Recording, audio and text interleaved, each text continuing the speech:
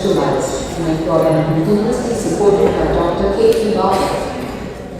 Under the guidance and encouragement from Dr. Margaret Kamikar, Professor K. Vijayaraghavan, Principal Scientific Advisor, Government of India. MANAS takes inspiration from India's West Power, Digital India, Rashtriya Kishore Swasthya कार्यक्रम, Ayushman Power, Renewable Initiative, District Mental Health Program PMHP and Primary Health Care PHC, Margdarshan Scheme-wide and National Health Mission. For strengthening national evidence based on mental health promotion.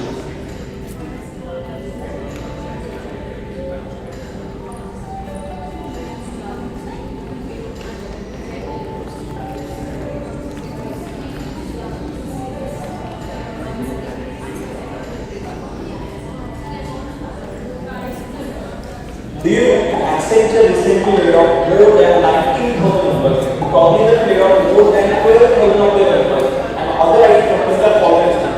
You know why this is happening? This is happening because of rise of ChatGPT and other AI. So if you don't want to get laid off and if you want to upskill yourself, the best thing you can do right now is learn art of using ChatGPT and other AI. Hi, my name is Astoria, and I'm director of IT Control and co-founder of multiple education companies like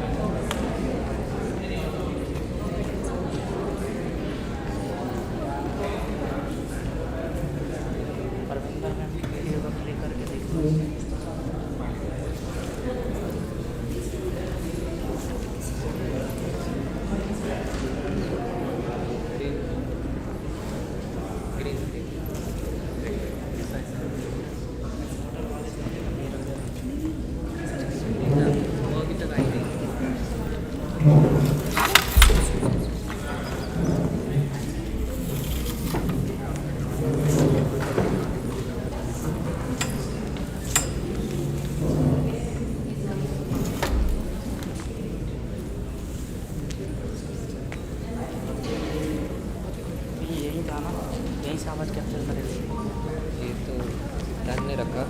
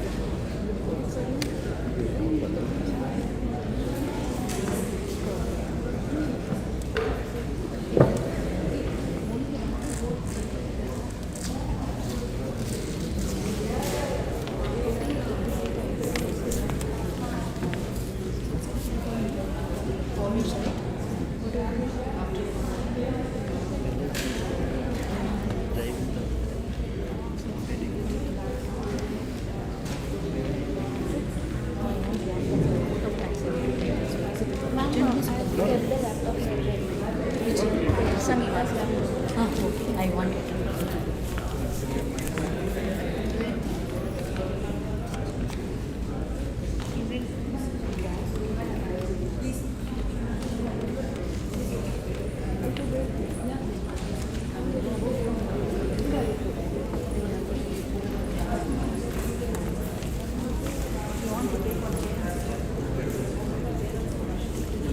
madam stream start कर देते हैं ना madam sir को बोल दिया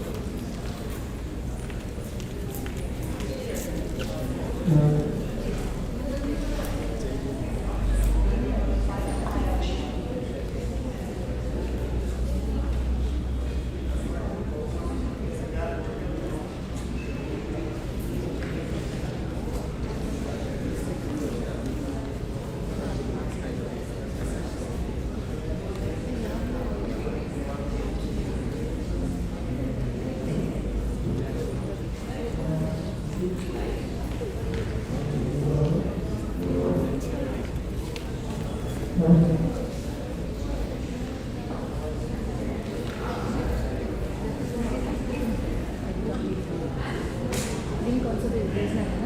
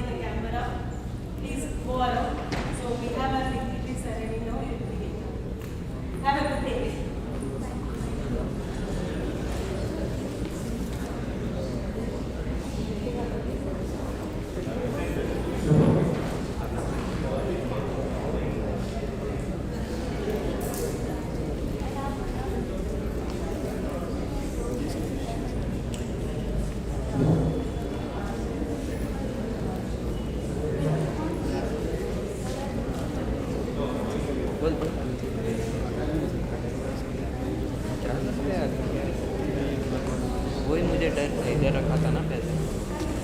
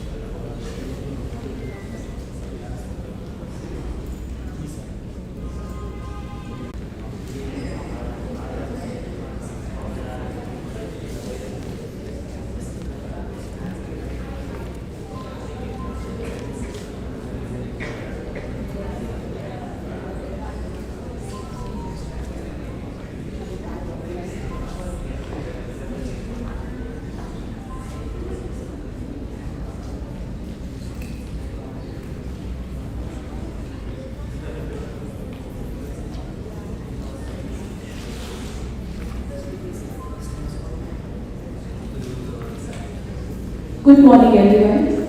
It gives me an immense pleasure to extend a very warm welcome to all the dignitaries, experts, all the participants, to the MANAS Symposium under the aegis of Office of Principal Scientific Advisor, Government of India, organized by C-DAC Bangalore. MANAS Polython was conducted yesterday on 6th October. It was envisaged to sensitize the young minds towards mental well-being, nurture their innate potential, and give them a unique opportunity to contribute to mental well-being. The participants from different backgrounds participated in this colloquium to create new ideas, interactive, digital, and gamified content for mental wellness. They presented it to the expert and jury committee. Today, we will delve into MANAS Symposium.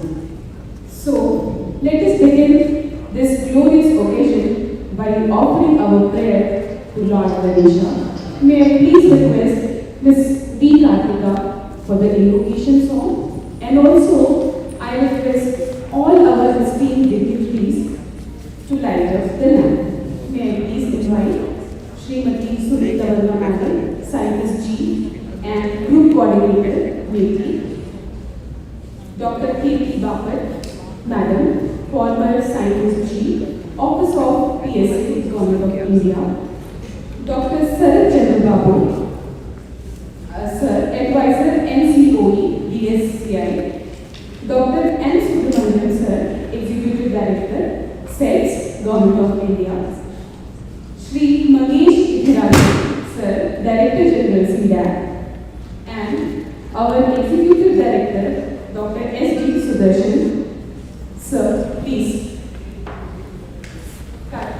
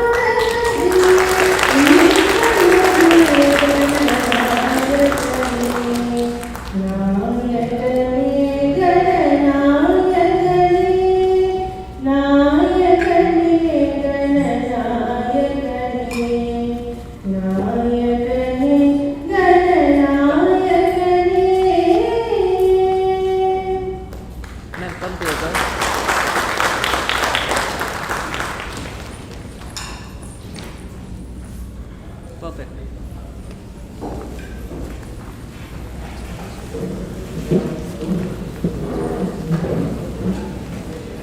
Thank you all the dignitaries and thank you Kartika for your soulful rendition. Now, I will please request Dr. S. Sudarshan sir to give the welcome address. I will please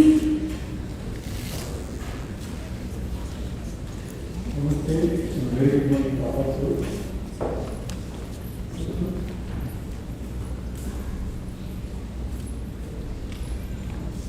The change in India is visible today.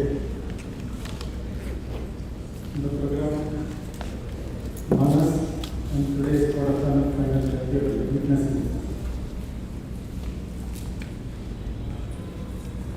From being a place where we are looking at treatment on patient, we are going to a place where we are building immunity, which is aligned to our country's thought process of being resilient and being the global leader who can handle impact of various uncertainties and shocks, whatever it is, geopolitical, societal, pandemic and so on. So a nation that aspires to lead, which is indeed leading, has to be robust. So therefore, mental well-being, normalcy, orientation, and a stable mind is paramount to keeping this leadership and keep going forward as a country that is named based on immersed in knowledge. We are the Bharata. That is the kind of we are wanting to. And whatever gap happened is being today addressed with this project, MANAS. This was originally conceived by Prime Minister's task force called PMCR, and the necessity got more acute with the pandemic. So over the last 3 years, several things have gone forward, and this where the scalability, the synergy between digital benefits have all been combined. And then any scaling affairs participation by one and all, inclusiveness. That is where we are looking at a protocol rather than a typical development where one team or a linear model. Now we are synergizing with the parallel development. And today's production, as we stand here, you will be pleased to know that the program was launched online for registration in June this year. More than 200 teams registered. The exact numbers will be presented later. 200 plus teams with almost 600 participants. Out of which, some 27 teams were shortlisted, and the inclusiveness collaboration is visible with more than 16 mentors guiding those teams, and specific domain expertise came from 70 plus faculty and practitioners. And today, we have more than 25 teams participating in the grand final. So we welcome all of you in today's leg of the journey, which is happening during the week of World Health Day.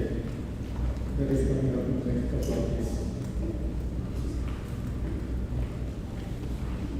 And welcoming is only for this occasion as a formality, because all of you here are part of a larger journey and we have been together in this program for a long time.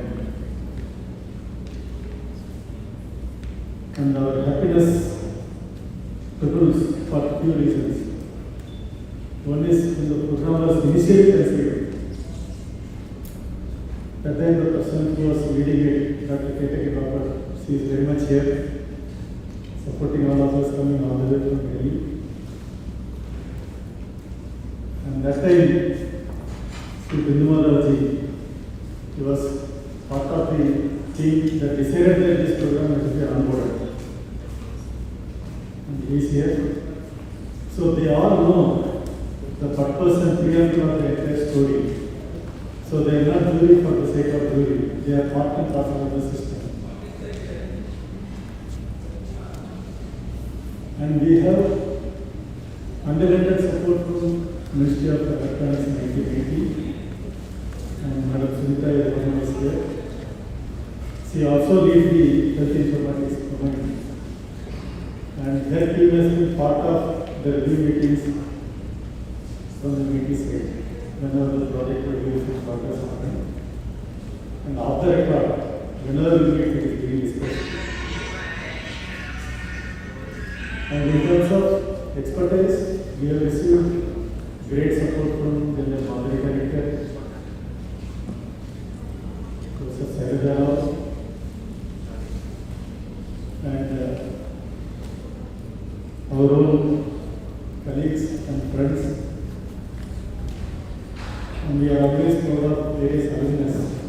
So we have Dr. Sharat, Dr. Shrikant, Dr. Sabbu, all our alumnus. But they all have one thing very common, that C-DAC and the country that is looking at advanced in humanity. So their contribution has been immense. And along the journey, in addition to immense and efficiency, who are the domain supporters, we are heavily supported by CIT Ranchi in rolling it out, testing it out in the state of Jharkhand. Similarly, we have from Chhattisgarh, Assam, Maharashtra, and of course our own Bengaluru, SKS and others.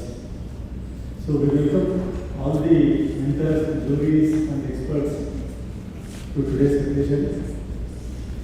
And out of some other conclave, along with Sunita Madam, our DG Sri Mahesh has come forward to share his thoughts.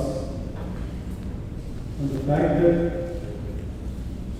all of them have pulled out time out of their schedule to be here on a weekend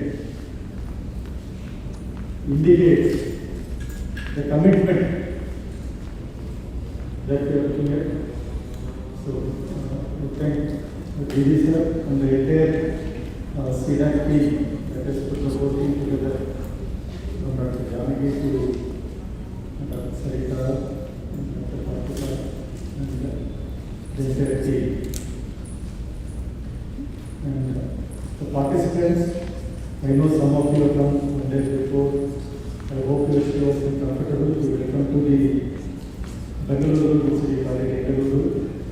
And I hope when we go back, we also say it is Inaugural rather than Bengaluru.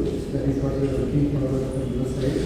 The idea is the collaboration should continue in this physical world.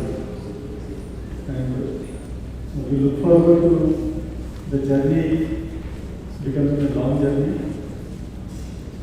so that we achieve the goal of a resilient and mentally strong Ayushman mother and SSV mother. So with that, I welcome all of you once again, and we also thank the institutions, the guardians and parents and mentors who are allowed to travel to Bangalore and participate in person here, and those who applied and did not make it today, but they are also part of the journey. Just that we are the lucky ones to be able to come and meet so many of like-minded people to share your thoughts. So, best wishes and thank you, and I welcome once again all of you for this auspicious occasion. And today, other than my welcome speech, which is not to the domain, we have so many experts from the world, they will be sharing their views and thoughts. This guidance will further illuminate your journey into making India strong. Thank you.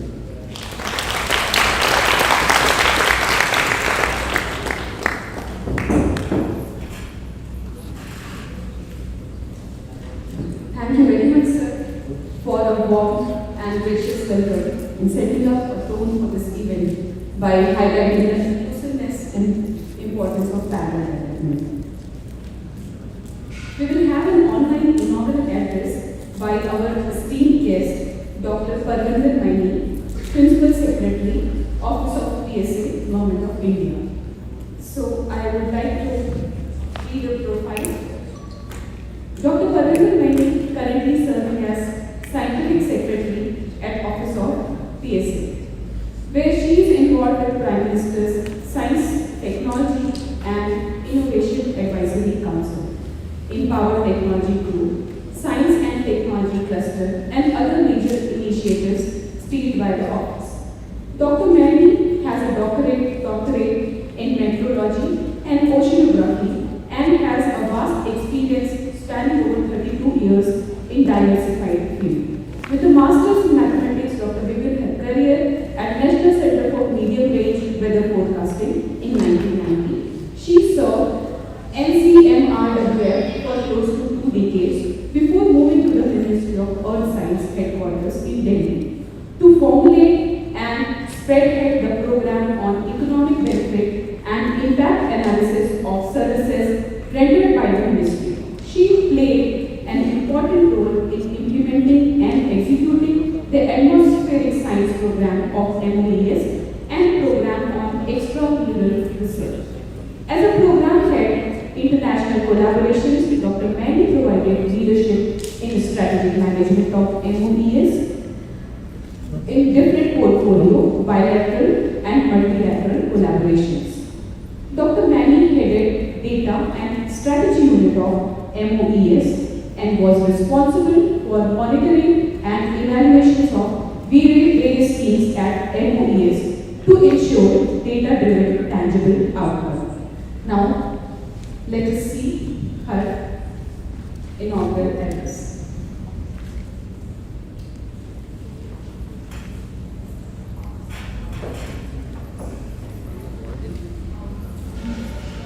Yes, on the occasion of MANAS and Symposium 2023. Mental health or mental well-being is a basic human right and is crucial to personal, community and socio-economic development. It has intrinsic and instrumental value and is integral to our well-being, determined by a complex interplay of individuals, social and structural stresses and vulnerabilities. Mental well-being plays a significant role in terms of overall health and quality of life. Healthcare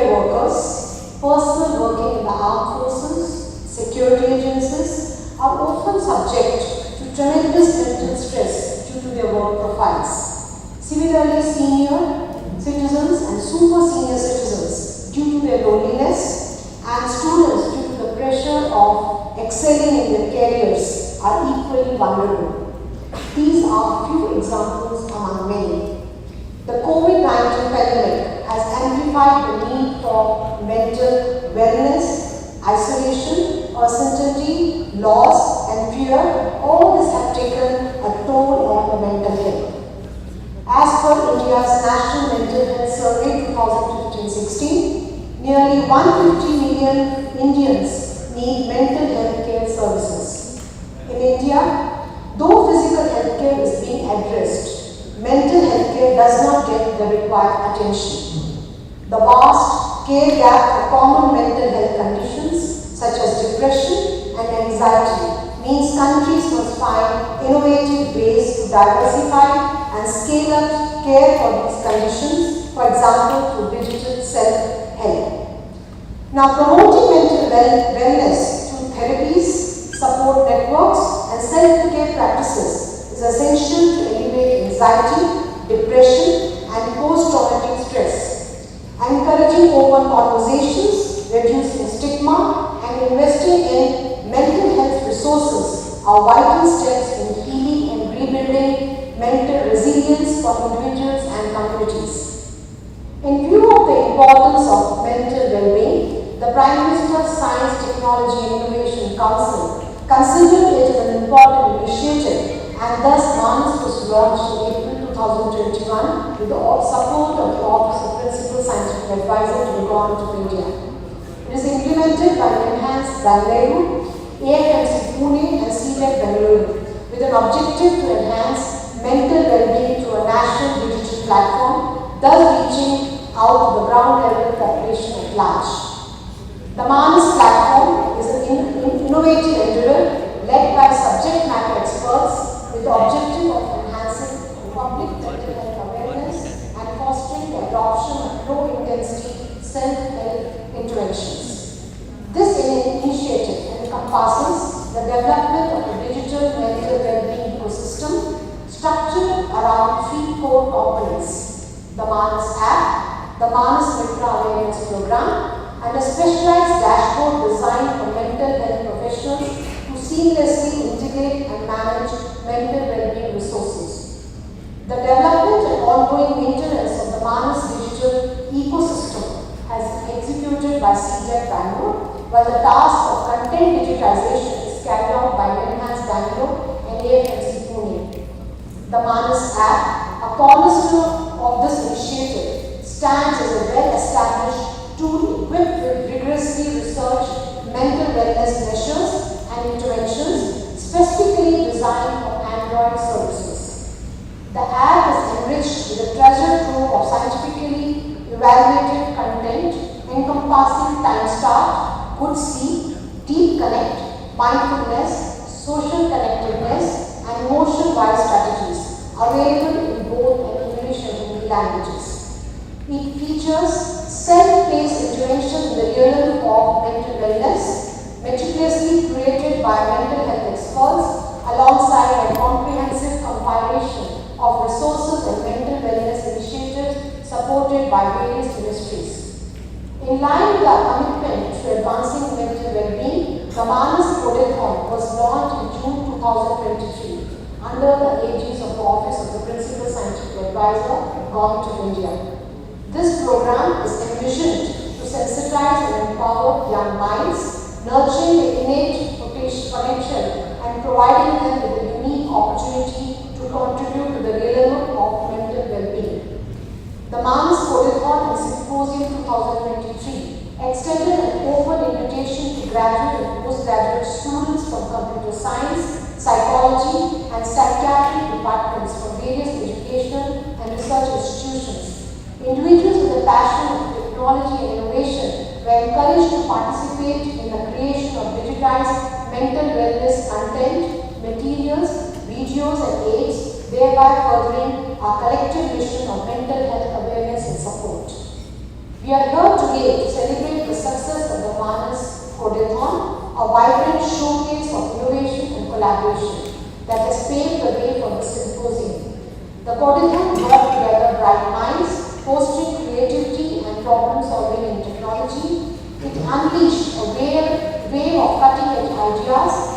strategized solutions for mental wellness. Today's symposium is an excellent platform for knowledge exchange, wherein experts and participants coming from diverse fields can discuss and disseminate the innovative approaches on the future of mental health.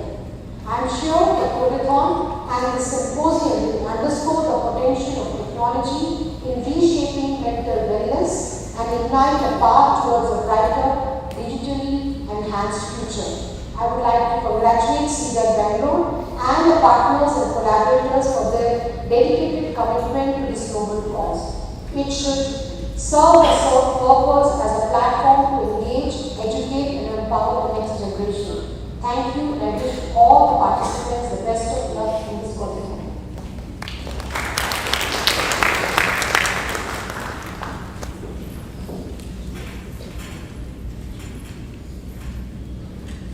Thank you, Dr. Mehdi. Now, I would like to invite Dr. C.H. Janaki, Associate Director, C-DAC Bangalore, who is heading Data Analytics and AI Group, to throw some light on evolution of MANAS.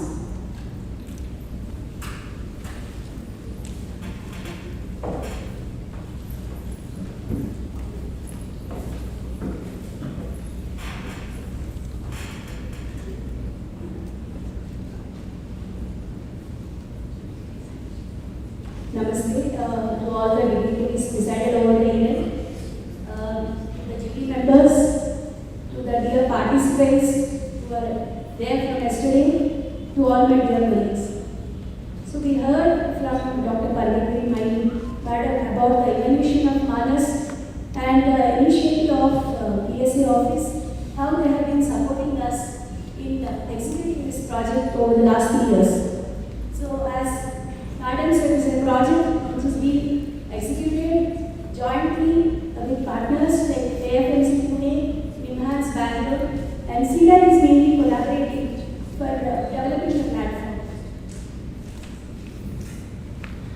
So without taking much time, any platform if you see, what are the main features we look for? So it should have the content, mainly on the mental wellness, it should have the content which has a digital resource, which is scientifically validated and vetted by the domain experts, and it should be simple to use. Any user should be able to, on the click of a button, they should understand how to make use of the features that are available, how to access the content. So that is one of the major objectives. And the third one is how to reach the public, how to make it accessible to the public. So if we see in this era, only the smartphones is the best tool on which we can make this available. So if you look at the journey of MANAS, we started at the right time, that is at the time of pandemic, where many of the students were getting stressed with various reasons we all have gone through. We have seen youngsters going through a phase in pandemic time. So at the right time, Office of PSA has initiated this National Wellness Program and well guided by Dr. A.T. Baban Madam. So this program started at 2021, we were ready with MANAS app, which was soft launched by Professor Vijay Raghavan, Principal Scientific Advisor at that time. And 2021, we conducted many webinar programs and Chhattisgarh and many places it was conducted online, and we had got well participated by many from different parts of the country. And in 2022, it was felt that yes, in 2021 we had the content on time smart, how to effectively manage your time, how to deeply connect within ourselves. So the deep connect to the module, and how to good sleep is something which for mental wellness, this is one of the key things, having good sleep. So these 3 modules were developed in 2021, and in 2022, there was a need felt for updating the MANAS app with more content that is having mindfulness, emotion-wise, and social capabilities. And 2022 it was launched, it was available in the Android Play Store and Google Play Store, the Android version, and the rollout of MANAS app was done to Maharashtra University of Health Science and to Jharkhand CIT Ranchi initiative of ILS program. And in 2023 we are here where we are not just looking at the platform, but we are looking at how to get connected and how to reach the public. So this is the initiative again by PSA office, where we have the MANAS Reconnect program 1 to 10. So this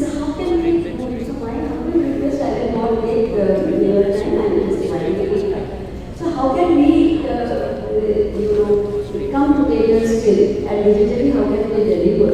And I am 100% sure there is a lot of ISC materials are there. There are so many things. When we started with MANAS, I really, what not we did, I just wanted to say that I protected our LMDC division, films division. There are a lot of good films are there, short films. And I am saying because we need stress busters.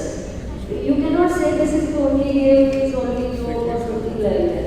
And they were trying enough to give us these some things they could give it to us. Similarly, social justice and empowerment. There are so many good things that we have to preserve our tradition and knowledge also. Now here when we are talking about the languages, when you learn languages, you feel the confidence as you grow, your output changes, you become confident. I cannot go through this dopamine levels in but this is the overall kind of things we can see. So how can we boost them? When I was talking to doctors, they said, yes, we have. C-DAC has have done this. These are there. Such a beautiful solutions we already have. Now, what kind of essential was in Sanskrit language? When we are talking that Sanskrit is a good language, this program, all those things, jargons we are learning. But we ourselves, we are not so great in Sanskrit. We are not able to do this. So, if we are able to read back our things in an attractive way or the way people can accept it in place, how can we do it? All the time we cannot say that we are good. Anytime you think, yes, I will again bola. Kaise bola? Because whatever is your climate, Ayurveda is not something miraculous. Because some study has been carried out. We are talking about Kamati Amna Rasayana. Very good Rasayana. We also saw the DNA laboratories and all these things. But when we are talking about the Amla, epigalic acid and all those things, the stress, the Amlaki is very grows in Himalaya, considered to be the best. Why? Because they are talking, they are resilient. They have become resilient in this language. Because a lot of stresses they are doing. If you are doing it in a nursery, everything you are doing, take all periods, take water, take controlled atmosphere, take, you will see that the concentration, the water content is more, but the medically or effective medicinal properties are not that good. So, and if you are having a polluted air, how can you expect to divide now divide like this victim? It is not possible. So, when you are talking about our traditional way, they were working at that particular time, at that particular weather. You cannot go on posting our things. We need to relook at it. When yesterday Dr. Gita was telling that they could relate any questionnaire for something. So we need to be totally indigenous. I understand all these base things have consistently developed in the western side, America or many developed nation and all. How many years we will go on daily like this? We have all the things, and can we not do our suitable questionnaire, suitable practices, suitable kind of things? Can we not showcase? So it is thought for me, and whatever the things are there, I would humbly request that you people become a part of the student MANAS thing. I would humbly request that you please continue, because this is a nation that it is not for us and all. At least you will get satisfaction. Digital transfer will not require any money or something. It will just require you and everyone has that. That is why we are all together. So I wish you all the very best, and let us look forward for that so that we become a resilient community. Thank you so much.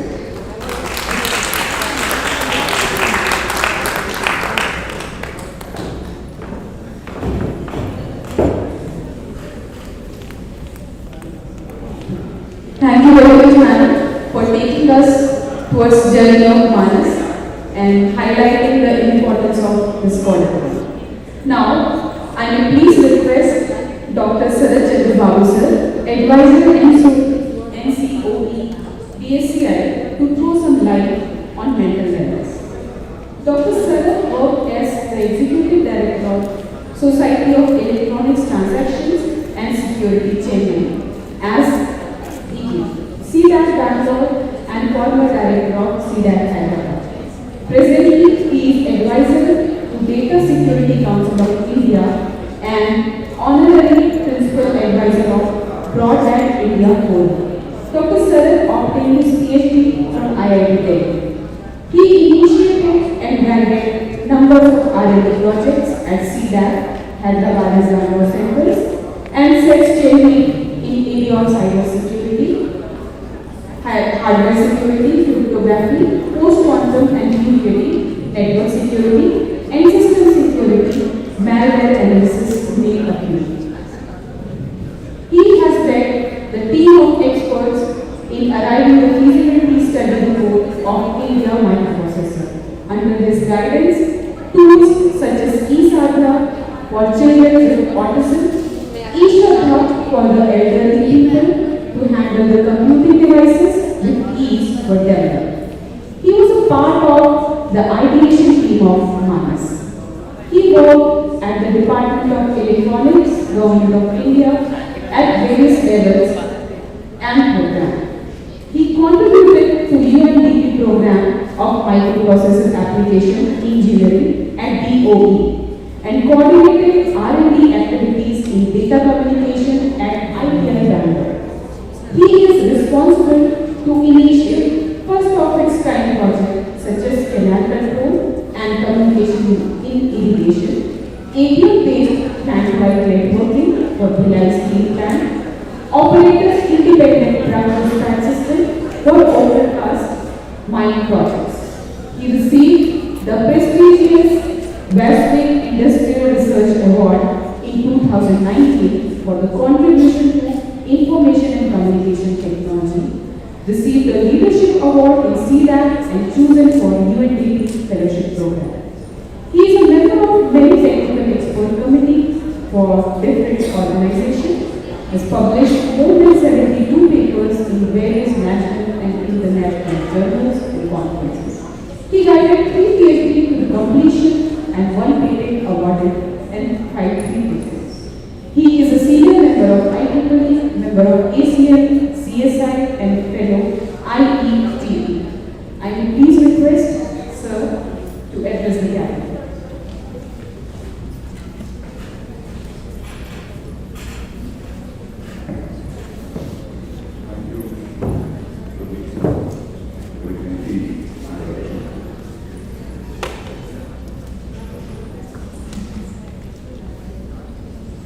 Good morning to everyone. I think we had a very interesting, protocol sessions yesterday, and I was fortunate enough to go through some of the presentations. While I was aware of the efforts that were put in availability, MANAS software by C-DAC, with the help of AFMC, MANAS, and many other mentors, and under the guidance of Dr. K. Yesterday was really a great feeling for me that all youngsters, with so much passion, they have worked in a very short time and arrived at some of the interesting ideas and solutions. And our interest, as you have seen my profile, so you can understand that I am an expert in this area of mental wellness and mental health areas. I have been there instrumental in the sense in some of the things. A lot of IM teams like what we have seen here, like Janaki, Sarita, these people. And also, for example, E-Sadhya is one of the interesting tools we are guided by Sagadara Madam here, who is sitting here. She spent, in fact, when we took it as a project, but the way she worked with us, the passion with which she came from National Institute of Mechanical and provided kind of a guidance to us, it's remarkable. I just can't forget the way. In fact, E-Sadhya would not have been Sadhya. Sadhya means possible. It would not have been possible without her guidance, and we would not have reached that kind of thing. Even today, she owns that software. That's the kind of support we got from the mentors, and we cannot forget it. And being here today is a great honor for all of us here. Of course, I'm not undermining the work of people like Shilpan. I think Annie Joyce was leading the project, under the guidance of the model here. So a lot of work is happening. So I think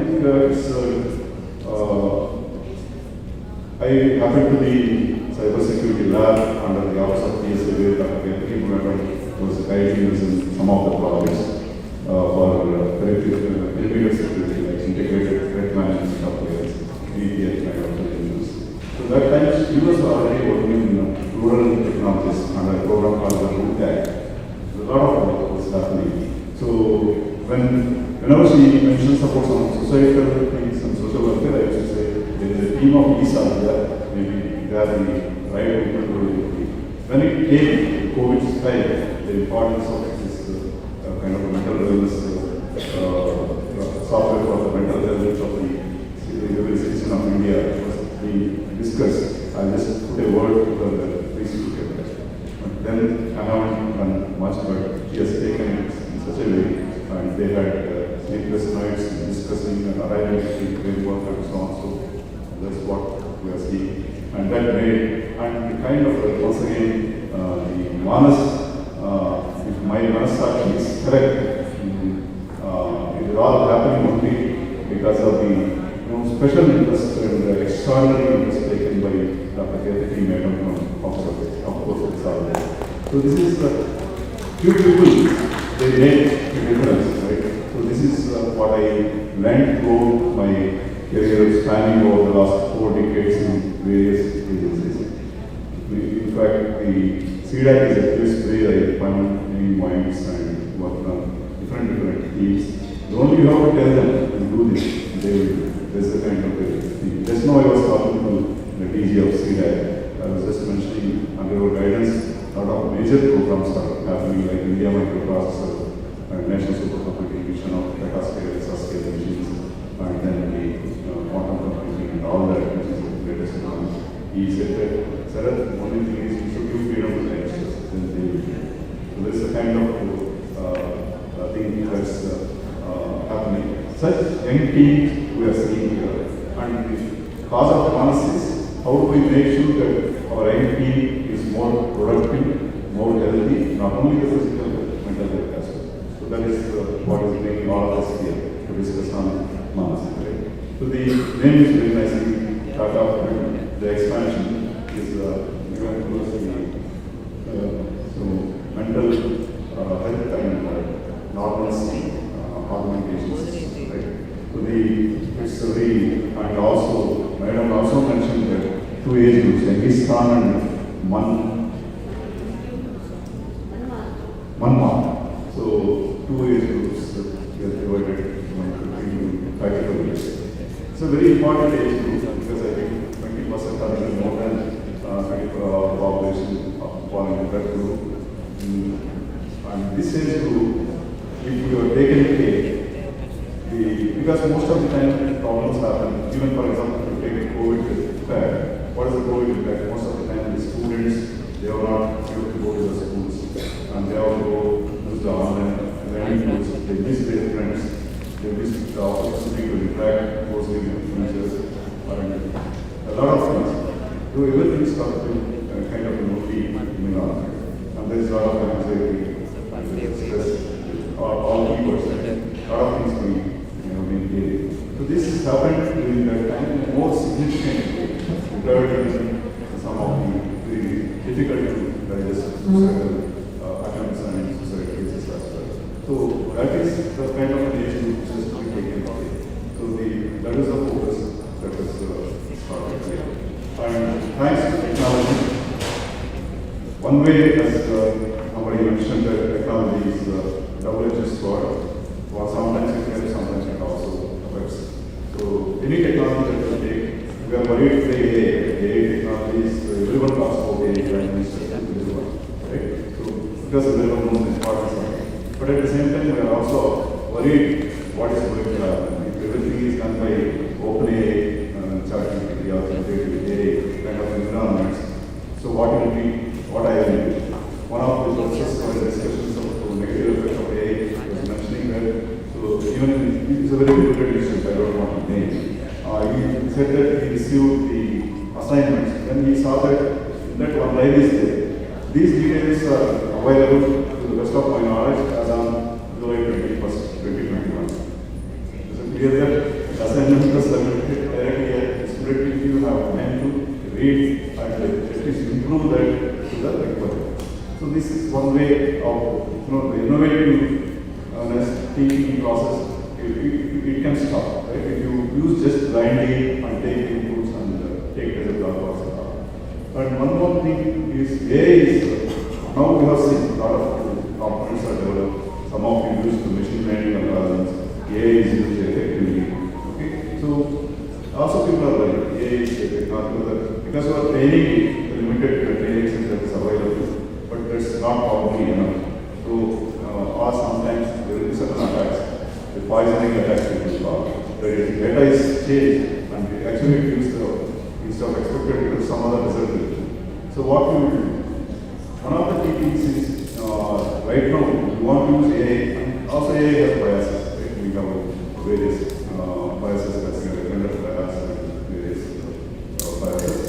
So how do you take care of that? So one of the key things we need to look at is if you are giving an AI solution, especially as important as a mental wellness, something has to help them. You must make sure that whatever you provide, that solution should be correct, right, in all aspects and to the best of your knowledge. And especially when you are using AI, can you backtrack and say why this decision is taken? Right? Explainable AI, right? Almost a word of it. AI should be explainable. Most of the time you use a algorithm like deep learning algorithm like CNN or something like that.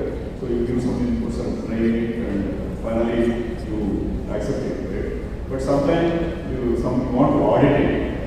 The particular solution given by it is correct or not, you still need to do that. So I feel as we move, some of you should look at how do you make your AI solutions explainable, okay?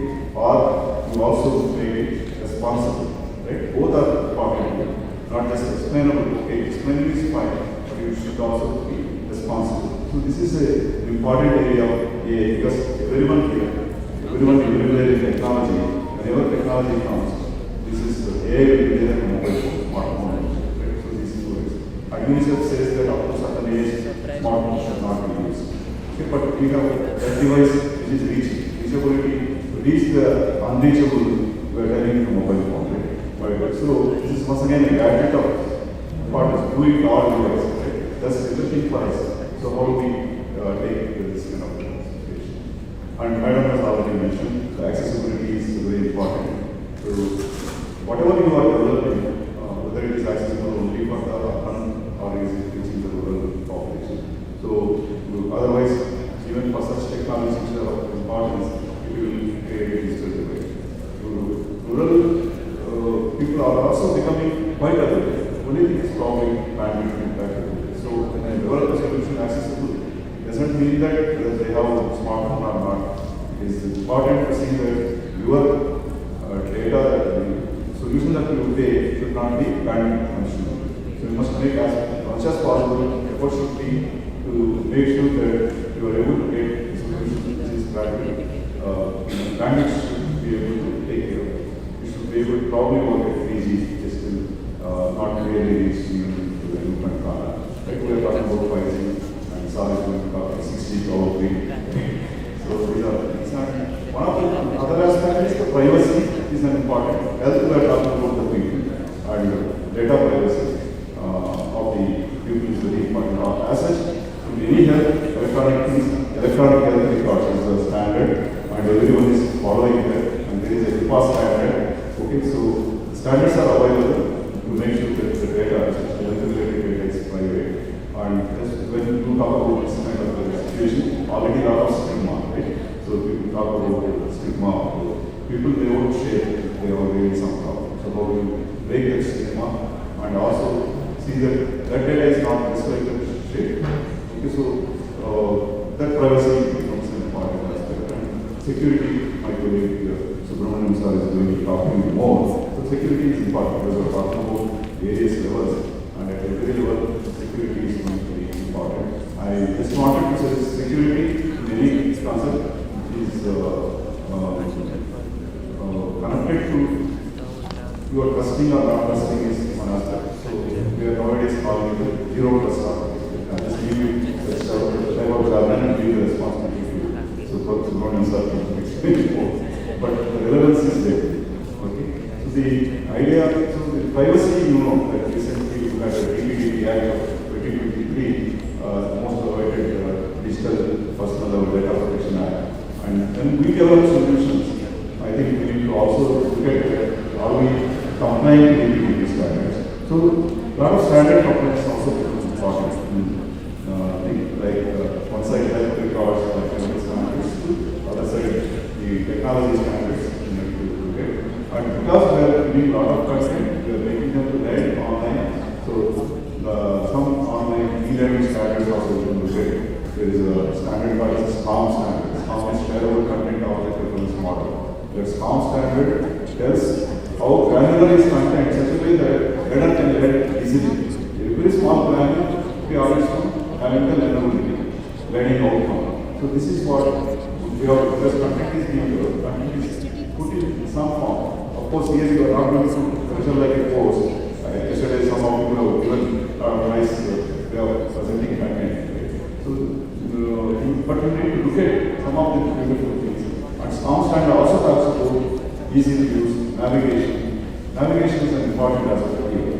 So if you make a very complex 100 features, how do you, I enter the tool, where from to start, where to end becomes a big thing. So how do you provide a good GUI, good navigation system? And of course a dashboard. Dashboard is normally used for people who are managing things and trying to get back to some tool, what is happening by using this tool, not using this tool. So that kind of trends they can evaluate and beautiful technologies are available for the dashboards today. And thanks to big data technologies and AI and all that. So I don't want to take much of things, but it's a wonderful effort, and I think a lot of partners of mental wellness and mental health and mental wellness and what are all the things we take today discussed by everyone, and some more talks, the panel discussions, the experts, will come to know.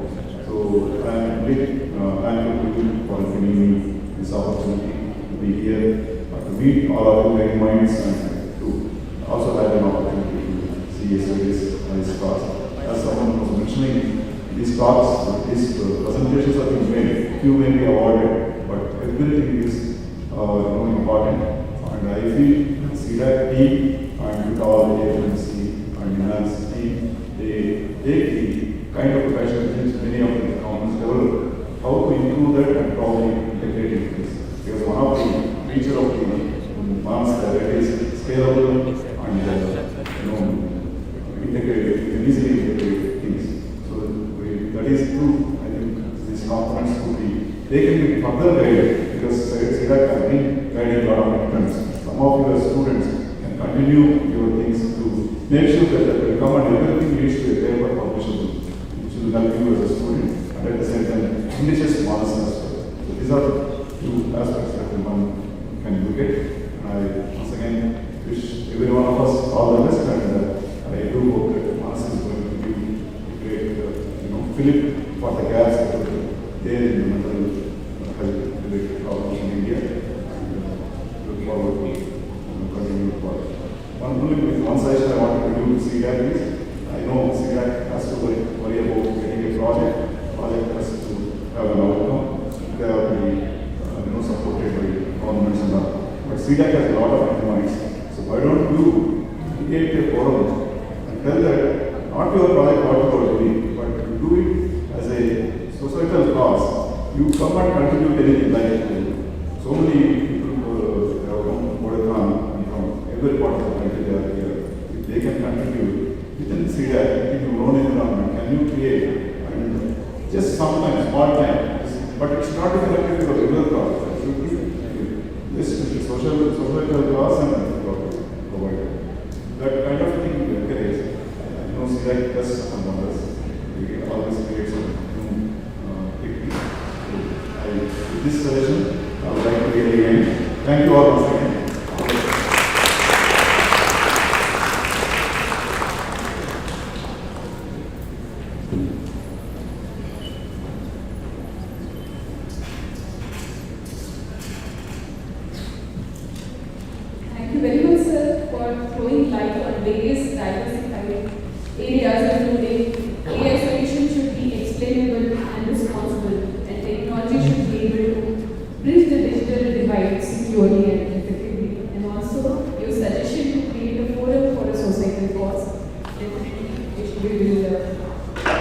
look into that. Now, I may please request Dr. Janki Madam to felicitate Dr. Sarat sir.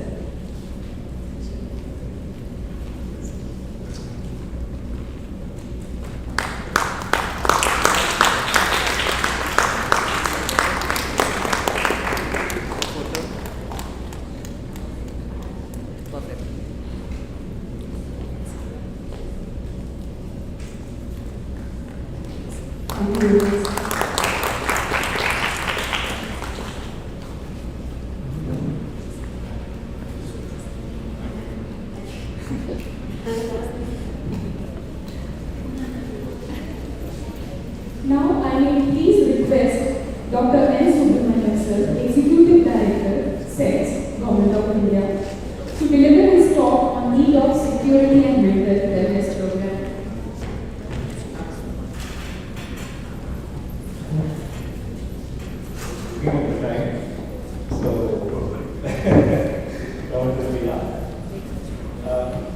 Good morning, sir.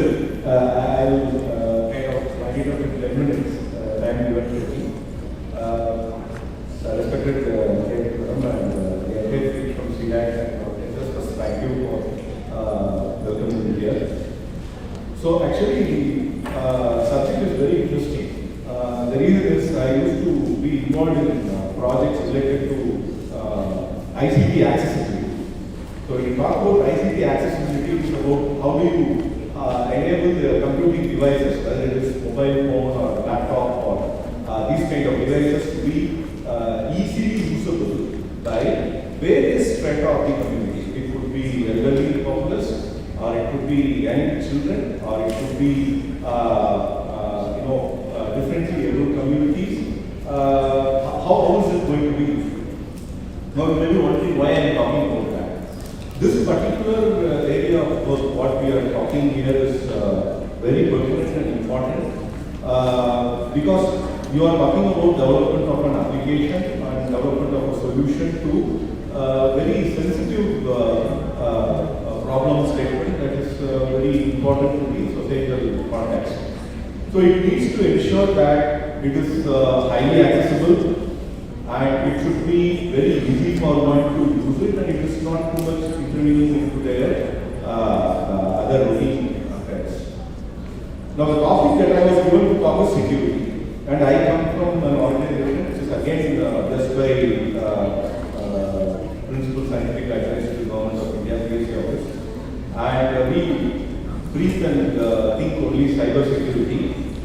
Now, when you look at it, the dimensions of accessibility, developing applications for mobiles or mobile applications or for ICT. And then when we talk about security, these are very interesting topics because they do come from totally different directions. Why I say that? Because I understand about type 2 codeathon, quite a lot of developers are also involved. You would be interested to know that it's not very easy to ensure security when you are making it more useful. Because here, these are competing goals. The easiest way I can do to you is just give a phone and then not set any password. And that's an easy way of doing access. But then your security is going into a process. The easier way to have an application is not to have CAPTCHA. Because people who are challenged for their mission, how will they fit into CAPTCHA? How will you develop applications for such people? But then, how do you ensure security? So you get the context, right? These are very interesting research level challenges where one has to see how do you balance between security while you are developing applications of societal importance. Now added to the complexity is another dimension which is basically privacy. Because in the topic what we are talking here is there is going to be certain element of private data of the individual that is getting churned out or getting created or patterns that are getting involved. Now people generally have a slight confusion between security and privacy. These are two different things. While you say that I am giving you a secure system, it is 100% possible that it may not give you privacy. It doesn't guarantee. Whereas when you say that I give you a solution which is privacy protected, it comes inherently that security is protected. Right? For example, when I say I am giving you a secure system, it doesn't guarantee that it gives you privacy. We have to be aware of that. So when you talk about security, you cannot move away, close the eyes about privacy. So you need to look at that in a different dimension. Now when you get into, now we have talked about three dots. We have talked about accessibility, that is basically the usability of the application for a particular class of user. Then we talk about security, then we talk about privacy. Now you understand where we are entering into this subject, what we are talking about.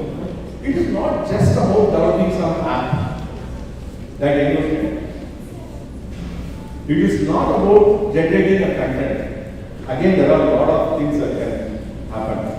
What is important, what is more sensible, is that would you be able to develop an app that is having a fine balance and that assures you a level of security that is minimally required and ensuring confidence to the user, and it gives him the sense of trust that his private data or his private pattern of usage or his thought process is not misused for any other purpose. And then comes the actual usage of that application as well. So now, the challenge before this Codathon developers, whatever the ideas that have come, maybe you have to relook at it and see how much percentage of security we can give a score for that, how much percentage of privacy I can give a score for it, and what is the problem. Now, as Sir was saying, there are advancements in technology. You talk about 5G security, you talk about 6G security, because you have mobile phones, these are becoming very small, becoming very powerful. Yesterday there were only applications in the mobile only, you can make a call, but today you have applications that is turning on. Tomorrow you are going to have applications in the mobile with a very powerful mobile that can do augmented reality or virtual reality, and you can transport the user to a different environment. All this is going to happen when 6G is going to come and consider. So another dimension of concern that comes is about data is the digital trash. Right? I mean, each one of us have a mobile phone, and I'm sure that 90% of the content we don't even use it or we don't look at it. Right? And we charge our batteries and we keep it,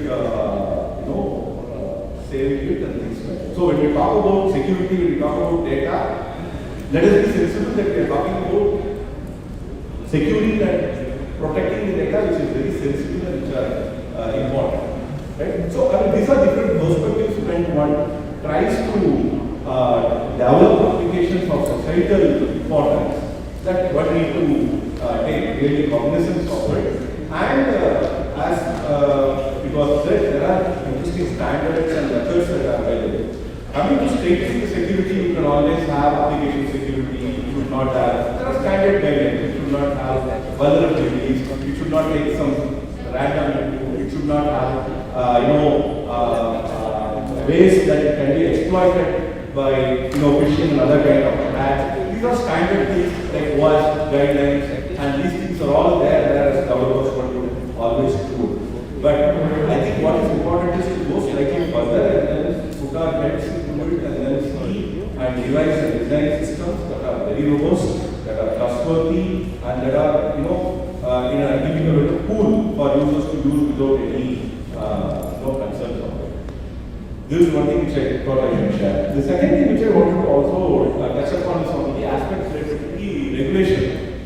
See, look at the AI regulation that is coming up. The point what we have just talked about, the AI can be double-edged sword. It's true. It can use to give a background and then ease the life of one to take position. At the same time, it can also be used as a weapon because there are adversarial AI concerns that are there, right? And it can lead to various security issues. So, when you look at the nations, India and abroad, others, they are talking about governance of bringing in algorithmic transparency and algorithmic implementations level, so that it's not being exploited.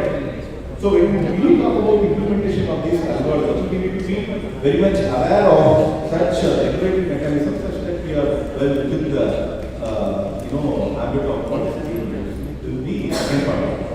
The third part of the aspect, final part which I want to emphasize is on collaboration. Like for example, we saw two sets of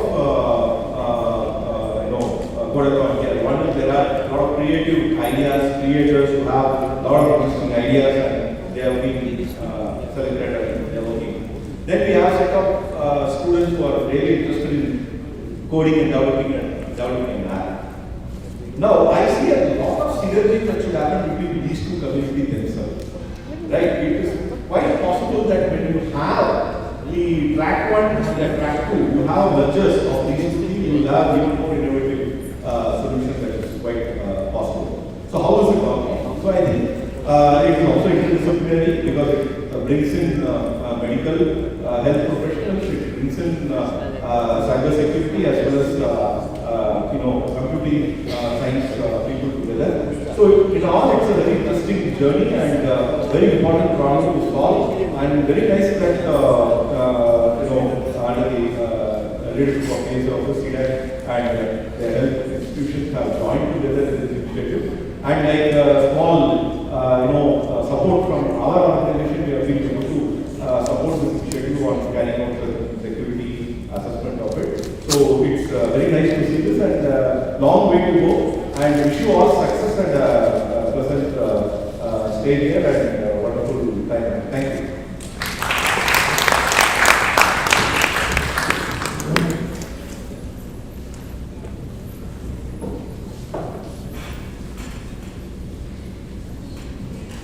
Thank you very much, sir, for highlighting the importance of privacy versus security, importance of regulations and collaborations.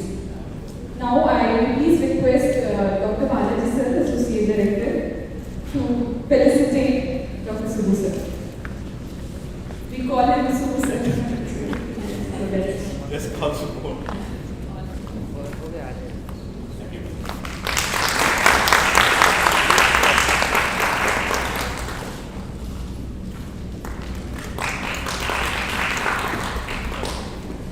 I will please request Dr. R.C. Sarita, IHSC and PDE Group, Associate Director, C-DAC Bangalore, to deliver vote of thanks.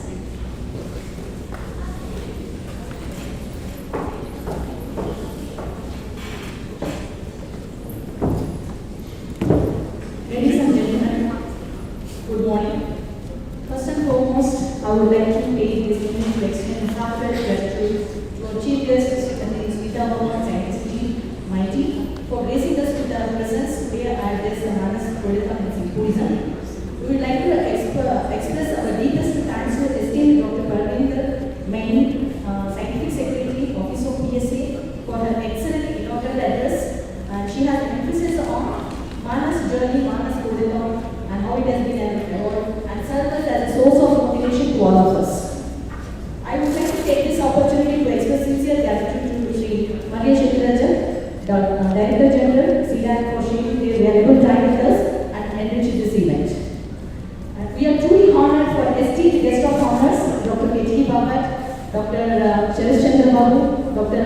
Subramanian, for sharing their expertise and insights in mental health, AI, and security domains.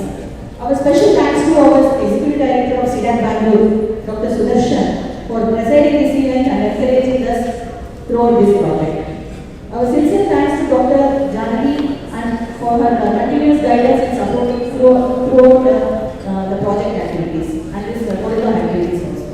A colossal event like this cannot happen overnight. The wheels started rolling 4 months ago. It requires meticulous planning and execution. My heartfelt thanks to all participating institutions, Amrita Vishwavidyalaya, Armed Force Medical College, AFMC, Central Institute of Psychiatry, CAP, Jain University, Kannur University, Maharaja Institute of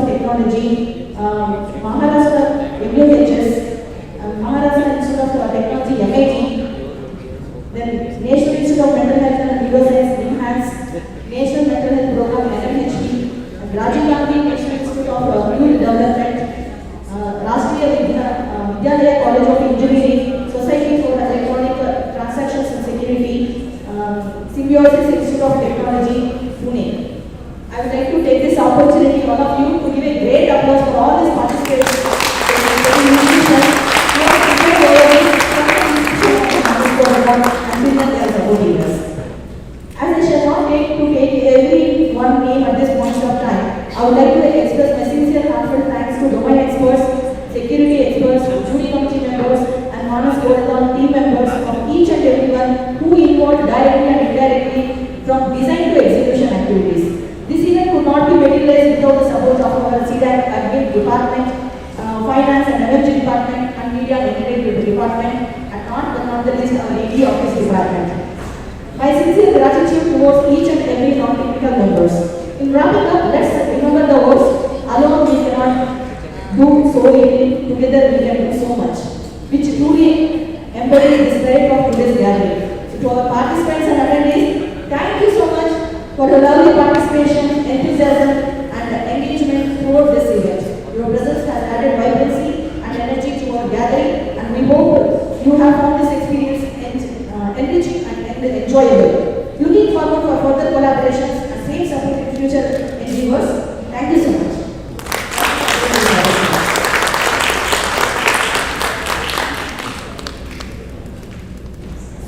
We are concluding the inaugural session now, so I request all the participant dignitaries to join in this format. We'll be back within 10 minutes, please, so that we can start the next session.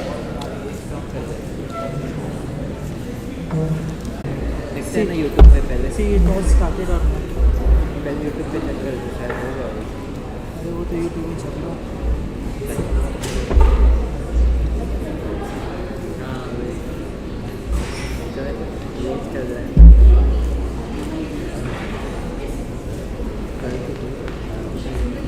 Once again, a warm welcome to one and all. So the first talk has been scheduled for the morning session, shall be delivered by Dr. Salina Srivastava. Ma'am is currently serving as Scientist Chief, Department of Psychiatry, Armed Force Medical College, AFMC Pune. She has completed 22 major research projects for DRDO, DGHS, WHO, FMRC, and developed scales and test norms for armed forces, developed content for MANAS app for positive mental health. So she has over 168 publications, 7 international publications, edited books, 7 and 12 book chapters, and over 2,000 citations to her credit. Her special interests include community outreach programs and positive mental health. So we are very excited to have ma'am online for this session. Over to you, Kalpana ma'am.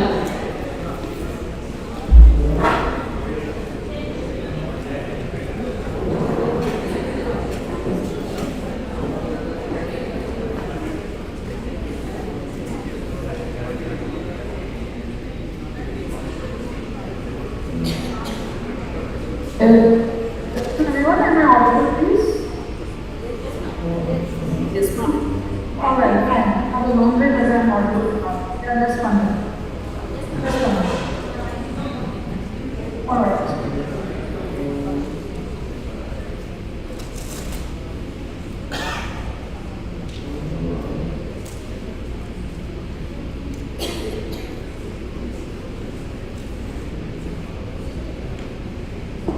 Yes, ma'am, you can start your presentation. Okay, then let's share my presentation.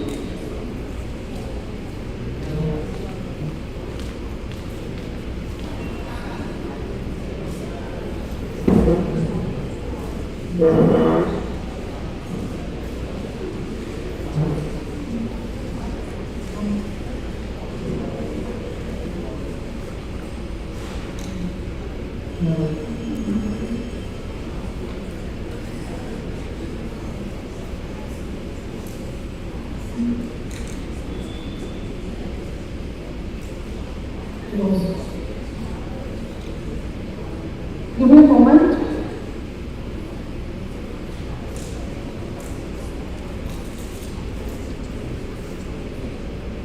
Excuse me, can you see me? Is my screen visible there? अरे आयुष बोल ना अच्छा होता है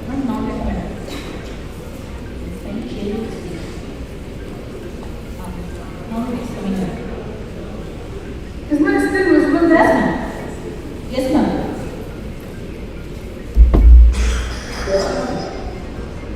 Yeah, am I audible? Yes, ma'am, it is clear. I clear. can see my screen, so I just wanted to cross check before I begin. Am I audible and is my screen visible? Yes, ma'am, you are audible and all right. Thank you so much.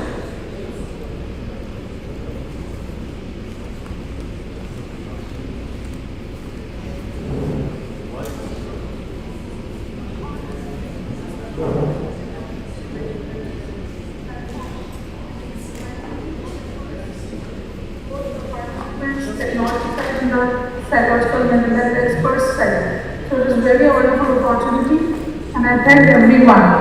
Because of certain problems at my own end in my personal level, I was not able to attend it, so I am trying to cover my talk online. Thank you, Dr. Sarda, for this opportunity. Let us see why we are talking about digital mental health interventions and what is the relevance of it. If we look at the background and look at the requirement, I don't think so it can be overemphasized by saying that there is need of an hour and to understand the nuances. For the reason, there is a couple of various aspects in the form of development of the modality of interventions. So we need to be a little wiser and need to understand the nuances of digital mental health interventions. In my talk, I am going to talk about a little background to this and why it is required, what is the importance and what is the relevance. We see that source of burden of the mental health disorders, which is evidence, very much particularly required in mental health gap to be filled. Source of supply and demand, where the need is more and the supply is less. And a lot of changes which have happened as digital platform and technology in terms of the day-to-day aspects. And whereas the technology is able to provide the possibilities for improving availability, there is a lot of concern about the quality and the mental health gap to be filled despite having this available platform, that is technology-aided platform for the mental health. What is mental health? Now, having said that the requirement is high, you should understand mental health is just not absence of mental illness. It is also mental, physical and social well-being. And we talk about mental, social and physical well-being, we are talking about the comprehensive aspect of mental wellness. So psychological health is not separated from the physical health. It is very much an integral component of the physical health and the psychological health and the social aspects. Hence, when you talk about wellness, we include all these domains, not one domain only, that is psychology. Now when you look at the concern, I am just talking about the glimpse of it. You can say the tip of the iceberg. So much light government behind that we are not able to talk about it in a short duration and a short span of time. The importance is that 1 in 10 people will have the anxiety and depression. Now when we say anxiety and depression, this is mental health depression, we talk about it as a common cough and cold of silence. That is something which is very, very prevalent.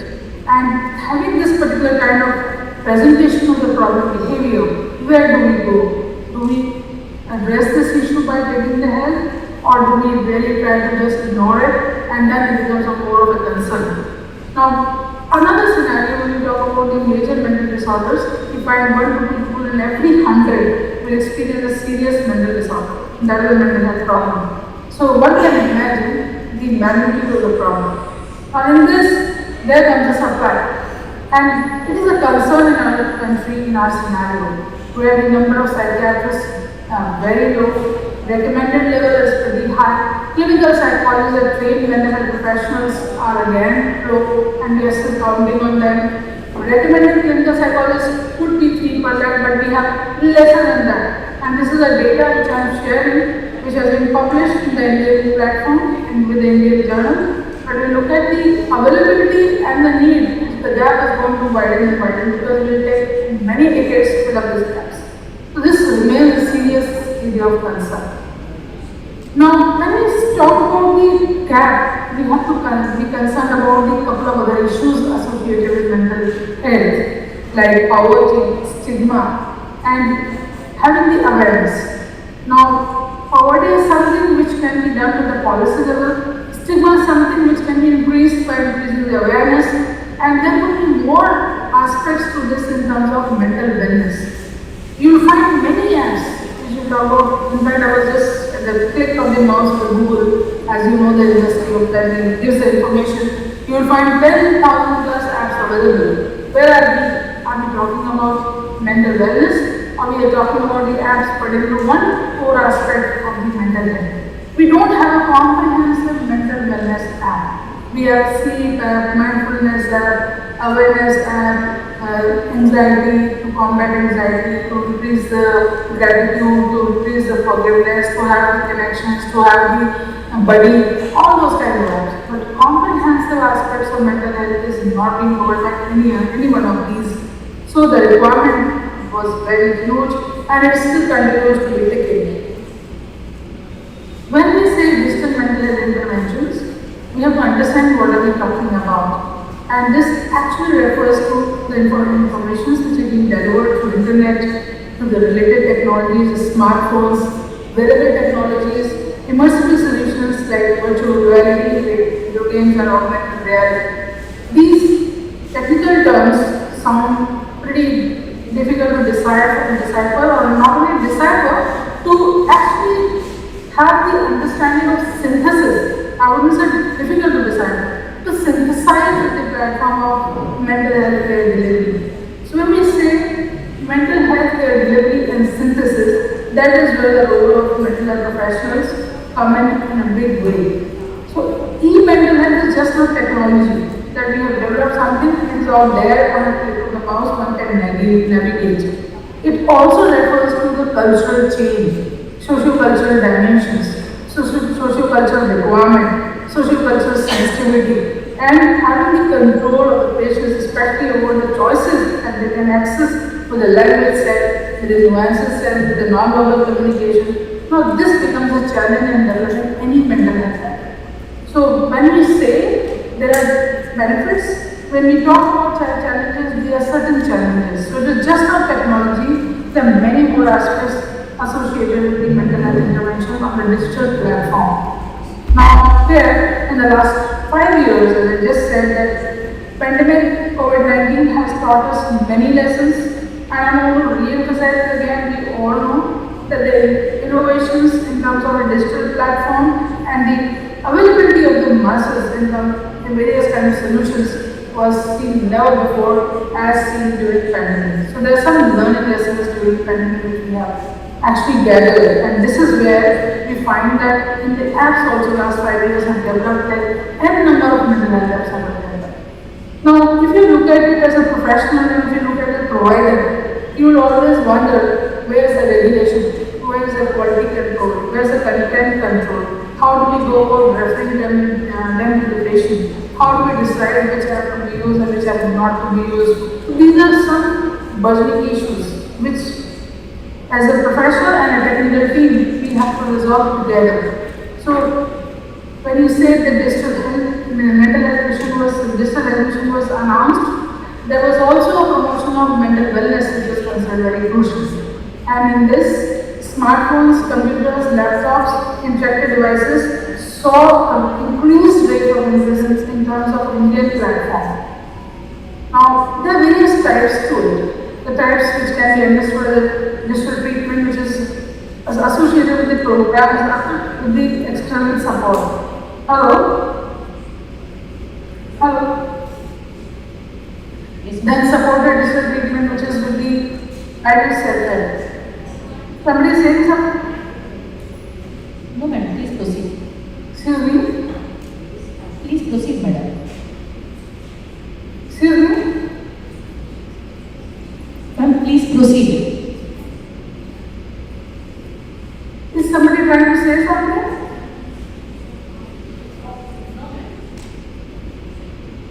Okay.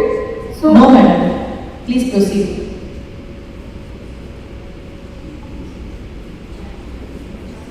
am I audible?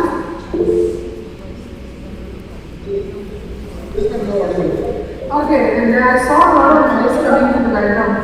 So, blended digital treatment is considered to be much more wearable. What is blended? When we say blended digital treatment, we are talking about when we refer to the intervention and also give the support which is offline support. And this is considered to be very appropriate in terms of any scenario. So what happens is, suppose if you have a person who cannot travel to the clinic, a person who has to be given some educational awareness, knowledge-based interventions, you can give developed on this platform through the laptop, computer or mobile, and then further it will have the assessment and have the meeting, the follow-up meeting in terms of blended approach. The person can meet you. So there are a lot of ways it can be facilitated for ease of delivery of mental health care.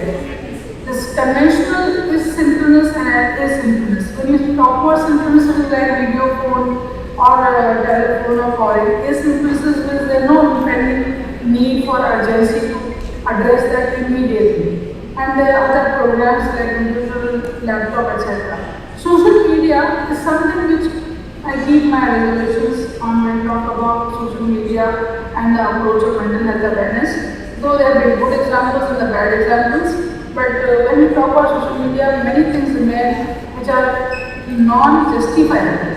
So it becomes very difficult to control the quality, second the reactions. So sometimes social media becomes a platform where you will lead to some negative outcome. So one has to be very particular when talking about social media or any kind of aspects. Likewise, extended reality, virtual reality, augmented reality, mixed reality, these are very well-known platforms in the mental health field. But this can also be applied when you talk about the mode of delivery of digital mental health interventions. So, why smartphone has become top of the town, I would say, because you see that China tops the list and India is not far behind in terms of users of these smartphone devices in the context of users. And you find that what was the prediction, we have crossed that prediction already. And we have millions of smartphone users. If you see the 77% of them will find the penetration rate. One disclaimer here, we are talking about this from the available open resources. So it is not something which is scientific, but what has been gathered from the open resources, the government websites, they talk about that cellular phones and smartphones have become actually very much high demand in the Indian scenario, and they're being used also, being subscribed also. So for us, when we talk about mental health delivery of care system through the applications, mobile applications, it is something which is viable option. It is not something which is not a non-viable option. There are many apps. Now let's come to the quality of it. Let's come to the significance of it. There are many apps which are available in mental health. You must have heard some of them, you must have used some of them, like Sleepio, Sleep Station, Headspace has been very popular, and easy interpersonal skills, especially in terms of teaching the interpersonal skills, relationships, CBT Companion, that's very popular, and Forgive, Be Free, and a couple of others. So there are hundreds of them. I'll talk about some of the Indian mobile apps that have been used very frequently being quoted, like Inaugural is being quoted, like guided by the chatbot and providing a lot of solutions which are on the platform itself. They set up courses, peer support, daily reminders, journaling, article, etc. I cannot not talk about MANAS, Mental Health Economics and Augmentation System, which was jointly developed by C-DAC, MANAS and FMC, where we have got a couple of modules, where 6 modules have been developed. The best part of this app is it is available in Hindi and English. And the next aspect which is very unique to this app is that the information is particularly robust, scientific. It is non-commercial. And not a single sentence has been used which does not have a scientific backing. So that is where the MANAS has an edge over other apps in terms of mental health field, the wellness field I would say, and the psychological well-being. So there's something which is there to talk about. I am sure when you are participating in MANAS Codecathon, you must be enough sensitized about the various domains and aspects of MANAS.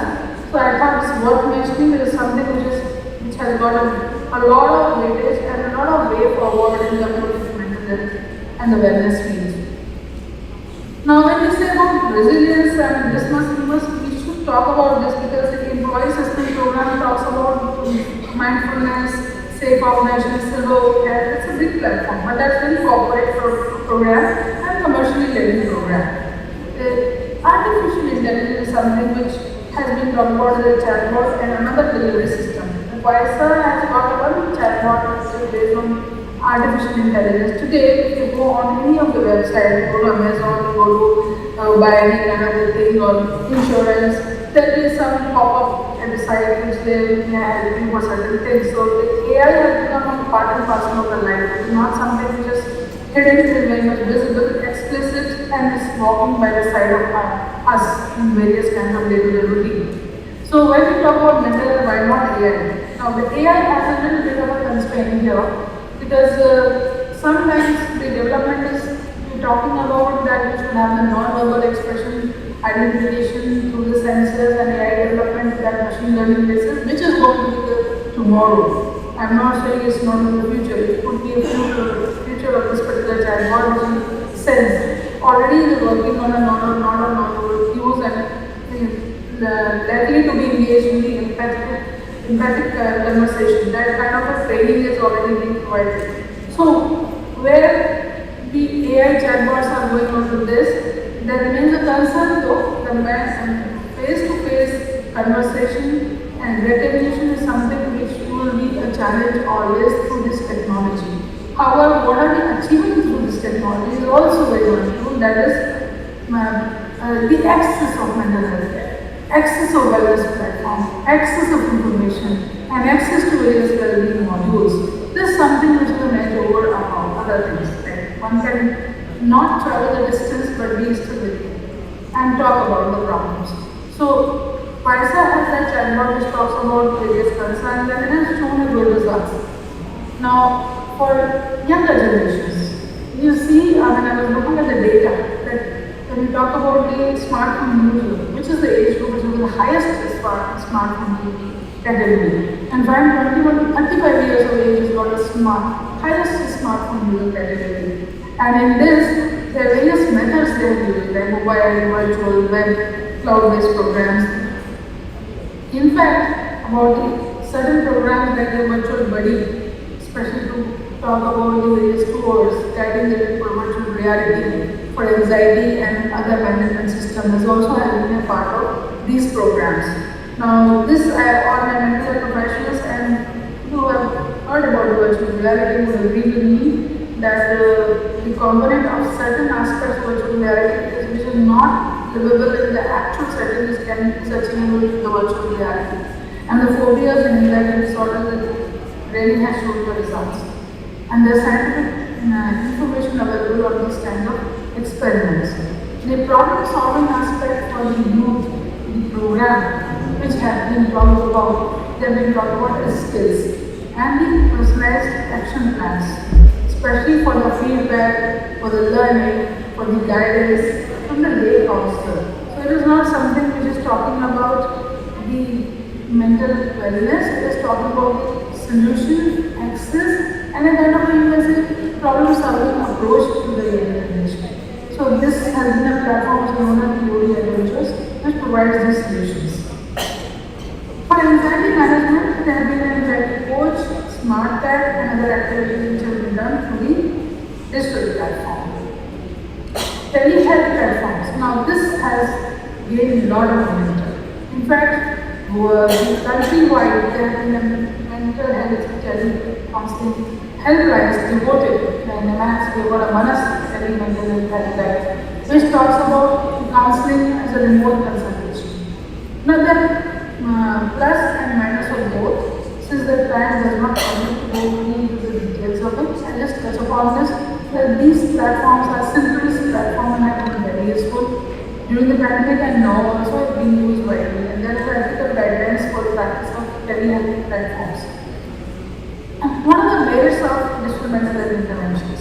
Firstly, it says that the penetration of the mobile and the technology in terms of access of the various kinds of newer interventions and having the access to the connections, Wi-Fi, etc. It has become reachable, acceptable, and feasible.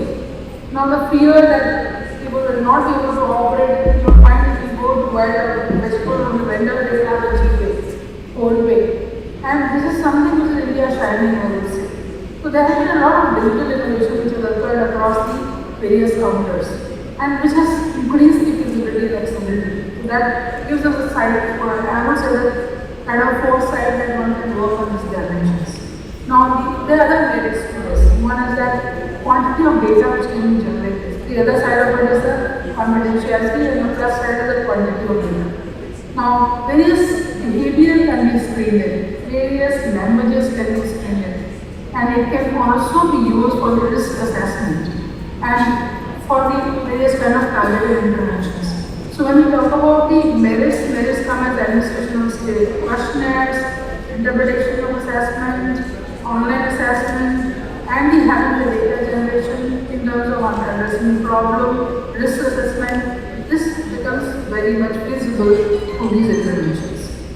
Now, what are the challenges? The challenges becomes here, the biggest challenge, which is talking about as diminution of human connection that is face-to-face interaction. And that is where the majority of the time actually considered to be, when you talk about nuances of emotional in nature, that it lacks that kind of a quality of the emotional nuances. The other aspect which is very important is unregulated apps and platforms. There is no regulation. Now when I talk about this, I am very much particular about that in India or in our country. When you talk about regulation of various systems, that becomes a big challenge because we are far behind in regulation. So this needs a concern that any tool which is being developed, it should be regulated or government funded. Government should have the authority to regulate and prescribe that this can be prescribed. For example, I've been asked question, which app can be prescribed? And I'm not able to say anything. The only thing I say that MANAS app which has been developed scientific robust information is good. But I would say prescriptive has to be reaching that level of regulation where it is being authenticated by the authorities. That is very important. And what it has a problem is when we are having a worsening of mental health symptoms, then online may be a difficulty. This is a challenge that you may not have the availability of the worsening of mental health symptoms because the person may just lose off on the contact with you. So this could be a lot of other issues, like unintended consequences of exposing personal and information online. This is something which we have to be very much concerned about. That is why it is required to be regulated, authenticated. And the person who is subscribing to that has a complete faith that is going to be particular information which is confidential information. So data protection, privacy, security are some areas. Maintaining public trust and handling and sharing personal health data is another aspect. And regulation of these health apps is the area of challenge. So these are the challenges which we face through this digital mental health information despite having so many merits. So there is, I am talking about a model which is available abroad. So they have various FDA approval digital healthcare excellence centers where they give the regulation, and one or two apps only they have regulated despite having so many of them. So it needs a long-term study there.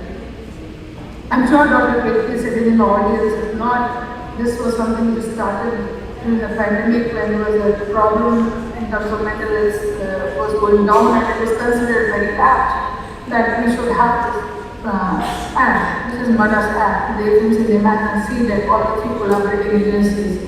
And just saw the result of it. It was done a soft launch. Then what are the strengths of MANAS? Since we were talking about challenges, etc., let us clear this also. That firstly, it is very lot of attractive user interface has been taken care of. Language has been considered in the language both. Clarity of application in terms of the ease of navigation and information which is evidence-based, uncluttered user interface, clear domains, like when you talk about good sleep, mindfulness, deep connect, or social connectedness, they are talking about very focused areas and has got a choice solution right now for 2 languages. So there are other aspects in the country which is start like telemedicine based enhanced model and mobile telepsychiatry, which is Tamil Nadu started, Joint Institute for Global and Smart Mental Health, that is Andhra Pradesh, they have worked on it. So there are a couple of places where it has gone. Just a glimpse of MANAS app. I'm not going to spend more time on this because I know I'm getting all the time. I'd like to conclude. When we look ahead, we are looking at the free access to digital services, digital health literacy. We are talking about professional inclusion during development of these apps. We are talking about regulation of these apps for security and efficacy purposes, and also research effectiveness of these apps and design comparison of apps. This is a very important area where the work is required to be done. First three we probably can cater for professionals to develop their literacy and access. Two more, which is the research, design, effectiveness and regulation, needs a lot of hand-holding from the government. This is another brain lab, which is the future. People are talking about that level, that can be an EEG, record brain signals, having the various signals based on the somatic and physiological nature, and then converting to cues which can be controlled by the person by doing it. I'm sure this is another future which we have. So digital interface merits inclusion, destigmatized spaces, adherence, at least 44% than the dropout. Actual rates in real world setting could be use of 1% to 29%, that is from the available data, and it enhances social dynamics. These are some of the merits of it. To conclude, digital and mental health interventions are going to stay. This is something which is going to come up in our field, and we have to cater for that. Content and the mode of delivery which should be classified as per the standard classification system. To bridge this treatment gap, it is required that we have to reach out to the person and people, that we should have the all control mechanisms in place. And this demands a lot of research for comparison and design, and have a blended therapeutic modality. With this, I would say thank you very much. Thanks.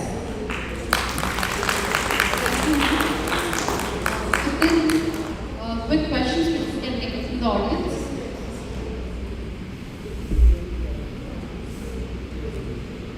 Okay. Thank you, ma'am. I would like to thank you for taking time to deliver this talk despite being unwell, and thank you for covering up the various aspects of digital mental health. Now concluding the session, it is done. Yes, ma'am.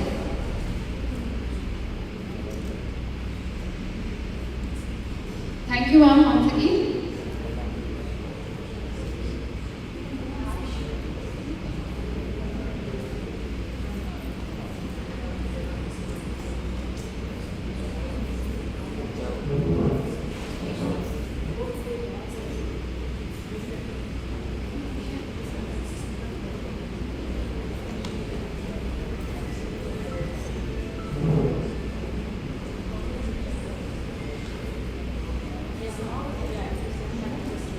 Hello, ma'am, am I audible? Ma'am, am I audible?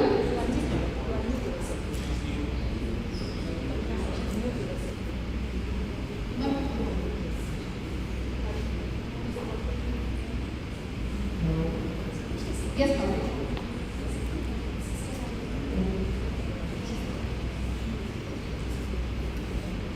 Ma'am, good afternoon. Hello, ma'am, am I audible? Good afternoon, ma'am. Thank you so much for delivering this talk to us, and despite being unwell, so.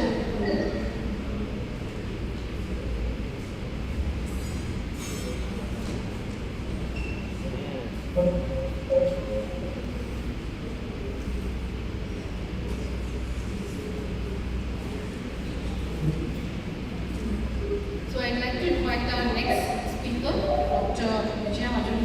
For that I'd like to give a brief introduction for now. So Dr. Vijaya Majumdar obtained her PhD in University of France, Bangalore. I am in Hyderabad airport and she really left joining professor giving us that to listen to what's happening. I just finished my talk. But it's just No, it's good to see you. So Dr. Vijaya has contributed significantly to the dissection of genetic physiology, most prevalent cardiovascular diseases, and risk factors like type 2 diabetes, metabolic syndrome, and isometric stroke in South Indian population. Currently, Dr. Majumdar is working as an associate professor at Swati Vivekananda Sanstana, Bangalore, India, actively engaged in teaching and research. Over to you, ma'am. Thank you. Thank you so much for the warm introductions. I'm here to deliver a talk on yoga and meditation-based interventions for mental well-being. I sincerely thank C-DAC for giving me the opportunity and honor. It's an honor to present here and present the scenario which pertains to intervention called mental well-being. So to start with, I would like to draw your attention. We have been talking it throughout the morning. What do we mean by good mental health? Is the state of well-being allows individuals to cope with the normal stress of life and function productively. So something which now we are seeing in the COVID pandemic, we had a lot of papers, there was a flash of research articles, and we saw that how resilience and emotional well-being and psychological well-being, all these aspects started emerging and surfacing out. Because though we know that Indian state burden, which was already published by Nancy in 2017, it showed that young people, most importantly, are at a very high risk of mental disorders, and it also includes the risk of severe mental illnesses, including schizophrenia. This is like 0.1% though, but it is like we are at the risk. We are at the risk. The mental health is a very important issue which needs to be addressed at the recent outset. So why do we speak of it so much? That we see there is a domination of medical disease and deficit-centered approach. We have just talked about the positive mental health, and we also bring out the philosophies of other psychological positive constructs of psychology, which is called as positive psychology. And there are some traits like emotional well-being, subjective well-being, mental well-being, rather than talking about the disease status of the severe mental disorders. So this has, as we can see, the balance has been towards the prevention of mental disorders, which are deemed to be important and cornerstones of modern clinical psychiatry. But on the other hand, we see lesser focus or emphasis on the promotion of good mental health, positive psychological constructs. So in view of these, I would like to bring about the avenues that yoga and meditation-based interventions can bring upon, and we can touch upon all these fields. And yoga has been recently formed or has gained a lot of attention as a mindfulness-based intervention. We talk from the Western perspectives. We call it as mind-body interventions. We know it's a practice which is 5,000 years old, and it's an amalgamation of meditation, pranayama, breathing practices, as well as the postures, maintenance of the postures, giving attention to each and every posture, slow movements. There are so many aspects which really get somewhere diluted, and we give a lot of attention and we talk about the mindfulness-based components alone, or we give them a title of just mind-body interventions. So what are mind-body interventions? They're the interventions and techniques that facilitate the mind's capacity to dynamically interact with bodily functions, which I am talking about all the physiological aspects as well. I'm a biologist, and we know that we have the physiology is very important. We have been talking about the immune aspects during the COVID times. So the physiology, we call it as interception when we talk in terms of mind-body interventions. So yoga facilitates the meta-awareness. How do we do that? Because it brings out the attention control over the bodily functions, which is a very long process. It happens over period of practice and regular practice. The second point we talk about is the different concepts of yoga when we touch upon.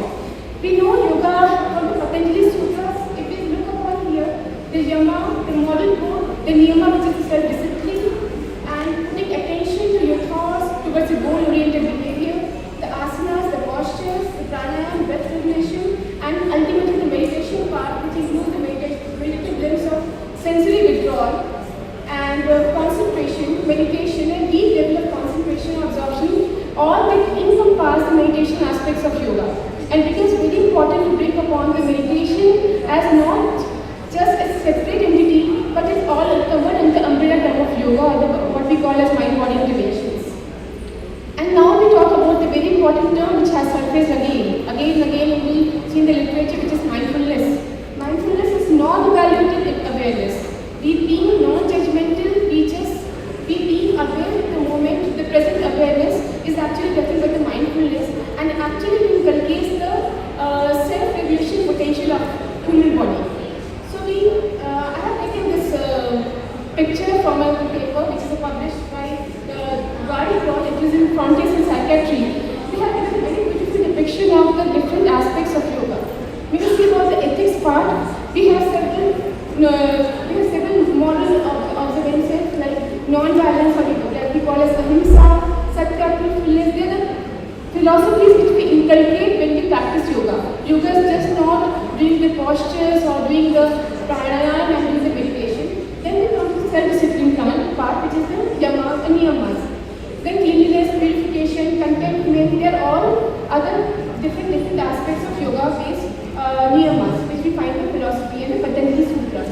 Then ultimately the postures and breath regulation and meditation we see, there are so many small things we see here, like relaxation, inward mindedness, minimizing sensory inputs, single pointed focus attention. Sometimes it is open-eyed attention like we call seeing Raja Yoga.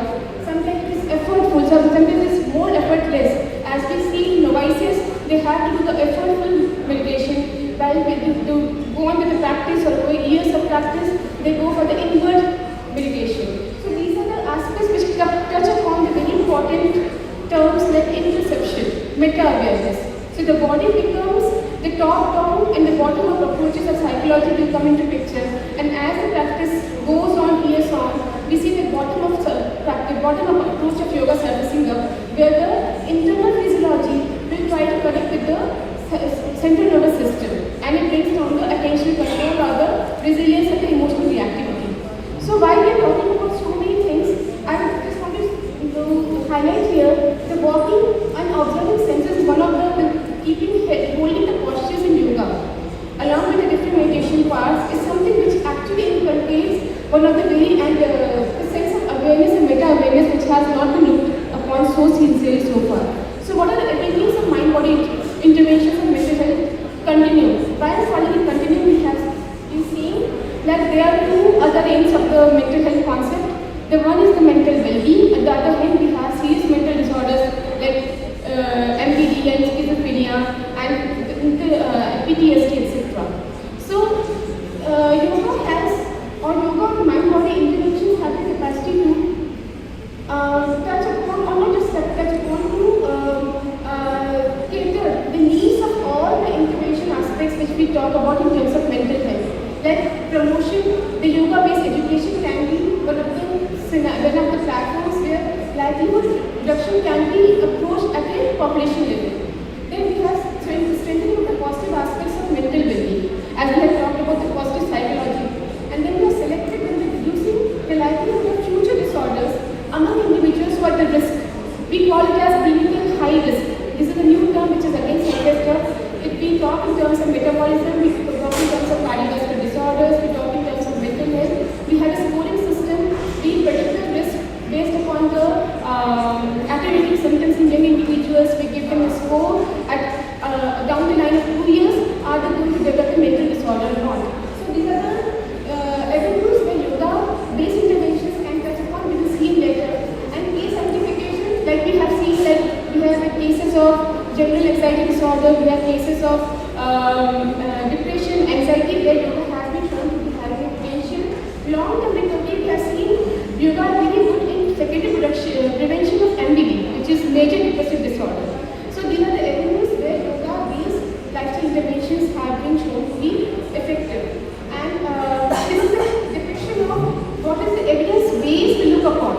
Being a scientist, we just try not to just go for the case series and self-controlled studies, observation studies, which we find the lowest level of the pyramid or the level of the hierarchy. But we now talk about the randomized clinical trials. We at Astoria, as well as in collaboration with Enhance, we are running a lot of randomized controlled trials, which we know blinding is not possible for these interventions, but we take care of the single-minded randomized controlled trials. We do not just non-randomized controlled trials or uncontrolled trials.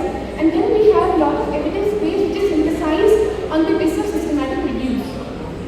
So over the years, because there are papers which are RCTs which are accumulating in literature, now we see that there are a lot of efforts to synthesize the evidence base from these RCTs and build upon the rigorous statistical analysis and put in terms of meta-analyzed data. And we see that small to moderate effect sizes we see in terms of mental health disorders or mental health problems for yoga and mindfulness-based interventions. So we do have evidence to support but at the same time we have a lot of, we will say, limitations like the small sample size of the studies, and we see a lot of heterogeneity in the terms of yoga practices given.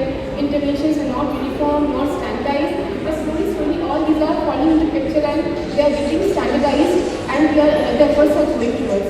So I just want to highlight here, we just had an editorial in Frontiers,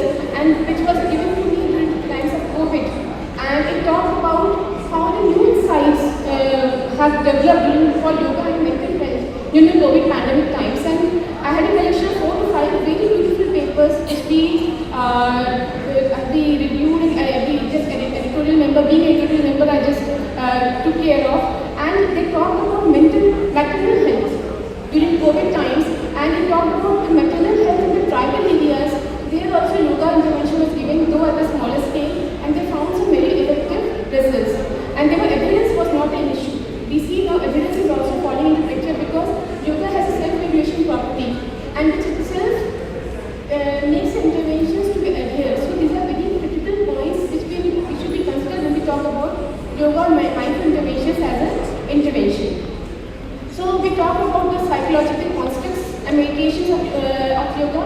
So these are the concepts which I would like to highlight here: self-perceptions and values, which yoga inculcates. The practice of yoga, I would say, self-compassion, self-esteem. These are the positive psychological constructs. So these are all related to mental well-being. Then resilience. We have been talking about resilience during the COVID time. It is the ability to bounce back from an adverse situation. So how people have bounced back, we use, but again, as Madam has said, we have been using questionnaires developed by the Western communities. And a lot of work has been done in enhance also to have our own batteries and cognition. And we have been using, I mean, working with the enhanced academic department to use those scales also. Then self-compassion, empathy, Jama and Yama, all they are the components of the intervention which inculcate the constructs of positive psychology in human beings, and that is why it is more important that we see yoga as an intervention from the mental well-being perspective.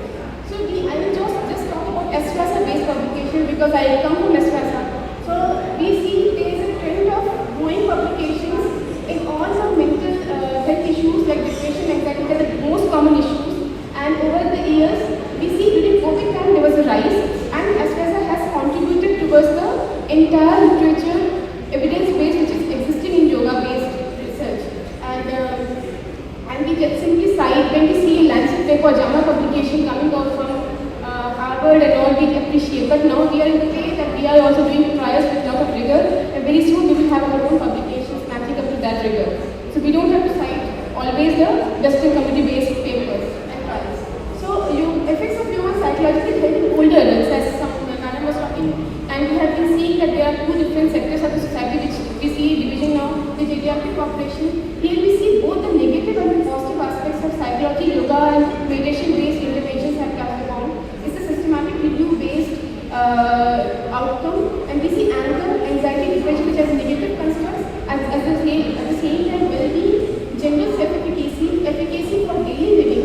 These are all based upon randomized controlled trials, and they have given the effects as which are again small to moderate in size from the point of view of statistics. So this is a study which is done in my supervision. We had a randomized controlled trial of geriatric population, which is now under review, and it was a 6 months trial, and we took multiple outcomes to see how healthy aging can be promoted through yoga-based intervention.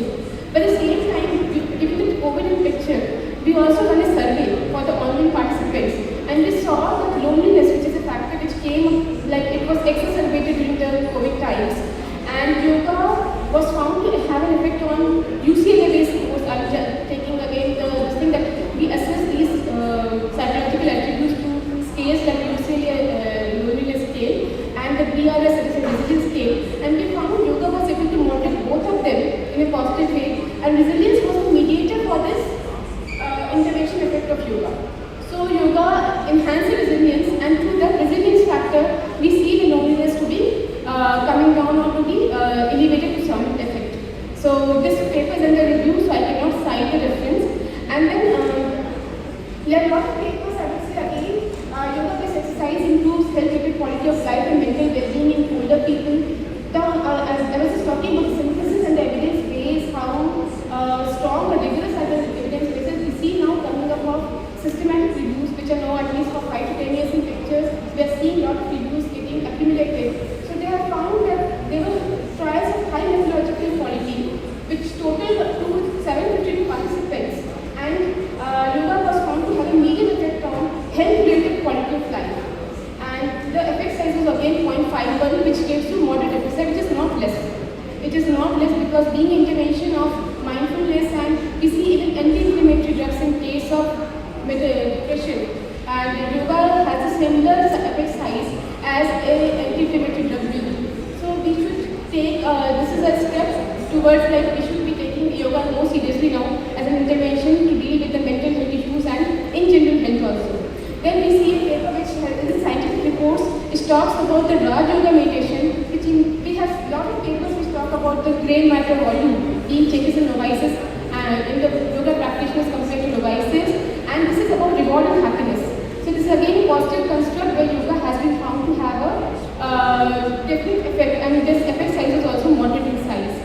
Then MDT, I was talking about the cohort sleep, you see it's 0.6. So yoga is found to have an improvement on depression scores, and using the Beck depression inventory, Hamilton depression rating scale, and this study talks about inclusion of 34 RCTs. So there are a lot of RCTs to support the effect or efficacy of yoga-based interventions. Now we have meditation-based mind-body therapies for negative symptoms of schizophrenia, which is also one of the topics and one of the research which is happening in demands as well. And we have found that meditation-based mind-body therapies are effective at treatment of negative symptoms and treatment-resistant symptoms. Why so? Because these symptoms associate with reward deficit nature of the schizophrenia. So here, the circuitry of the brain, which is associated with reward, like the dopamine and those circuitries that I will talk about the later part, those circuitries get activated through yoga-based intervention, meditation, as I say.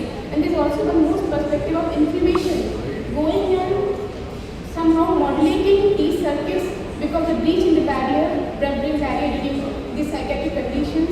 Inflammatory molecules have access to the brain. At the same time, yoga has been found to down-regulate these inflammatory mediators and has the potential to circumvent these symptoms which are actually resistant to treatment. Similarly, we have a lot of work done in the scene of yoga for anxiety. Claim it also in that manner that it is going to improve. So it is going to improve only as an augmenting agent, particularly like negative symptoms of schizophrenia, even severe depression. If they are not taking medications, only doing yoga, it's not it should be very clearly brought out in all. Yes, totally agree with you, sir. So we use the term adjunct. We never deprive the patient of the standard of care. Yes. So it is add-on or adjunct to terminology we use. Thank you, Vijay. No, add on to what you said. So she has been talking to you about trials of yoga intervention in what are the so-called common mental disorders, which are anxiety and depression, which are ubiquitous. Actually, most of us would suffer from some anxiety or some, sadness would go on throughout our lives. But we conducted a number of studies on augmentation, you are right, treatment as usual continued, and this was for cognitive enhancement in schizophrenia, which is a major mental disorder which has cognitive impairment as its most important, one of the most important components, because that is what makes it very difficult for that person with schizophrenia to integrate into society and to be a fruitful member of society. And we also did a trial where we added meditation. Apart from this very structured yoga intervention, these were formulated with the help of the Central Council for Research in Yoga.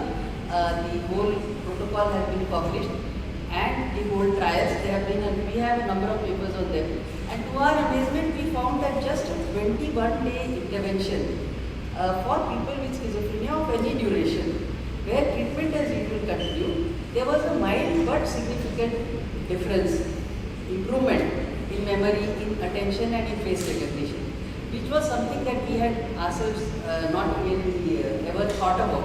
And this improvement did persist for 3 to 6 months. So please go to our papers if you want to see the full result of the trial. And these were all blinded trials. They could not be double blinded because obviously the patient knew what they were going through. But we used a computerized neuropsychological battery to at least blind the results of the trial. I am Smita Deshpande, and the papers are usually, the first author is Bhatia, Deshpande, Inaugural.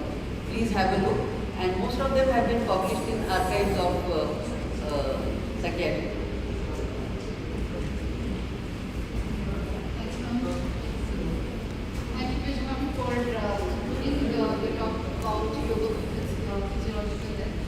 Now I request, should we start with the panel discussion now, moderated by Arun Ma'am?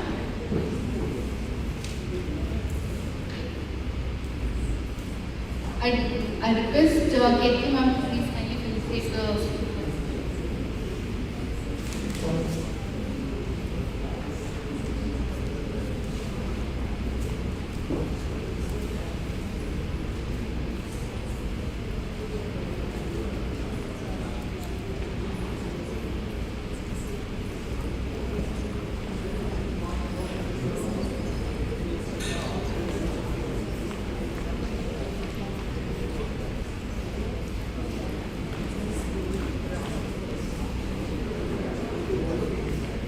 Thank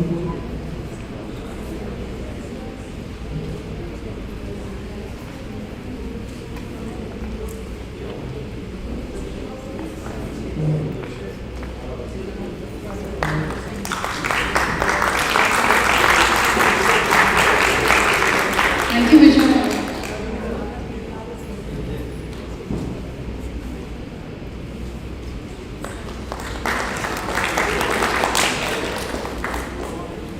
Now we have a wonderful and diverse panel of experts for the panel discussion moderated by Dr. K.P. ma'am. Ma'am, I request everyone to proceed on the dial. So before that, although K.P. ma'am needs no introduction, I just like to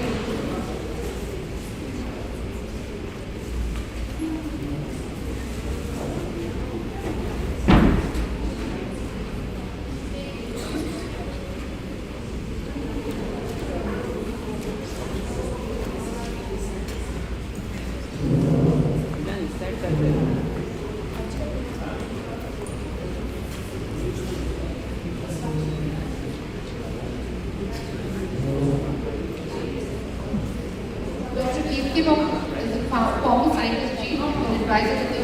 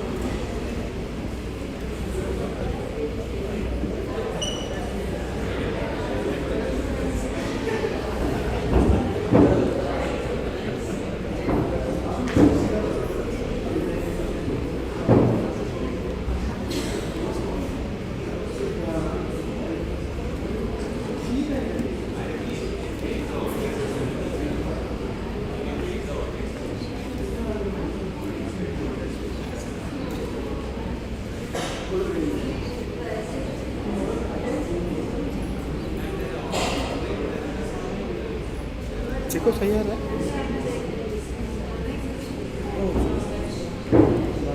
मेरा 2 month का salary ले लेगा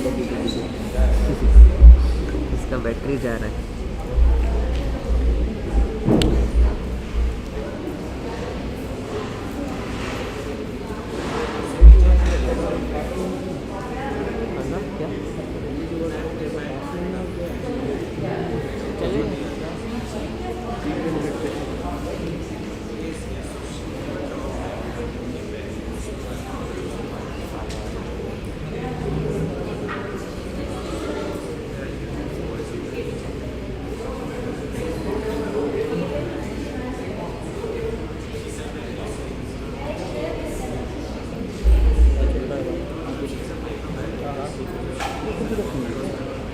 Coordinator, Special Education. She holds honorary position as Coordinator for Academic Programs at Ambika Shishu Kendra, Bengaluru, Andhra Pradesh.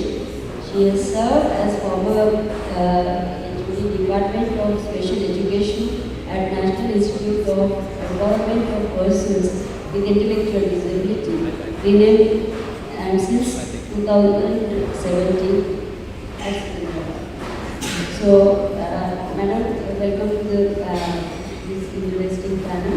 I would like to request your opinion or your views on, since we are here gathered for the positive mental health and mental wellness of common. So, what are the actually the challenges if we want the inclusivity on our lab? What are the things we can add on to that for special people? At this particular age group or other age group, and how should we do it, or is there any many things could have been developed, and how can we digitize, or if it is there, can we overview?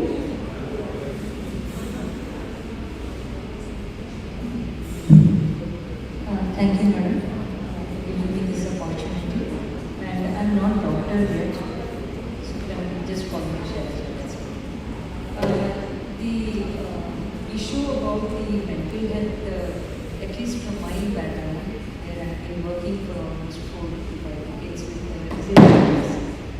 when we look at the disabilities, we know that it's a highly distinguished issue.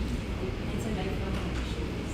So for us, it's very important to shape the behavior or the expected response to societal stimuli through parenting aspects. So it's not an isolated reaction or a response that we are referring to. We are talking about a reciprocal relationship, which every individual, regardless of disabled or non-disabled, must understand what is the harmonious pattern of communication that one needs to evolve as experiences come down. So according to me, I feel when we are talking of mental health issues, it primarily has to be addressing the parental issues also. You cannot isolate it because environment plays 75% of influence on how a person's behavior is shaped. So, and I totally agree with the comment that was made by one of the speakers, that medication is also important. Because when we talk of conditions like ADHD, you cannot depend upon only the environmental factor. There is something inherent in the brain that is not adequately wired, therefore you need to regulate it. So we are talking of host of issues. It's not just something we can just aspire for. So my thing is, first of all, early practices of parenting is a very important aspect. Disability related issues, it can happen with non-disabled also. I can give you a small example. Some kind of an issue is going on, a psychosocial problem is emerging in the family. It will definitely have an impact on the child. So first we have to look at that working environment, and then we have to what result we can aspire. So it's not a simple issue of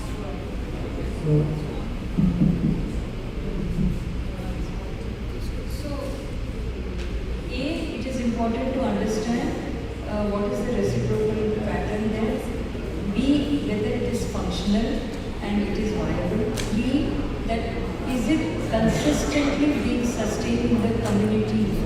It is not just in the family, it is also the peer group, it is also the teacher-student relationship, it's also the employee-employer relationship.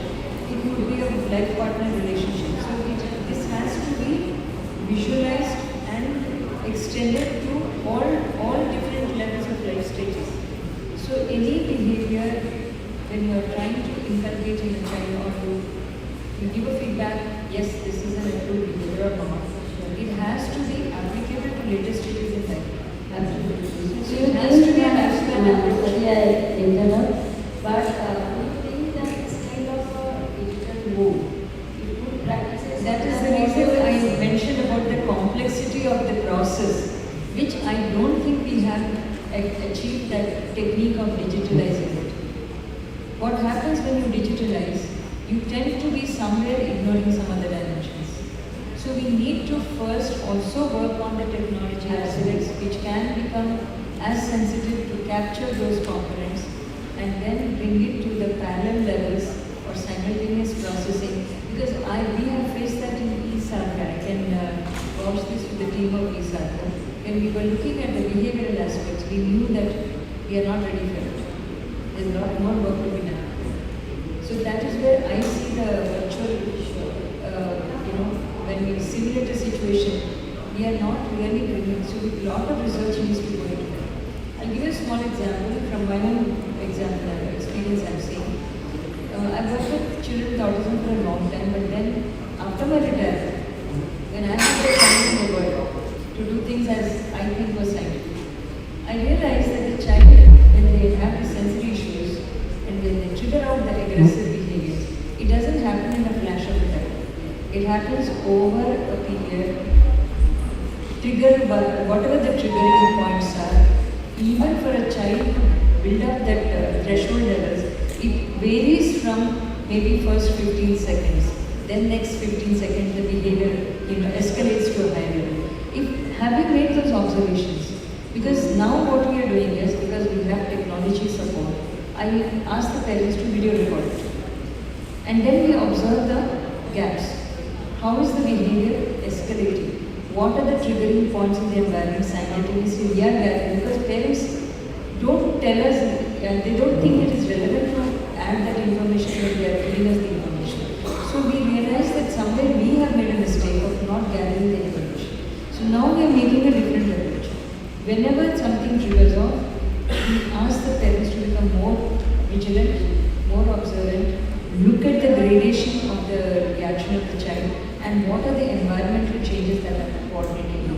And if we can intervene that trigger point, the behavior will not go to that extreme. Thank you, thank you. So this is one example. I hope Dr. Vijay, are you able to hear all of us? Yes, ma'am. Yeah, so welcome to Dr. Srini. It is very nice to meet you again. And sorry, I couldn't be physically available there. Extremely sorry. Still happy to join online. Thank you, Srini. And Dr. Srini, who is currently working as State Program Coordinator, Non-Communicable Diseases, NCT, and Mental Health Program. And she specializes in public health, and she has been working in the department of Chhattisgarh since 2008. And let me tell you, through our MANAS webinar, we could get to know the immense work Dr. Sumi Jain and the whole team and all good ASHA workers are doing, where the outreach is very difficult. There is a very socially disturbed area, but with this determination, these people are doing and trying to bring solace to the people. So congratulations again on that part. So I would like to get your comments or views, since we are here talking about the positive mental health of the well-being. Now, when we are talking about the different socio-economic practices, socio-cultural practices also, how if our ad or our efforts have been accessible or reaching out to the people, what are the factors we need to consider? And especially in this, considering the Chhattisgarh, today we are talking about Chhattisgarh, but the similar kind of measures, whether we where certain things we are observing. So over to you, you are given some 3 minutes to express, and then we will, I know the work is, but thank you. Over to you. Thank you. So what we learn from mental well-being is the skill, that people cope up from stress in life. So stressors coming and going, and it is any age group which can get impacted through stresses. So if there is a coping mechanism, I think that is the whole mental well-being concept which can be improvised.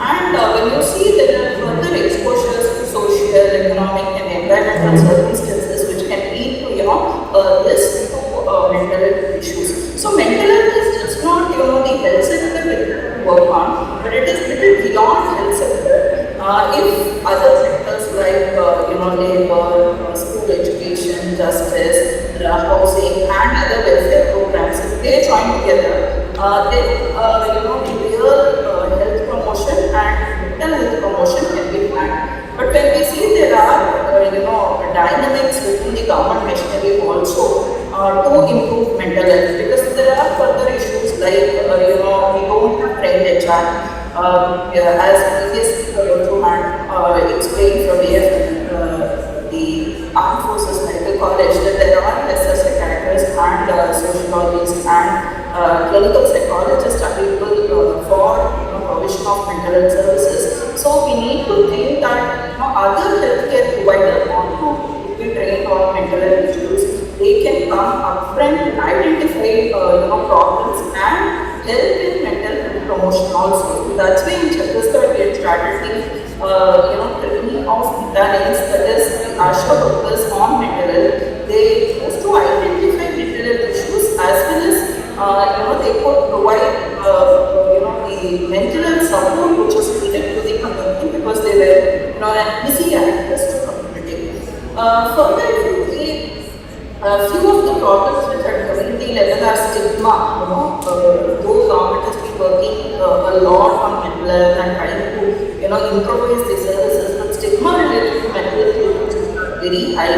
And if we on mental health promotion, people need to know on mental health disorders, and they need to know, how people cope up with these mental health issues. So I think, the technology interventions should be more tapped in these areas. That will be like one of the area of work which has been totally taken up by C-DAC and KT Madam's all guidance and enhance and efficacy, which has given this MANAS application.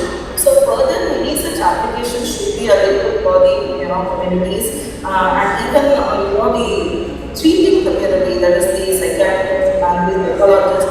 They also should have access to few technological interventions so that they can help in mental health promotion. See, and one of the things which needs to be known as mental issues completely treated. After that, the person leads a very normal life. So after venture into mainstreaming into the community, the person should be given all support of mental health promotion so that there is no again the patient gets mental disorder and the patient leads safer life. So I think knowledgeable intervention, more funding, more number of HR trained on the communities also should have peer groups trained on mental so that they can help us psychological first aid for the community. And if mental promotion is worked with intersectoral convergence, I think that's the best thing which can be planned and worked out. So I feel at this juncture, convergence programs have to be more worked on, and technological interventions have been to be taken more seriously. Yeah. Thank you. Yes. Thank you, Dr. Sumi. Maybe we can connect offline and maybe special kind of a requirement for particular state or particular thing. I think we can take it up to help us in that. Today, whatever we are seeing in Kodethon, our all young minds are here. Shared a very beautiful kind of presentations, ideas, or app kind of thing. And whatever is useful, maybe we can collect all those things offline with the help of C-DAC or something like that, so that we will be able to reach out to the people through digital means. So thank you.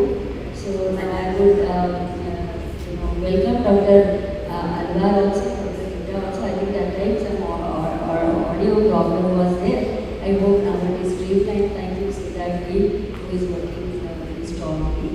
So now I will just request Dr.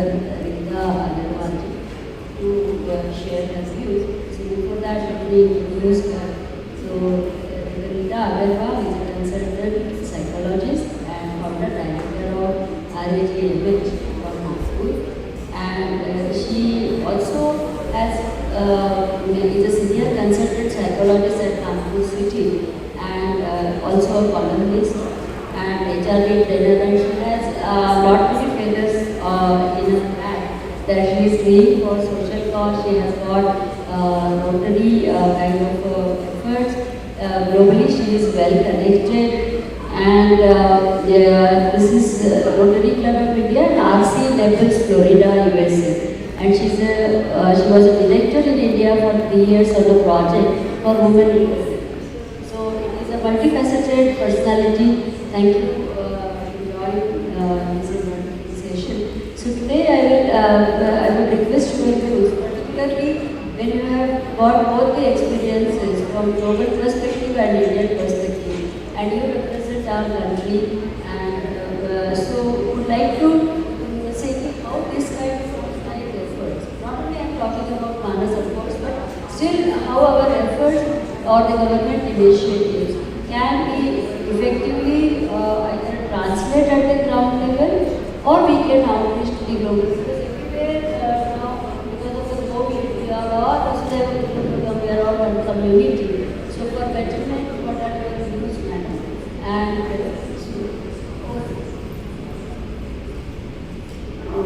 thank you so much. Thanks to Dr. Sarita and congratulations to C-DAC team. And thank you, I think that's Dr. Ketki because I cannot see your face. And your name also comes as Pankaj, so I don't know if you don't mind. So, what am I supposed to speak on? If you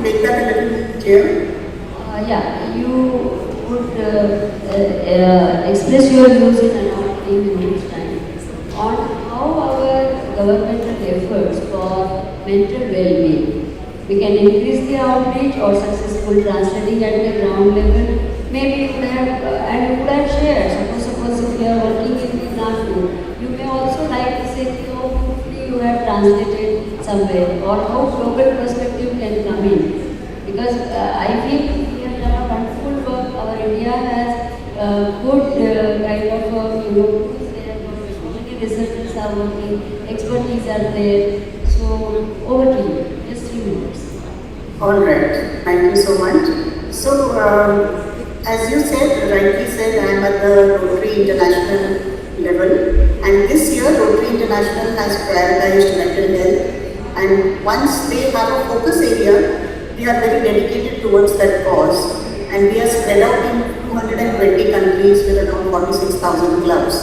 And when I heard about the MANAS app, which was developed by the C-DAC team led by Dr. Sarita and Dr. Karthikeyan, we called them to our online Zoom call, which had around 550 people across the globe.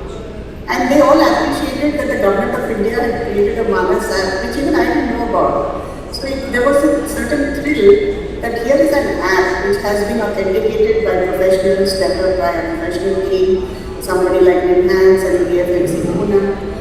And of course, we know that there are plenty of mental health apps online, but this was an app which is very authentic and supported by mental health professionals. So we want to popularize that app, and as a Rotary International activist, we are all social workers, we have network across the globe, and we want to popularize this app. And I was wondering why it has not been done so far, because it's a beautiful app. It should be popularized. If it comes out in more multiple languages, because you know India is multi-linguistic, and if we can have it in different languages, then people like me would really popularize it and spread it out. And in the international conference which we had, there were not only people from India, but we had youth from Nigeria who appreciated it, and they wanted to know more about the initiatives being done at the India level. We had youth from Ghana, Philippines, and from many other Asian countries sitting online wanting to know more about it. So I have lots to say, but I do not know what is it that I'm supposed to speak on. And yes, I look forward to an advanced app on like MANAS, because I think what MANAS is focused on at the moment is a preventive sort of mental health. And of course we start with preventive mental health, but there are more serious areas for it, which I believe the C-DAC society would be working on, team would be working on. So another thing about the global level, if you want me to share something, is that the mental health stigma, the mental health myths is all across the world. It's not just India, it's not just Asia, even in the United States. So we have our friends in the United States who are working on mental health awareness. We have a 3-pronged strategy. So we say spread awareness, remove the stigma, and make treatment accessible. Access to treatment is what we are talking about. And this digital app will definitely increase the access to treatment. Because in rural places, in areas where, now I live in Nagpur, but let's take 100 miles from here, there is no psychologist. So people travel all the way to see me in Nagpur. So the digital app, if it is there in Hindi, or if it is there in the local Marathi language, we will definitely promote it, and that creates an access which is very, very important. So since there is a dearth of mental health professionals, the accessibility to something that somebody can hold on to and say, hey, can I get some help from somewhere, would be very important. Sure, we will connect, we will connect offline, we will connect offline, and let us work it out and understand it. So we will now... Thank you so much. Thank you.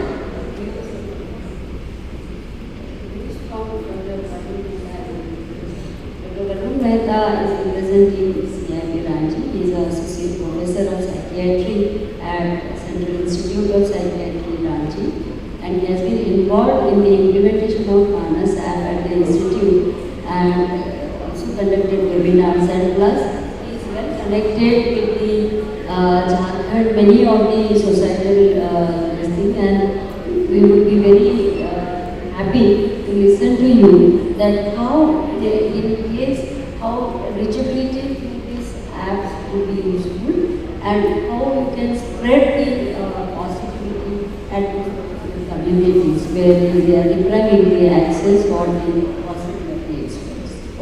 Thank you. So, and I know all engineering students here, can get quite boring and announcement that I'm coming between your laps, so I don't know that. But this one thing, when we talk about an app, we always talk about how well it can penetrate or how well the technology can penetrate.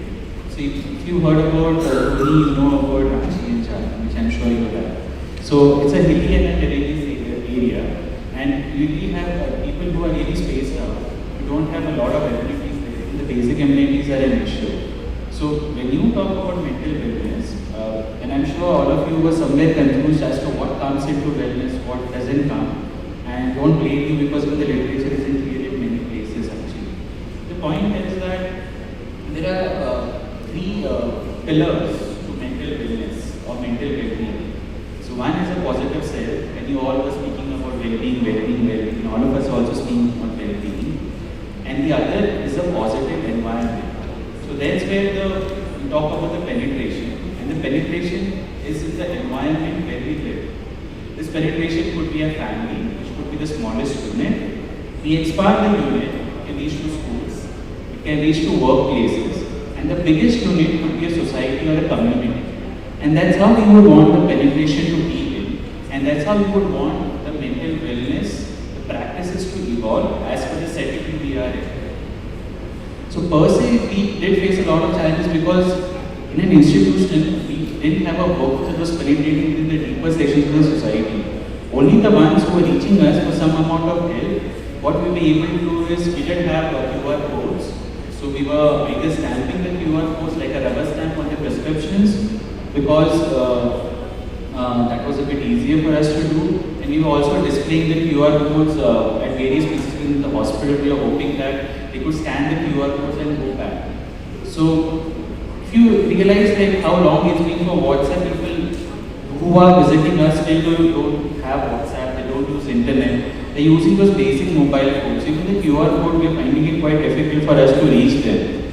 So at the moment, one of the suggestions which Sarita was also speaking is we can take help of the post offices, and that is the nearest which is there, and maybe in some way we can use them and we can put in some of the QR codes, some leaflets or pamphlets, again getting to the more primitive way of distributing the information. In some way we can encourage them to work towards the mental health. But the challenges are a lot actually. So when you talk about say work from home, say in corporate setups, we are talking about altogether different set of problems because we have a lot of tribal communities that are there, and they have their own set of problems from alcohol use to domestic violence.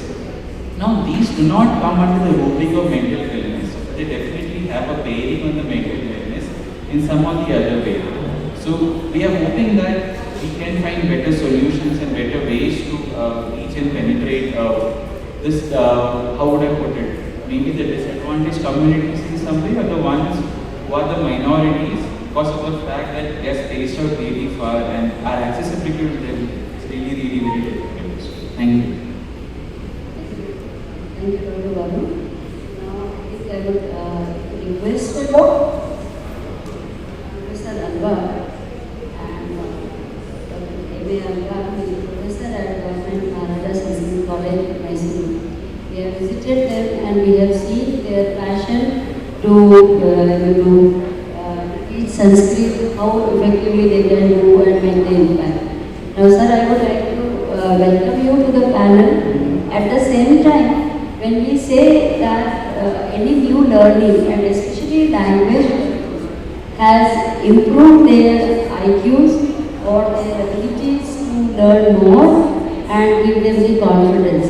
And when we are looking at the global perspective also, everybody is saying that Sanskrit is a language that it is more beneficial. So I would like your views to tell that how best we should outreach these languages to the people. Because in the current scenario, even though the old timings and old practices are good, but in the current scenario, what needs to be changed and how you have adopted and how successful it is. Thank you. Over to you, sir. Please. So how much time I have? Yeah. You have got 3 minutes to express your view. So, please. How much time once again? 3 minutes. 3. So 3 minutes? Yes, sir. Please. So, good afternoon everybody, and I am really thankful to the organizers for inviting me and giving me an opportunity. Unfortunately, I am not able to join in person. So, Madam has raised a very important point, and I would like to start my address by quoting a very beautiful scientific experiment that was conducted in Calicut University, where one of the most important and difficult to solve health problem is Alzheimer's dementia, as we all know.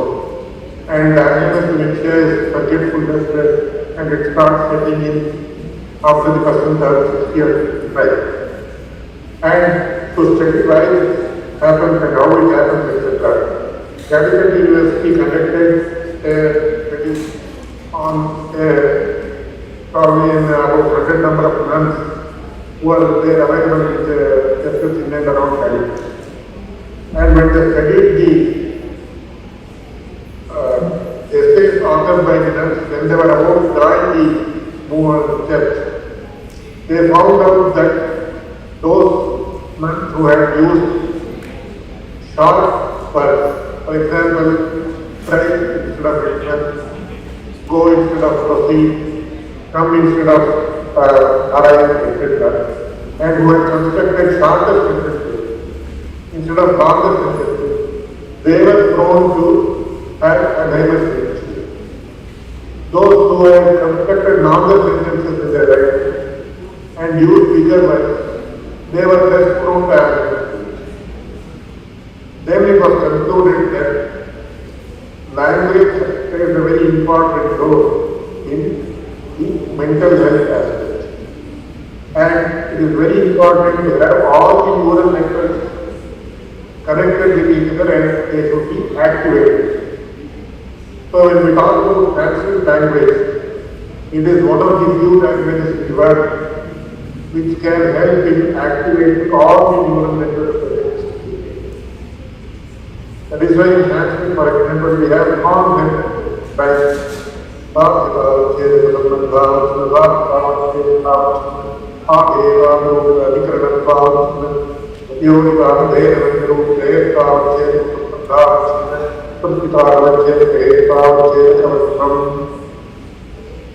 so we have the different Gati Patas and Gati Patas in the Vedic. You also have Quran, you have Nyaya, you have Nyakatanas. So you see that when language is studied in this perspective, then it activates all the neural networks and keeps them active. That means it will help in the prevention and cure of diseases, especially diseases like Alzheimer's. This is the first point. The second point is, right from childhood, in the traditional Indian education system, we are introduced to several different slokas of different meters. So, for example, when we teach children Baba Black Sheep have this news, does it have any philosophy behind it? No. It is only some words put together. It may not have any profound meaning, and it will not stand people as persons in good skills and they become old. But what we are taught in the beginning when we are children, in the traditional Indian system, we are taught slokas like this, which are not only rhyming but also have a philosophy, which will definitely be very useful in maintaining good mental health. For example, Angala, Antare, Madhavam, Chantare, Angala, Samadam, Pite, Sandevo, Veda,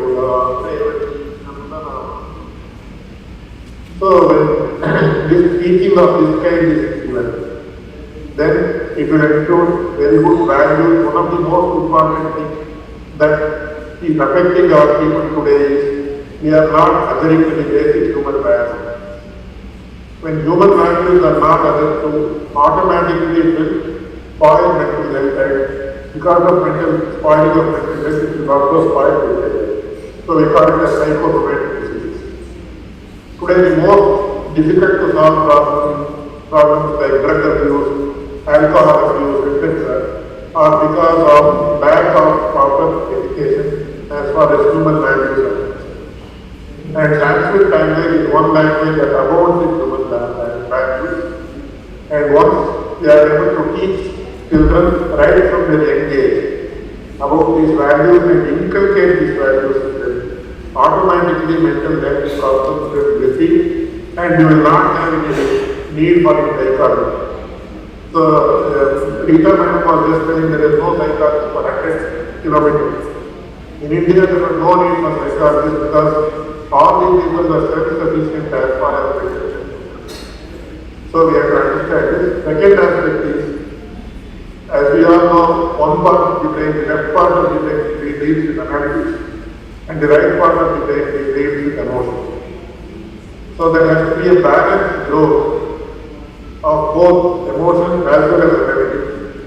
Today, many people have no emotional connect either to their children, to their parents, to their relatives, etc., which is hampering growth of one part of the brain. On the other hand, one section of society is totally absent as far as analytical capabilities are concerned. So we have to ensure that both of these grow properly, hand in hand, and they complement and supplement each other, so that there is a well-rounded personality who can be an asset to society, not a display to society. All these can happen only when proper holistic education is given, which is full of human values. When the problem of having a huge number of psychiatrists automatically reduced, because people will, when the other two good values, mental problems will decrease, and because of mental problems decreasing, physical problems will also. So we follow the principle of prevention is better than cure. Of course, to cure people today, you may need psychiatrists. I am not saying that psychiatrists are not needed. But traditionally in India, until about 50 years ago, we had not ever heard about psychiatrists as a separate thing, because the society was so very well educated that they used to stick to the values, and therefore they did not have this problem. And Sanskrit language is one of the most important languages that is imbibed with culture. No other language is imbibed with culture. Sanskrit language is the only language that is imbibed with culture. Sorry to interrupt. I just complete in 10 seconds. So we all have to try to learn it, and it will be greatly beneficial to all. Thank you. Thank you, sir. Thank you for the valuable news. Now I will I will introduce Dr. Kavita. Welcome, Dr. Kavita. She is head of clinical psychology, disability, Nashik, and also is assistant professor visiting faculty at Yoga Learning Center. She has 20 publications and represented Maharashtra in 16th National Shooting Championship in 2016. She is also multifaceted and talented personality, also clinical psychologist. So over to you, since you are in Nashik, and how do you think that whether the penetration of this positivity through digital way, whether it has reached to that, and how it would be useful, whether it will make any impact on the psychology or the wellness or mental wellness of the youth, or where you are coming across. Over to you. Welcome to the panel discussion. But I am sorry, since the paucity of the time, please express your views in around 10 minutes, please. No issue, ma'am. Thank you so much. Actually, in our right now in my college, in my institute here, we are organizing one mental health day prior to one mental health day actually. And today we arrange various activities, open mic, then nukkad natak, and today we have a guest lecture. So I'm so sorry, I was not able to join on time for that. But yes, as you asked a question about in Nasik, basically Nasik mental health related awareness is comparatively very poor. You can say that as a psychologist, as a mental health professional, and I'm practicing here. So that awareness is very poor. The stigma is comparatively is much more. People are not ready to accept. It is all over India, I know this is, but in Nasik if we say, so that literacy rate regarding mental health is neglected or ignored, and that is very comparatively we can say it's a day-to-day life things. Okay, this is not much more. It is not important that much. When I came here, so when I applied for my job, this is only one example I'm sharing. So when I came here, I applied for the job in the hospital. They said, why psychologists needed in the hospital? This was the question. So, that time I came to know I met so many people here. I engage many social activities through even the cancer care, not only cancer care, but at the same time, with this normal mental health practices also. So here even educated population is also not aware, not accepting this stuff. According to research, in India basically, after every 10 people, 6 to 7 people are going through the anxiety and depression. But this is the area where I can say not only anxiety and depression, there are many factors which is really contributing towards mental health issues. So basically, these problems, these challenges are there. So I do feel that we have to go for the what are the solutions or what are the things we can do to making aware this society or sensitizing the people. So number one, what I think we should almost every population there should be some awareness camp that happen through psychologists, through psychiatrists in every village or every city, every small town. It needs to be happen. That is, the mental health fest need to be happen. Cultural stuff need to be, it should be presented the cultural stuff.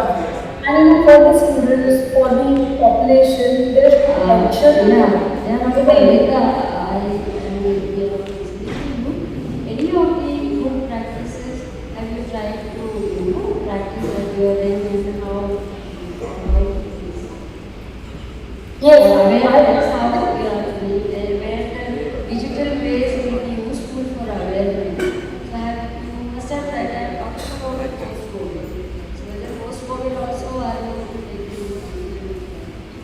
yes, post-COVID now are able to meet many people through digital web series or lecture series. We arrange and we make the people. Through that, it is really helping to reach out many people. But at the same time, I do find that digitalization is good, but whenever it is possible to go offline, so that will be create more impact.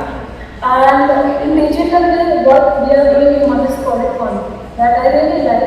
We are developing app and that is really reaching to people because people are more adapting towards this technology rather than sitting for 3 hours for any lecture. So this is really helping with this idea. But when we are talking about the digital lectures and for a long term, it is really for a long term lecture can't be great. It is helping. So now I think all the panelists were in the C-DAC team, whether anybody is left out, I think we have all panelists have expressed their views. Now just the last one round I thought if anybody I have missed out, if they have done, virtual joining, if anybody has missed out, no. So I'm just reconfirming so that nobody should be left out. Now, esteemed panelists, I only two things, very quick round. I'm not asking you to explain in a very now to strengthen or gather more momentum to this kind of activities, which are quite preventive.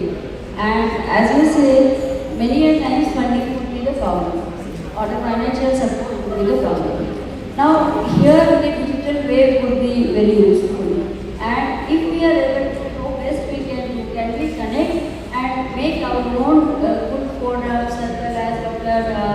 Sarachandra Babu also said, how best we can do. And again, I would like to also request you that, offline or something, I am not the expert, but any policy-wise interventions, any policy statement at higher ups from government side, if it is required to boost certain things. Because certain states, there are state policies, there are central policies, there is some differences, there could be some differences. So what are the things you need for more to increase the efficacy? Could you please highlight, maybe offline you can write it down so that at higher ups or something like that, we can pass it on to or give the representation of this type of thing. Something can be done to promote these efforts. That is number one. Second is how best we can penetrate. Whether there is a possibility and how your pains can be eased out through this kind of app. And third would be, you can just tell or you can just quickly that whatever the tools, if you are having, you are representing MANAS, Dr. Sumi Jain is representing Chhattisgarh. So the tools or the questionnaire from the demand-driven kind of thing from the ground level could be different. So if you have certain things from Asha Worker or after student working visit, whatever. See, if you have gathered something, I would like to request that please gather those things to our C-DAC team, and maybe those kind of things, since we are talking at qualitative level. So we can again get those kind of questions through our expert psychiatrists or expert relevant psychologists. And then if we can introduce them as a weighted kind of a thing, and through digitized way we can get the data or something. How is the idea? If it is okay, then means you raise your hands or we can put it like that so that or anything. This is what is the efficacy. Thank you, Dr. Sumi. So I think everybody and Dr. Shailaja also raised a very valid point that hers is a very complex area where the personal or the one-to-one kind of interaction is required. But wherever it is possible to ease out the things through digital ways, I think we need to gather and somewhere we need to make a meeting because, yeah. Ma'am, can I say something? Let us hear from Shailaja and you, and then we can conclude the session with whatever inputs we have got. Then we can sum up the session. Yeah. One is that we need to have inventories based on hands-on observation, rather than making it a clinical or academic kind of exercise. It has to come from the ground level. Second is careful operational calibrations for each component which is subunit of that particular event. Once we have the grading very clearly listed out, then when you are giving codes, when you are giving value to that code and make it a hierarchical arrangement, then probably your evaluation will become easier. So whenever we visualize a tool or we want to design, these components have to be detailed marked. And also we have to assign the role, who is going to administer it and who is going to evaluate it. So those two things have to be clearly listed. Thank you, and thank you for all your presence. May I also request all the panelists to see, I would like to request you to popularize or increase the outreach of the MANAS. So here idea is that they again congratulate our C-DAC team who has also released the iOS version of MANAS. So those who are having Apple phones or some iPhones or something they are compatible, they can use again the MANAS app. Here the Android version is already introduced. So here whenever I just want to share, whenever we go to the relevant ministries or something, now here we have to go tribal ministry to capture their ground level data or other kind of data. But for that, if through this network or through our kind of a forum, if we are able to reach out to the people, so we would like to again request you, through your art or something backward push if we are able to give the government or we can showcase our intelligence, we can outreach and business. At least we can do that much. And perhaps that prevention kind of one of the greatest pillars of the psychology would be actually strengthened. And would also, there are lots and lots we discuss, but this is not the time and this is not the thing. So I would like to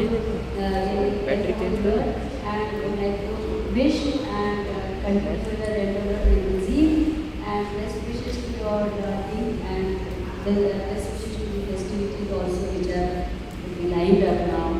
So thank you for your views and insight. Thank you so much. Thank you, Dr. Sharika. Thank you, Dr. Kalida. Thank you, Dr. Sumi.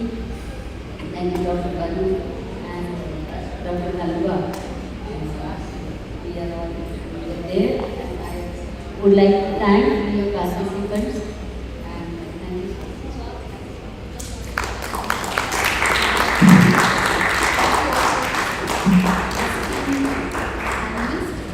I request Dr. K to take Dr. Sheila.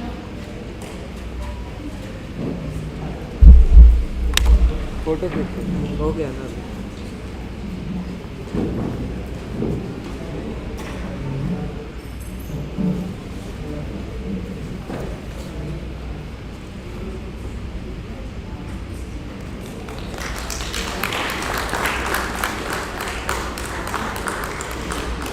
Thank you once again to everyone regarding this opportunity. So we'll just meet after a quick lunch.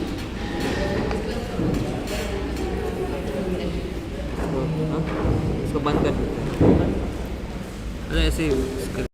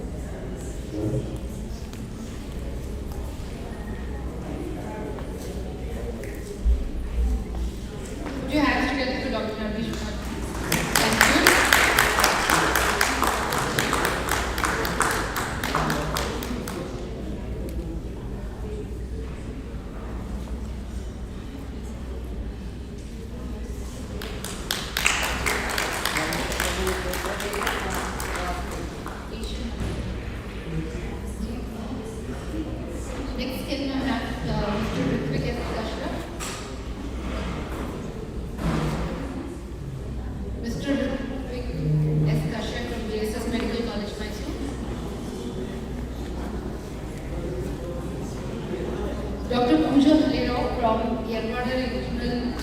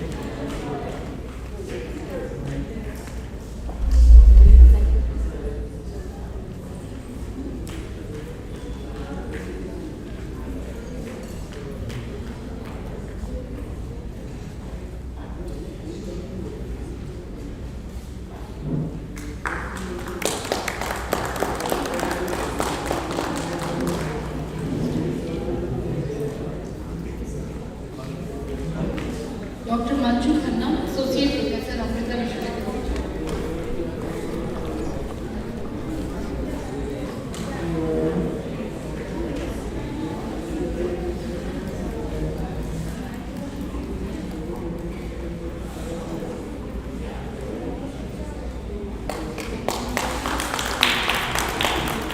Dr. Amrita Ji, Associate Professor.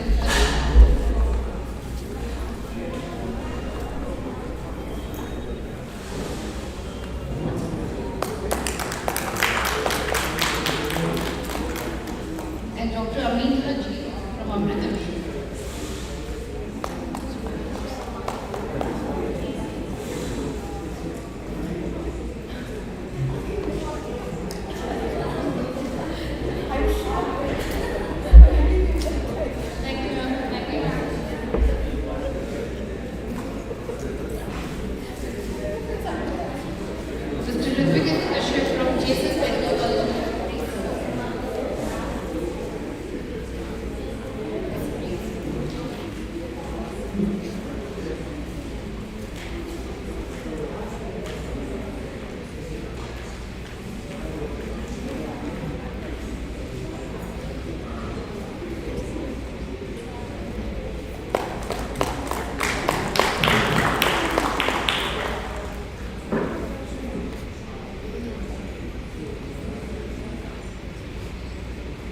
Thank you to all the members present. Dr. G.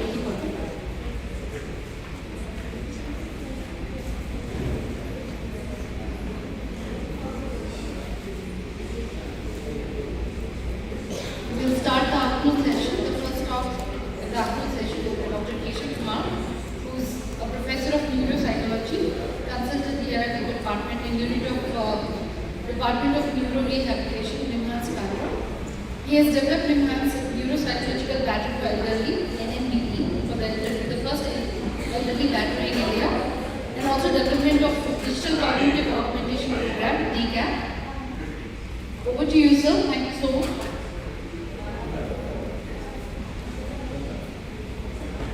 Thank you for the introduction. Good afternoon, everyone. I'd like to thank the organizers for inviting me here to give you all today.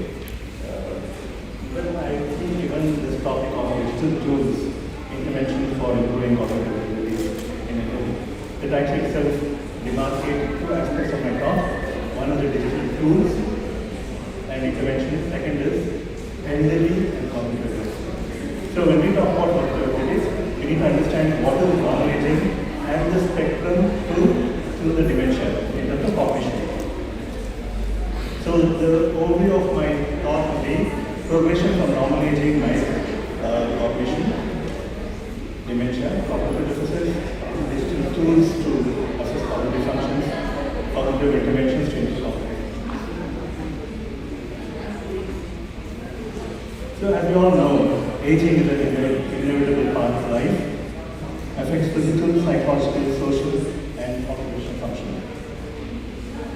Now, look at this picture. So the right side of the brain is the healthy brain, and the left side of the brain, or for you, the right side of the brain is patient with dementia. Now you can see the bottom portion, dementia is a disorder, the degenerative disorder, like Alzheimer's and neuropsychological, and because of degeneration in the temporal region and the other regions. So with disruption like this, there will be quite a bit of disruption in the functioning and structure as well. To appreciate the progression better, so that side you find healthy normal brain, this is mild Alzheimer's, look at the folds, that's the degeneration and severe Alzheimer's disease. Now this picture demonstrates the progression even better. So this is from before 1 year to more than 5 years of progression. So the first picture that you see there, you can see some regions like area 7 and 20, 21, area 7 is the parietal lobes, 20, 21 the temporal lobes, the hub of memory, the hard disk, we call. And you also see a small outline area 9 and 8 and 9, that's the frontal lobes. And this is the medial aspect. The shaded part shows the degeneration progression. So you can see here on the side, some of these regions are completely black. So this is the hub where the information is processed in the front region of the brain is sent to the temporal lobe, the rhinal cortex, entorhinal cortex is what we call it. So information is held there for about 20 minutes. And there is also information about the context and the content which gets into the repose in the vocabulary. So when we remember something, for example, if I say, do you know Shiv Kumar? I might say, oh, Shiv Kumar from his school. He was sitting next to me when I was in school, my 10th standard. So it's an autobiographical memory in terms of time tag information. So hippocampus time tags information. So when we have dementia and disturbance over there, you have severe episodic memory damage. Okay.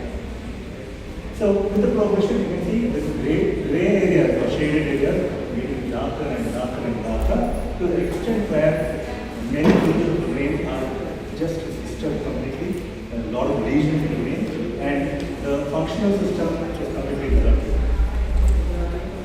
So when we see the progression, in simple words, as we age, the volume of the brain decreases significantly. So when we age, even normal aging can cause deficits because the corresponding brain regions are all disturbed. Not so much so. So the first symptom that we see is speed of processing. So when we say speed of processing, is how quickly do we respond to a question or a stimuli. So it can be simple verbal response, like how bad is Bangalore traffic? The simple response is just terrible. Right? So how quickly do they respond? What is the speed of mentation? So processing speed is something that really gets affected as we age, including myself, I'm sure, everyone above 40, you're not as smart as what you were when you were 35 or 20. So when we talk about cognitive functions, we always talk about in relation to what this person was probably 2 decades ago. Okay, we are looking at his own level of performance and see how much is the detour in terms of degeneration or not degeneration. Sorry, how much is the decline compared to this, younger age. So the second part is the memory. So it can be learning and memory. So which is acquisition of new information, storing of information. Like I said, hippocampus is an important area for memory, but it's not really stored there. It only time tags information and transmits it across the cortical region. So they have difficulty in finding names. They can't remember how much I paid to the auto guy. Finding names is a usual thing. It reminds me of one of my professors who said that people thought I've become very kind in the last 10 years because I call everyone dear. So when she retired, she said, I call everyone dear, so I can't remember a single name. So that's word-like individual is very normal. Okay, it's part of aging. So they can't remember how much they paid for things. They're not able to pay attention so much to multitude of information that they have to process. Coming to executive functions. Okay, executive function is an umbrella term which all of us talk, even lay people use this technical jargon these days to talk about cognition and things like that. So executive functioning is an umbrella term to describe higher cognitive functions that we are today in terms of organizing, decision making, mental flexibility, switching from one thing to another, problem solving. So if you look at the first picture here, you see this elderly man driving and you've got gotten lost a little, and see the top there. The top says, take the first right, at the circle, take the left and the right, near the church, another right and left. By the time he reaches the church, he's all lost. So he's really completely lost is what the first bit of information. So it happens even in MCI when the information is too much. So there's too many things happening, you're not able to deal with information overload. So as we age, all of us above 45 will have some difficulty. 50, 60 here will have many difficulties. It's natural. But all of us don't have cognitive decline in a uniform manner, which means that there's an individual difference, okay, among ourselves. Some people are super sharp, even after 60. We have politicians who are doing great even after 70. I don't know what drives them to be so sharp. So there is a variation in how we age cognitively. And you also look at the domains. There's a difference in the domain. The first one is long-term memory. You see, what is interesting here is we don't have cognitive decline, or decline doesn't start at 50. It starts at 25. Okay? Look at the graph. So the first bit of drop happens between 20 and 30 on long-term memory.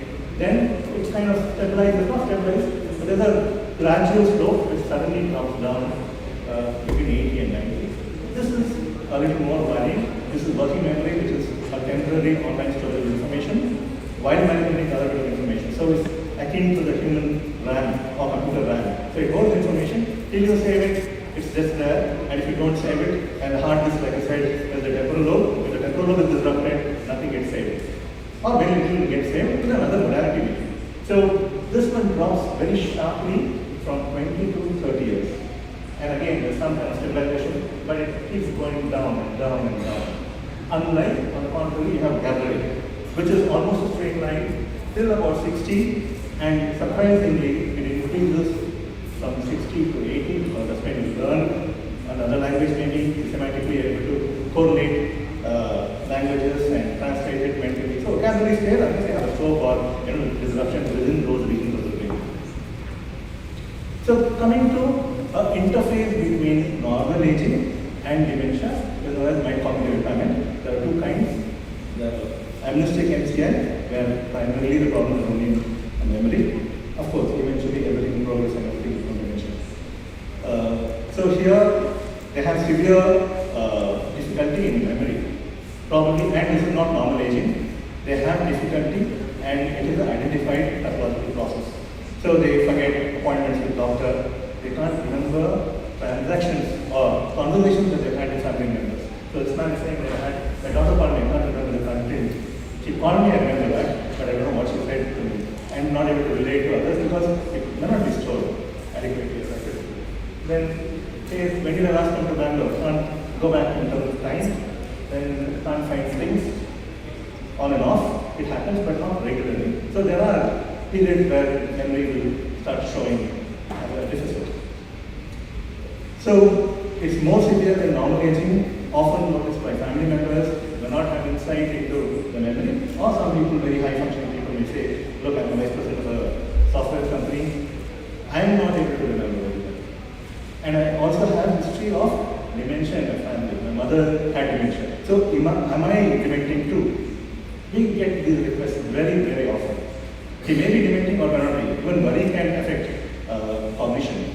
So it must be picked up on a standard neuropsychological test. And I'll tell you a little bit about this. I'm just giving a picture because when you're making digital tools, you need to understand what do you want to assess.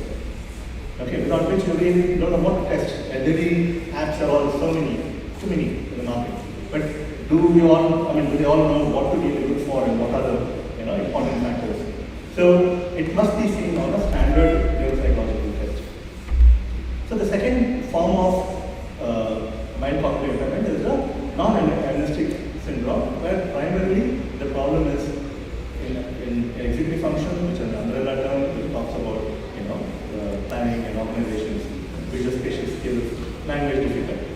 So sometimes they have difficulty with executive function, they don't know how to do. So somebody must be paying electricity bill every year, every month, Okay, suddenly he goes there on a particular day where the person doesn't know what to do. He's just standing there. Or somebody, a frequent traveler, goes to a railway station, doesn't know how to go about. But it doesn't happen every day because it's still MCI. So they can get lost. So one of my patients who was a policeman living in a particular locality for 30 years, one day he couldn't find his way home. I had to call his son. But it didn't happen again. But he just couldn't come that day. So you can have periods of this, and the frequency of these problems can increase with the progression. So multitasking is working to deal with multiple information and quickly switch between one thought process to another thought process also becomes difficult. Again, this is the relatives notice it, maybe the patient knows it or may not know it, not severe enough to be the criteria for dementia on any standards. But yet it's still not normal cognitive function. Activity of daily living is maybe preserved, the basic activity of daily living, that is washing, self-care, all will be preserved. But then I have difficulty with complex activities like, doing work for the community, taking lead in terms of apartment. So if somebody is engaged in that, those kind of activities will get affected with the complex areas. Instrumental area is difficult in handling the technology, changing settings of TV, remotes, VCRs. Those things can get affected in some people. Difficulty in following conversation with multiple people becomes an issue, more than two people. So coming to dementia is worsening of symptoms, what we saw in MCI gets even more accentuated. MCI, about 15 to 20% convert to dementia, which means for the digital group that is here, 85% don't. Which means you can stimulate those brains with apps and cognitive retraining and prevent or procrastinate their conversion to dementia. So that's what is important here. So in dementia, they have problems in judgment, decision making, thinking, trouble handling, financial affairs, balancing checkbooks, income tax payments. So all that they did all their life can become difficult. Repeat the same thing. Many patients say, "Did you give me breakfast today?" So again and again and again, "Did you give me breakfast today?" So the wives get very angry. They say, "How many times will I tell you?" Okay, that will lead to an aggression. And one of my patients who is to fight with his wife, and if it goes beyond control, he'll call his wife to help on the phone. The wife is just there, but he's used to this. He has to call his wife and say, "Look, this is what happened." And she'll say, "I'm here. You're fighting with me." So sometimes they go into those kind of states. Trouble in using tools, appliances, gadgets, loss of interest in hobbies, trouble remembering appointments, forgetting time, year, month, daily problems with thinking and memory. The typical thing is mild dementia, not moderate and severe. Moderate and severe is much more worse. So if you look at the progression from normal aging to dementia, normal aging is caused by microstructural changes, not be apparent on MRIs or CT scans. Subtle cognitive decline in attention, memory, speed of processing, and executive function. They typically perform one standard deviation, this side and that side of normal cognitive level, which is still average range. There is no disease to the central nervous system.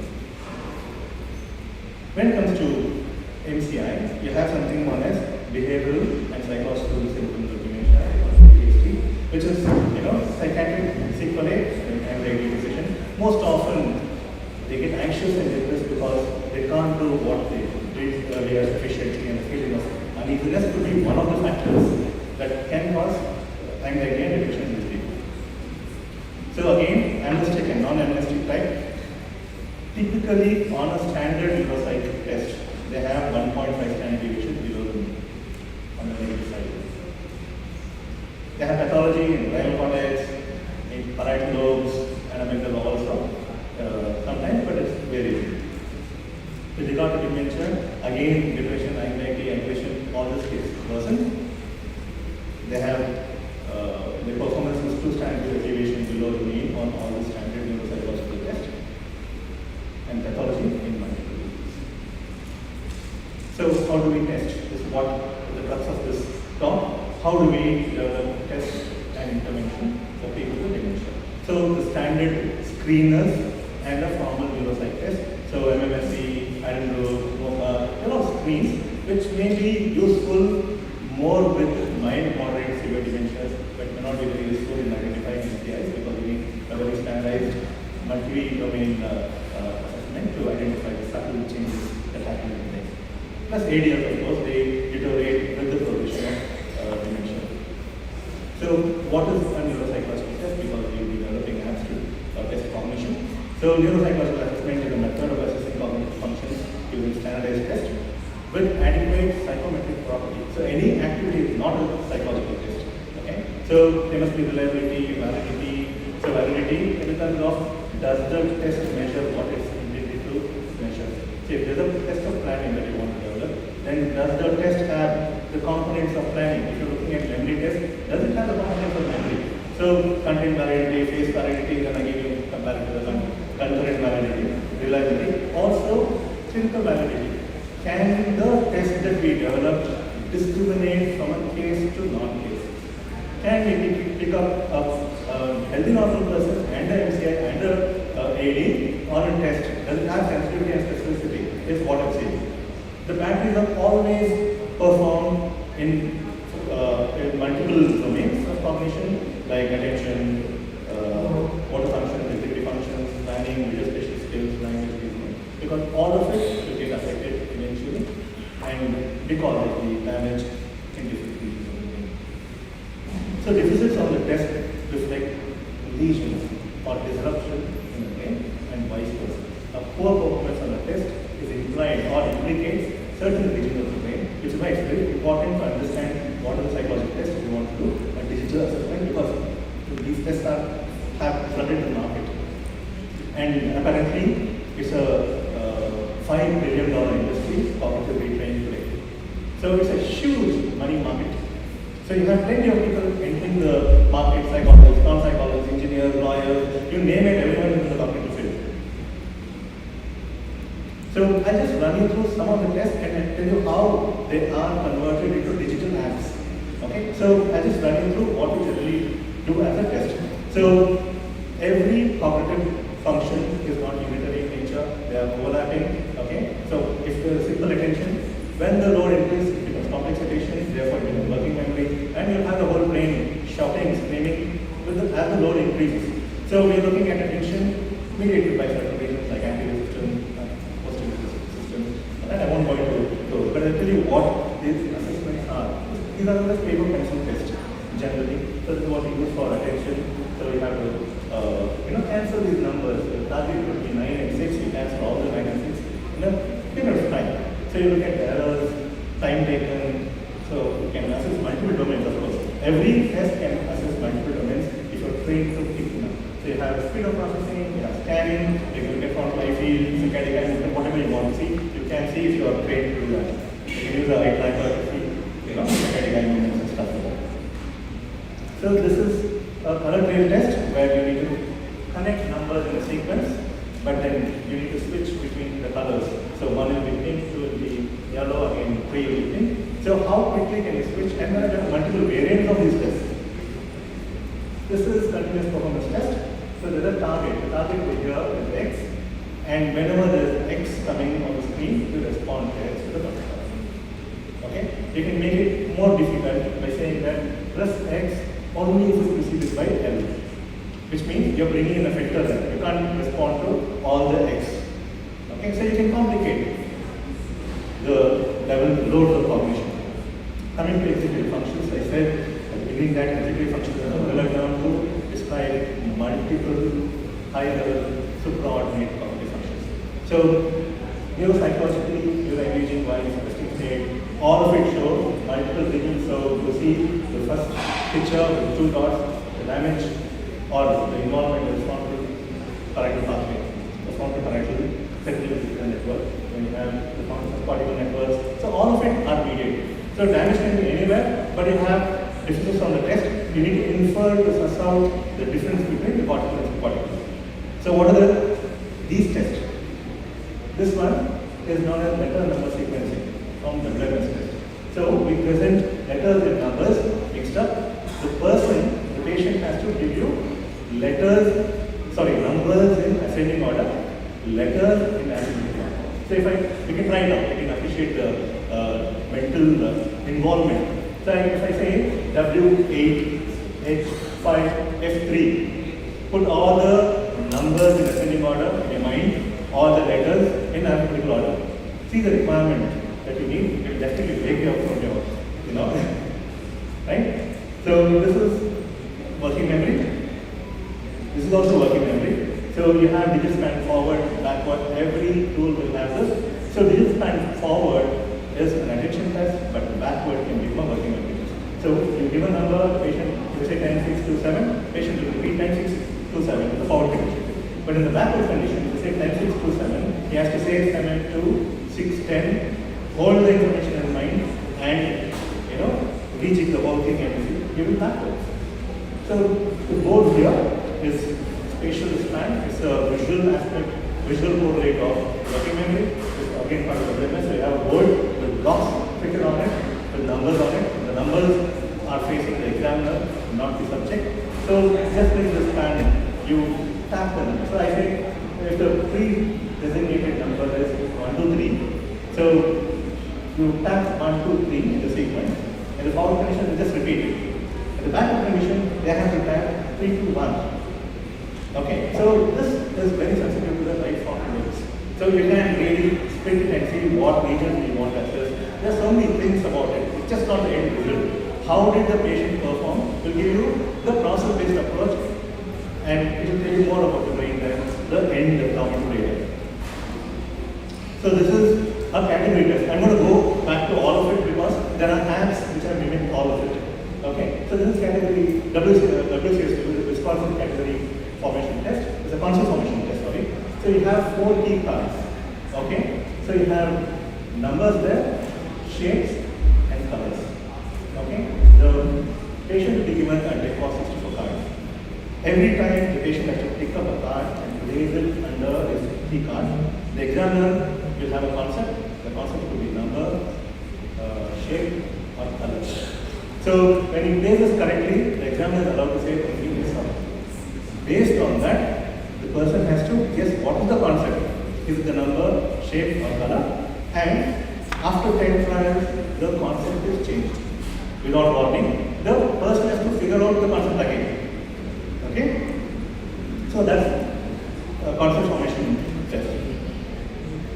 This is Tower of London, Tower of Hanoi. It was apparently born in Bihar as Ramadanda. The Buddhist monks used to use golden disc to train the brain long time ago. So of course, the British took it along with the Roman this also and called it Tower of London.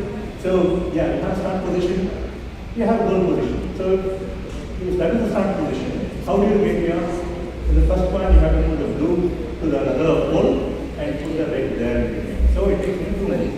So if this is the start position to get to this goal position, do it mentally.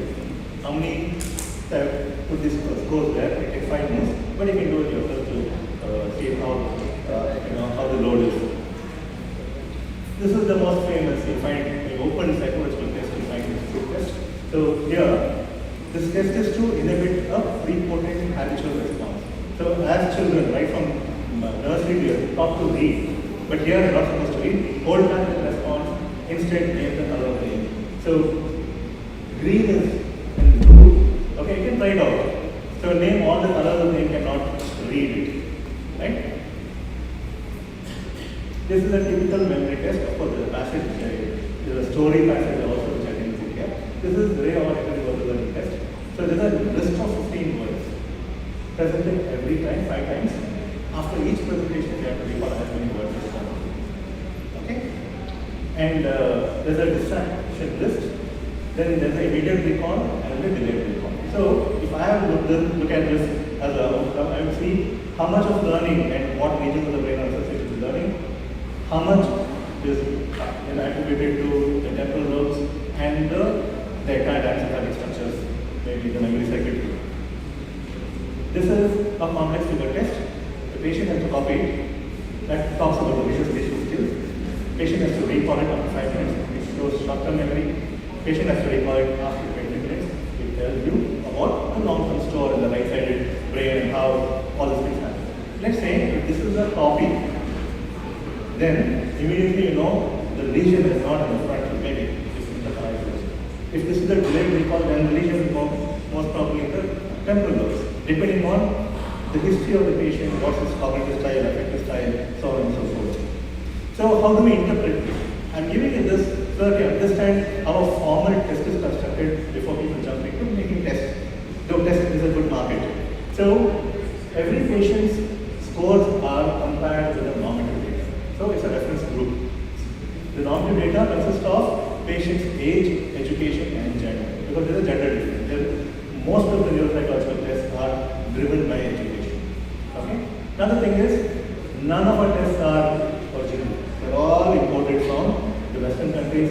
All tests are made for middle class white people.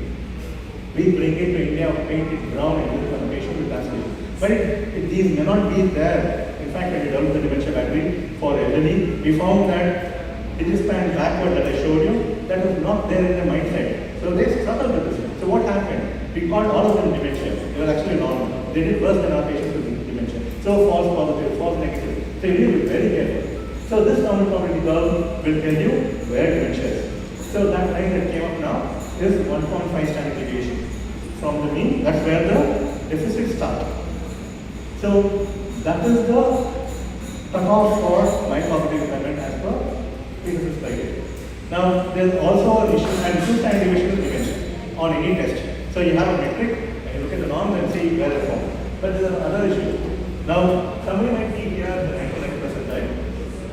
Okay, after MCI, at least not diagnosed, of course, because it doesn't meet any criteria, he may drop down to 58th percentile. That's the 0 on the mean.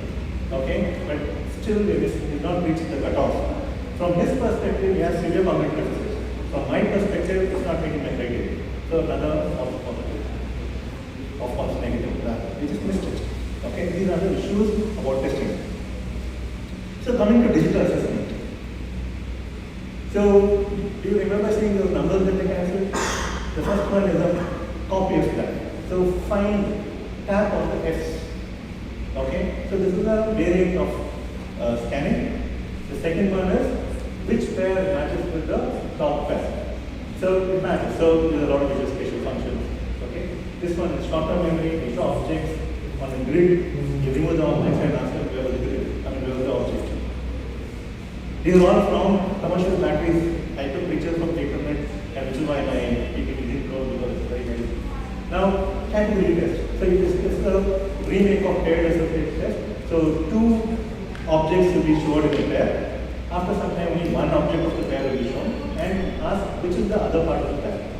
So maybe I don't know the answer. The second one is face name occupation test. So every picture that is shown will have an occupation and a name. So let's assume this man is John, he's a carpenter, and when you show this game and play this game, you get John's face, but he says journalist, yes or no. Okay, I mean this is the app development. This is how it's done. Okay, can be. So there's also something known as ecological validity, which means what does this test tell us about everyday functioning, or how do they? So the tests are all lab-based. So the tests don't really replicate real-life situations. So some of the tests are ecological valid, which means it's more realistic. So this could be an ecological valid test, glossary test. So every item on the glossary will have a price tag. So you see that item. So you have to remember the price tag of it. This one is, you can see this sign earlier. This is various kinds of memory. So anybody can do this.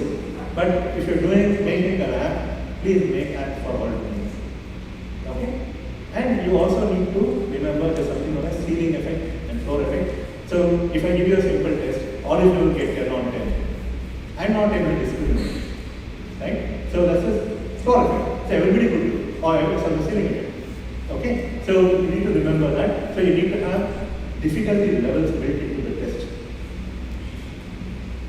So this is the famous NBAT test, which is used as a test, also used as a game. So the second part is a gamified one. I tell you about the first one. So there you see playing cards. So series of playing cards are presented.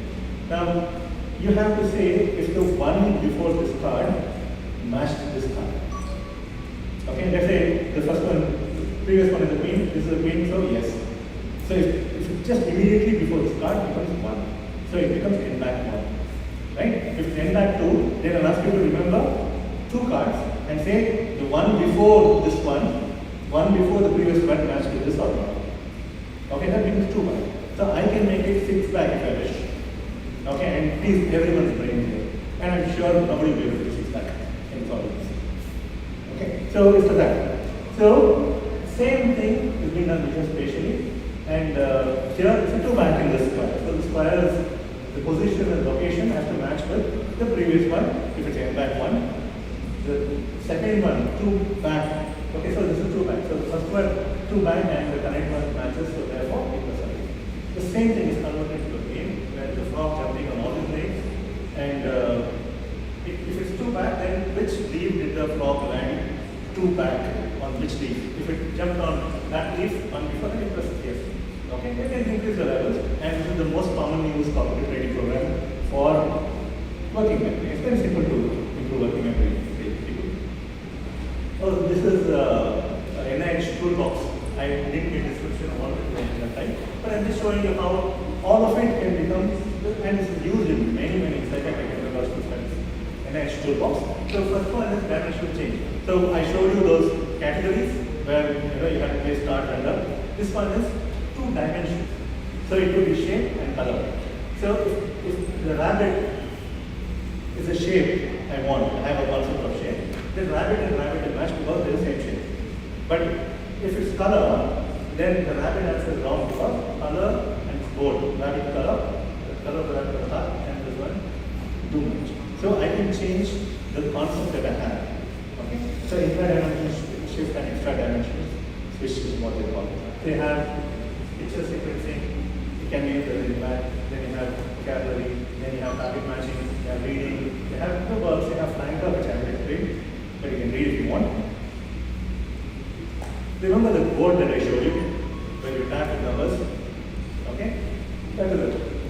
The board I said with numbers, you tap forward and backwards, is made into a digital game where you can tap, and this is how it's there. Instead of you tapping it, one cube gets highlighted or color will change, animated, and series of it. Then you need to, on a touch screen, tap, you need to touch them and maintain it to be backward or forward, and you still get the same thing.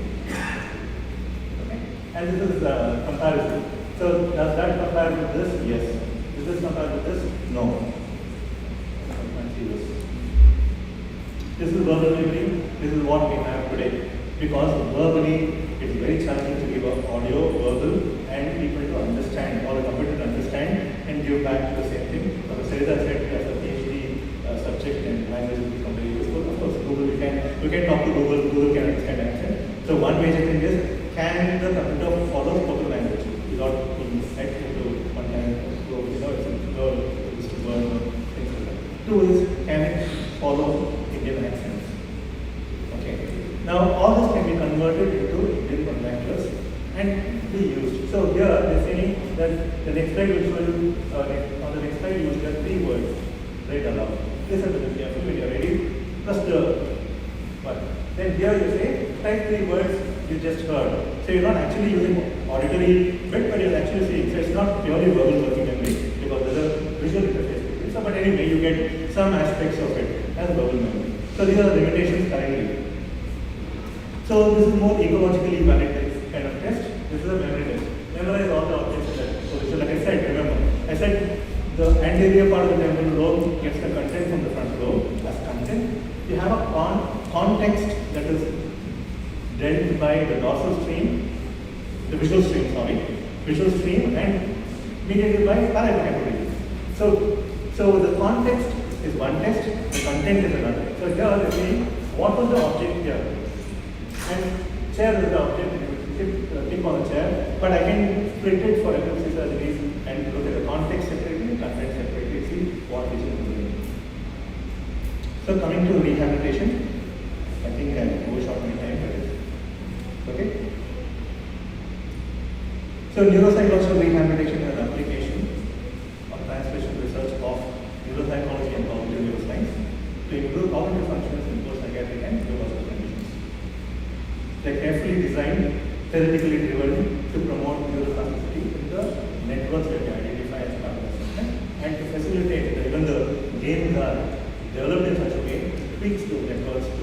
produce the plasticity. So, as we age and when we retire, okay, I met a bank manager a long time ago when we were doing some screening work. So I asked him, how do you spend your time? So one of the most important questions, if you can use it in the leisure, how do they use leisure? So he said, I have my breakfast, I read paper, have my breakfast, then sleep.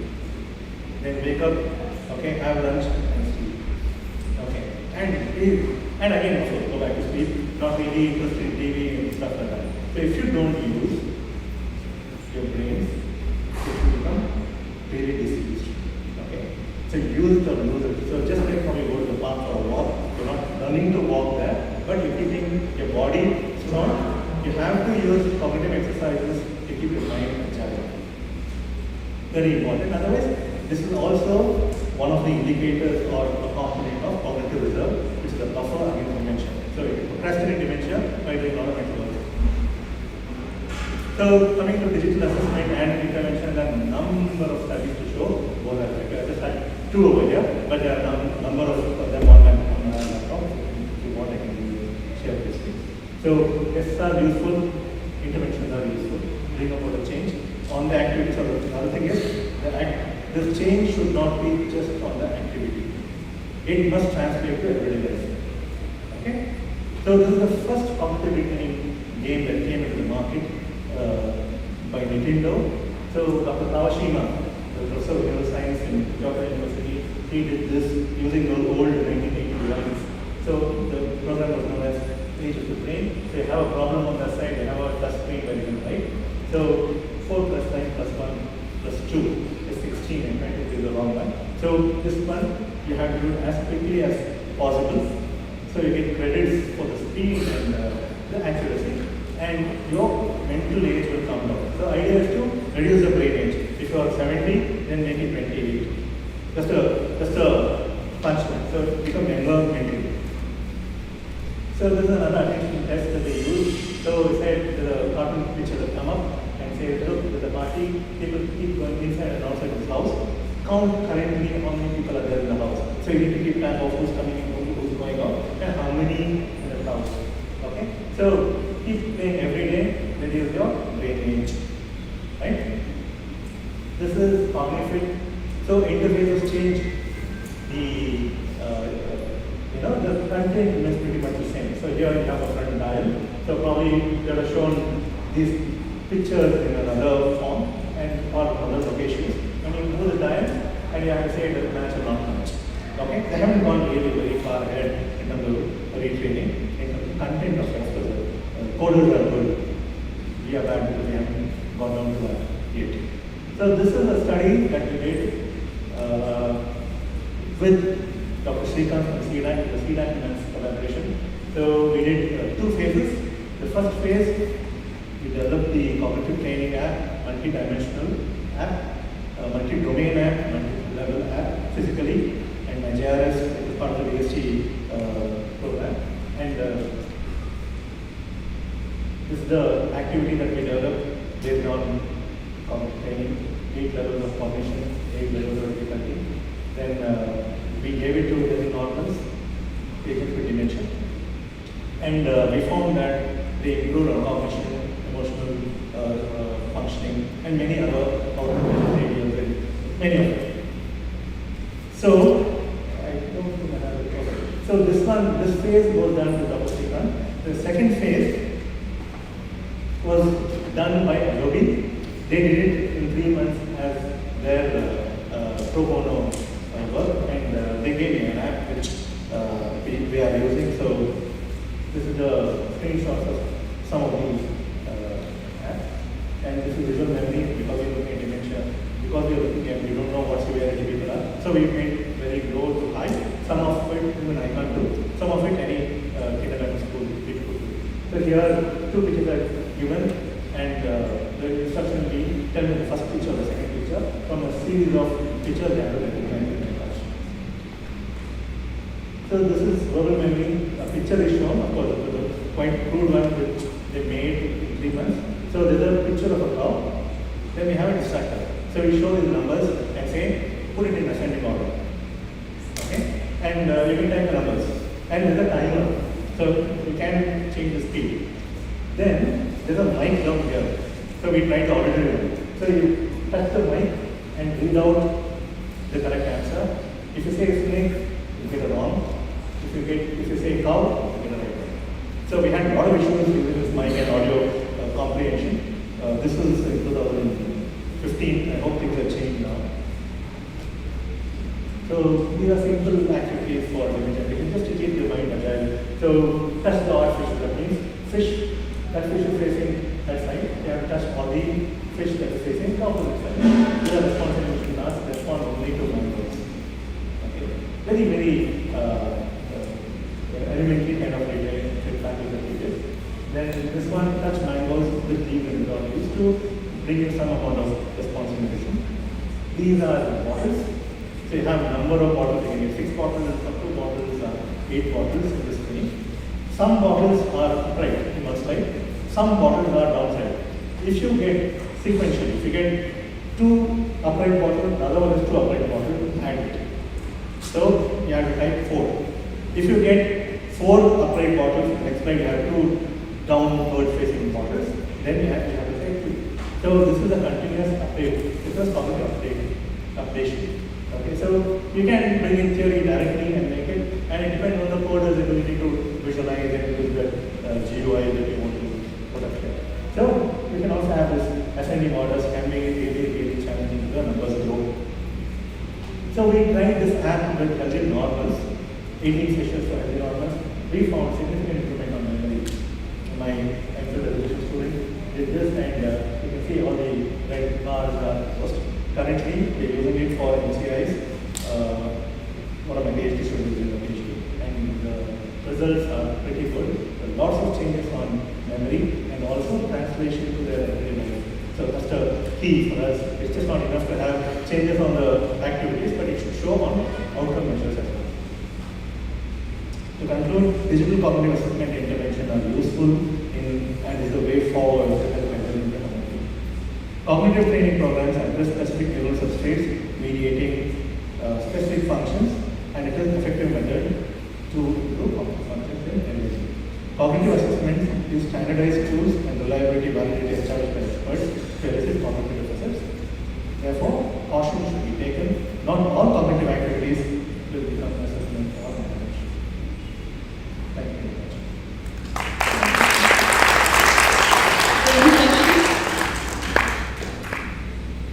Thank you for the insightful presentation, sir, with wonderful cognitive training things. I request Dr. Vidhu, sir, state aside.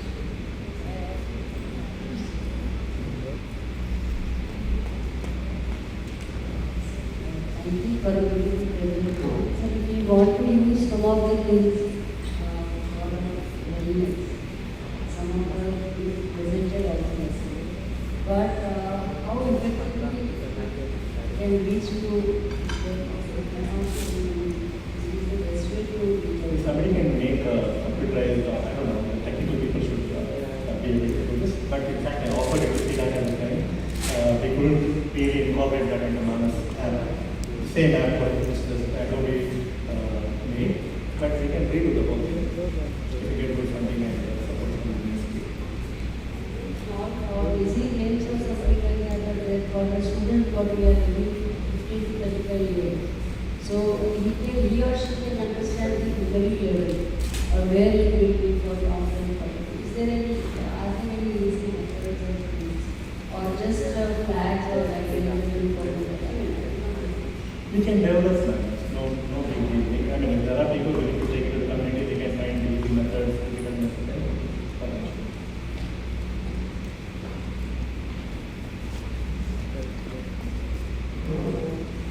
Thank you. Thank you, sir. Request Vidhu, sir, please come and take on.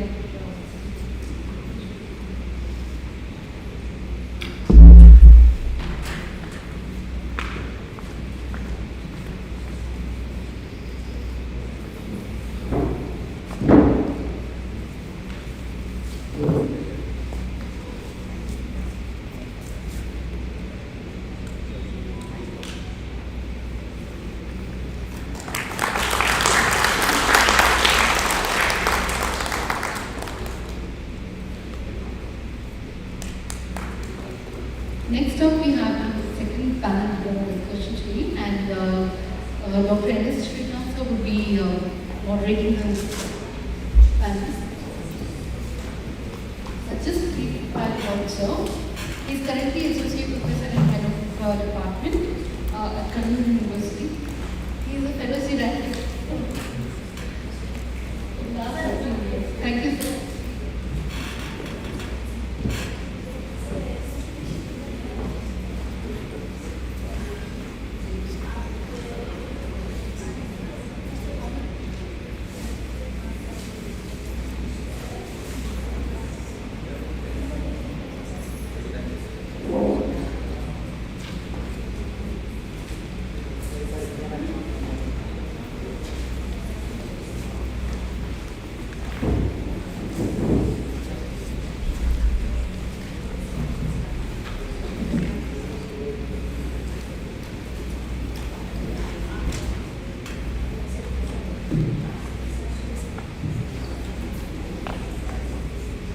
Good evening.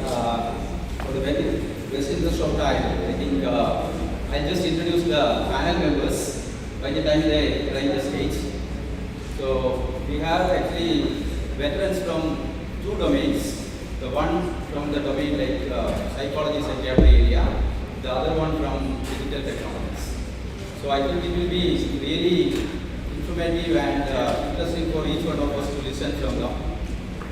So we have a very renowned professor, Dr. Smita Deshpande, and she has been served in Inaugural Hospital under Ministry of Health, Government of India for a long time and heading the psychiatric department and dehydration department. She was also involved in various very clinical and teaching and research activities in the area of health services. And during her tenure, I understand she was also able to set up a tobacco cessation service, and subsequently it got upgraded to a center for tobacco control in the department. I'm sure I think we'll be able to learn a lot from Madam. Madam, I welcome for the panel discussion. So next we have Shreyas Bindu Madhava. He was my boss when I was in C-DAC. So and he served in C-DAC for more than 35 years. And he was a scientist G and senior director, and in fact he was heading center for some period during his last retirement time. And currently he is working as a chief operating officer of Power Grid Research Center of Excellence in Cybersecurity at Indian Institute of Science, Bengaluru. And he is a chairman and fellow of various computer society forums including IEEE, CSI and many such things. And he also recipients of various awards, which even include IEEE awards from IEEE and Chartered Platinum Awards from CSI and many such things. So I welcome you to the panel discussion. So next I would like to introduce Lieutenant Colonel Dr. Pradeep Yadav. Of course, I think it was quite interesting to talk to you yesterday. And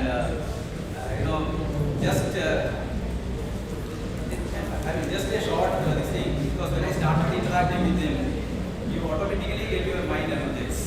So I think that's the way a mental health professional should work. So I really appreciate your way of approaching to people and talking to people.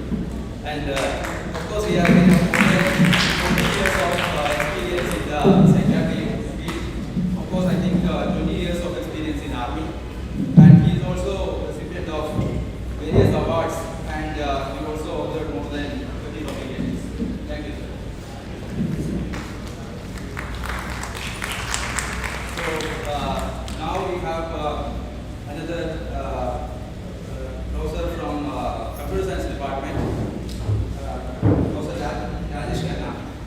He is from Rajiv Gandhi National Institute of Youth Development, and his research interest includes artificial AI and machine learning, and specifically computer vision and digital image processing areas.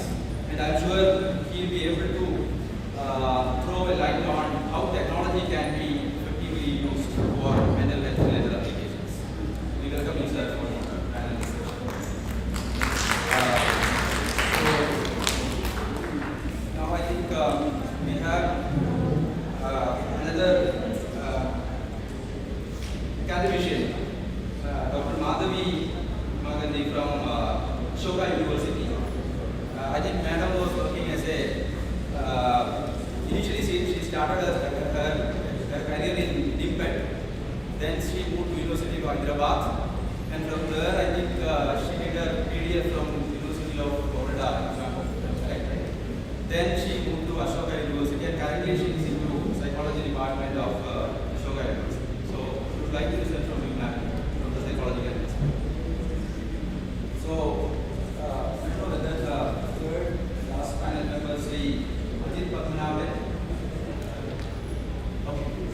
So I'm sorry I couldn't talk to you. So Ajit Padmanabhan is a founder and CEO of who we are. And he's also a TEDx speaker, and he worked in Infosys more than 18 years. And I think he also introduced the AR/VR based startup out of Bengaluru, and specifically put a mission on how can we basically use in the area of tourism, arts, and such kind of things. I'm sure it will be a great experience to participants to listen from you, like such kind of AR/VR concept, how we can effectively utilize it the mental health and well-being. So now with these words, I think I request all panelists to come forward and reply the same.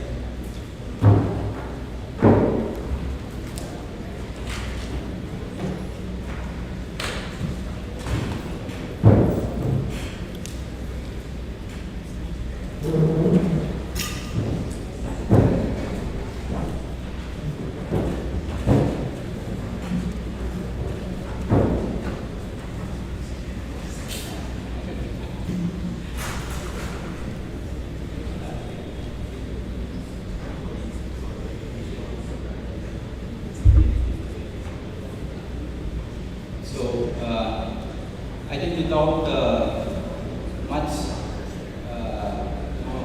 discussion from my side, because this topic is a very hot topic, and we all know that IT and ICT, involvement of IT and ICT involvement cannot be, you cannot just neglect it at this point, because even if you wanted to start a small van hookah shop, you need to have at least some percentage of investment in IT through some kind of a ATM or such kind of mechanism. So the presence of IT and ICT enabled technologies cannot be undermined now. So at this juncture, this topic have a lot of involvement, a lot of interest from all the participant sides.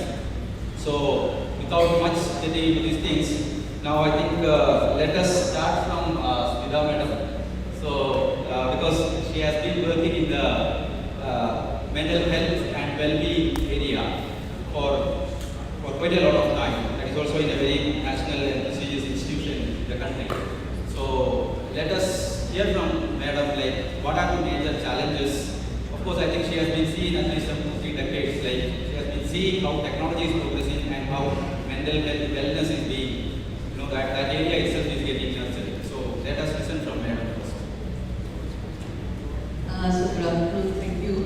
I'm going to be the opening batsman, and that's always a difficult position to be in.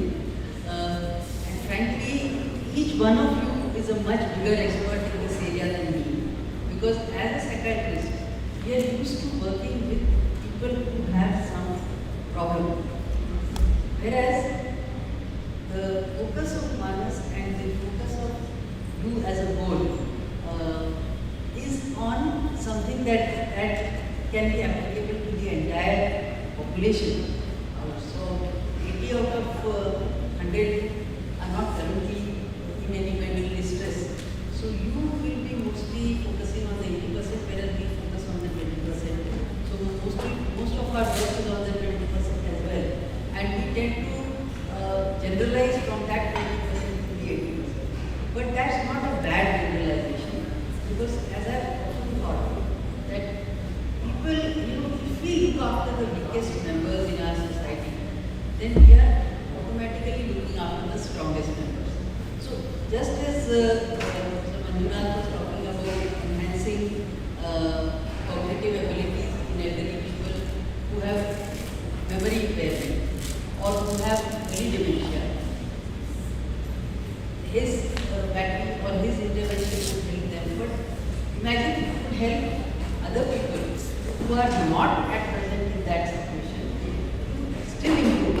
So if we adopt healthy practices, even apart from whatever we learn in that particular space, we will be mentally healthy as well. So I agree with that contention that physical wellness contributes or is one of the biggest contributors to mental wellness. But remember that mental wellness also incorporates social equity and social integration, a responsibility of the individual to the entire society and vice versa. So many of our mental wellness sites seem to be operating at the individual level. But we need to see that that individual is part of the whole. And therefore, these apps, these interventions, all these other things should be able to address a larger group as well. Not just a small part, but a bigger part as well. As ma'am was talking about children, as children with developmental disabilities, if there is an app which addresses the child, it should keep the parent engaged as well, or the caregiver engaged as well, so that there is always some amount of eventing in that. So, I would love doing puzzles all on my own, but for how long?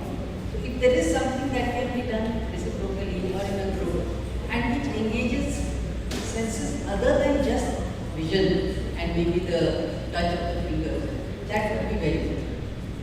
Already information technology is incorporating speech to some extent, but then we have 5 senses and we have our social sense.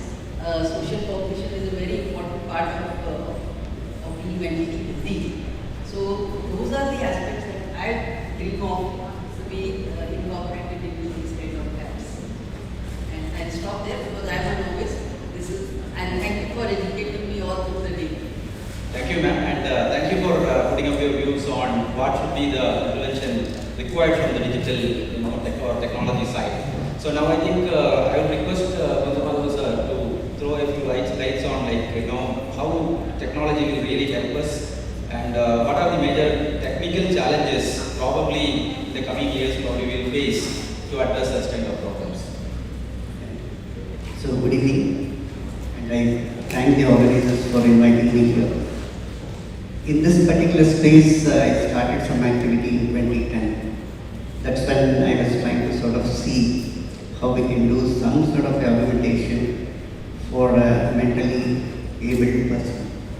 So that's how I just had some interest in this particular space and started. So coming back to this particular 2 projects, Sadhya, which was spoken high from morning, and of course MANAS. Right, these 2 are again the things which are going to address the limitation of a person who is having something in his brain. So what I am, since I am on the other side as a back with Madam, okay, so she spoke about the technology. So I just wanted to context what is the technology today. So we are talking about static things which were operational. What the visionary like Madam wanted us adaptive. So the spectrum has to move from static to action. From digital intervention to artificial intelligence. I think people spoke about artificial intelligence, different forms of artificial intelligence, generative, explanation, responsible. Might be some more things will come. But having said that, in this particular space, since I've lost touch with the subject, I made tools or the applications what are required is to support the well-being support. The next is the monitoring. The third one is the treatment, and the fourth one is training. So this is the complete ecosystem what is required. So it is not a simple app or an analytical tool. So it is the complete ecosystem which end to end has got a workflow. So that's what is the need of the hour. So in order to do this, because the domain specialist is always far ahead in the domain, but as far as the application of technology is concerned, technology is far ahead than the domain. So how do we marry these two things together? So that is why these days in technological space, people are trying to address this in two folds. One is trying to sort of have sustainable technologies. The other one is the disruptive. So yesterday I was, or last week I was just seeing my daughter purchased one iPhone flip. So in that, if you point to your face, it gives the emotion. So 10 years back, I had seen a Redmi phone which, if you point at your face, it tells the age of you, almost close to some percentage. Might be, these are all some of the things which will happen. Even without the apps being there, just the smartphone being sort of penetrating and being used by everybody. So this gives us a device. What is the thing happening? Of course, it is like I was just thinking what to say the exact analogy. It is like there are a lot of tools which are available for downloading, creating your own horoscope. But you will not be able to interpret what is the thing happening, right? That is why you go to an astrologer. Similarly, these tools might be able to give us some report, but will not be able to sort of go into this particular space. So, as far as now it is concerned, this is a technology, what we have to do, and it should be the complete ecosystem which is come in place. And the jargon which will be used from tomorrow, why I am telling tomorrow is that tomorrow might be anything. 1 year or 10 years down the line is metaverse, where we will be able to have the avatars of doctors will be able to answer the gap which is there for so many patients to doctor ratio can sort of narrow. This is my view. Okay, sir. Thank you, sir, bringing such a nice points, which even including bringing metaverse probably to augment some of the clinical services. So I think it. So we have to wait and see how that such kind of intervention will really help us, or maybe it will create more problem. Anyway, I think now let us listen to Pradeep Yadav, sir. So would like to get a view on what are the practical challenges probably when we put such kind of digital systems in place, and probably what are the possible gaps you are seeing in the present context.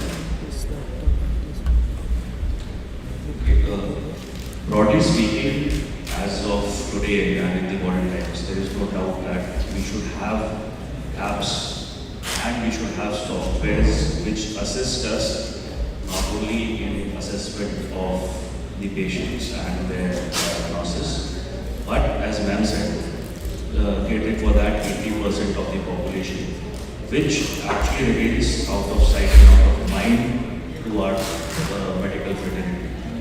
Because the community psychiatry is not that great in our country because of logistic and economical reasons.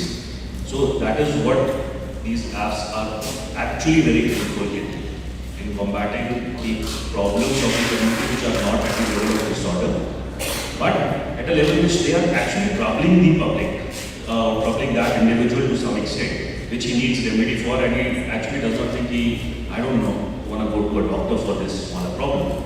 But if that solution is available to him, that solution will be much more acceptable to him. So that should be the aim of all our apps that we are developing. Because if we go towards the treatment part, then it becomes a little complex and more of legal, ethical, or those issues start coming. So aim for that.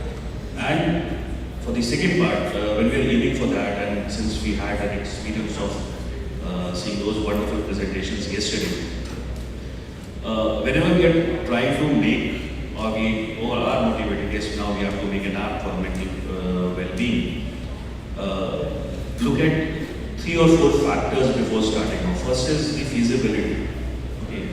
So many times we have a very large problem statement, okay, or we are incorporating 4 or 5 things in our problem statement, and then perhaps our efforts are misdirected, or we start putting in too many things. So the quality of that product goes down. Second is there a novelty in our product? Okay, what is it that we are offering the individual now which is not there? Maybe it is there, but we are now offering it in a complete different platter which is much more acceptable. And for these things, we need to have a strong research to be done.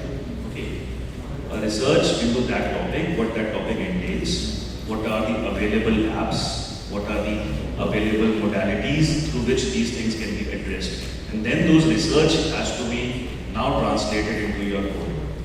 So we're talking since morning, I don't know, giving the example of MANAS again, I don't assume it should not be redundant, but since we saw it developing before our eyes, okay, so AFMC developed only 3 modules, okay, sleep, mindfulness and social connectedness, which are applicable to all of the people in general, number 1. Number 2, the product that you saw, it required almost a year of research by 2 clinical psychologists who were PhD, apart from the principal workers of our department.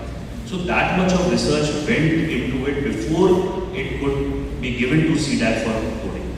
Okay, so each and every statement that is there is a product of multiple of readings and multiple of derivatives that we derive from that. So that purpose is very much important. And the last which I think is a collaboration. Okay, so we are at a loss when we are only aiming, for example, if I only plan to make it, I don't know will it be feasible on screen or not. And if a technical individual starts making it, he knows it will come out on the screen, but is the content good enough? So until unless we have very strong collaboration between 2, 3 or 4 people who actually matter in that issue, तब तक we wouldn't get it. Okay. It's like, you know, you order a chicken biryani, तो biryani को chicken बन गया, but chicken है. Okay, so for that you require to have each and every product in that correct manner to be there. So with this thing in mind, if we just start off simple, aim for 2, 3 things with a good research and a good outcome measure, then of course it will be feasible. Thank you, sir. Thank you for making it very clear that all these kind of digital interventions required the quality cannot be compromised, and as he rightly mentioned, I think it should be innovative. So if your product or application is not really innovative and it's not really qualitative, you will not be able to survive, and I think people will not use it. And a good amount of research is required. I think he has clearly highlighted the point. Now I think let us listen from Sri Ajit Pathanabhan, the industrial perspective of including the digital technology in the mental health well-being. I would like to listen.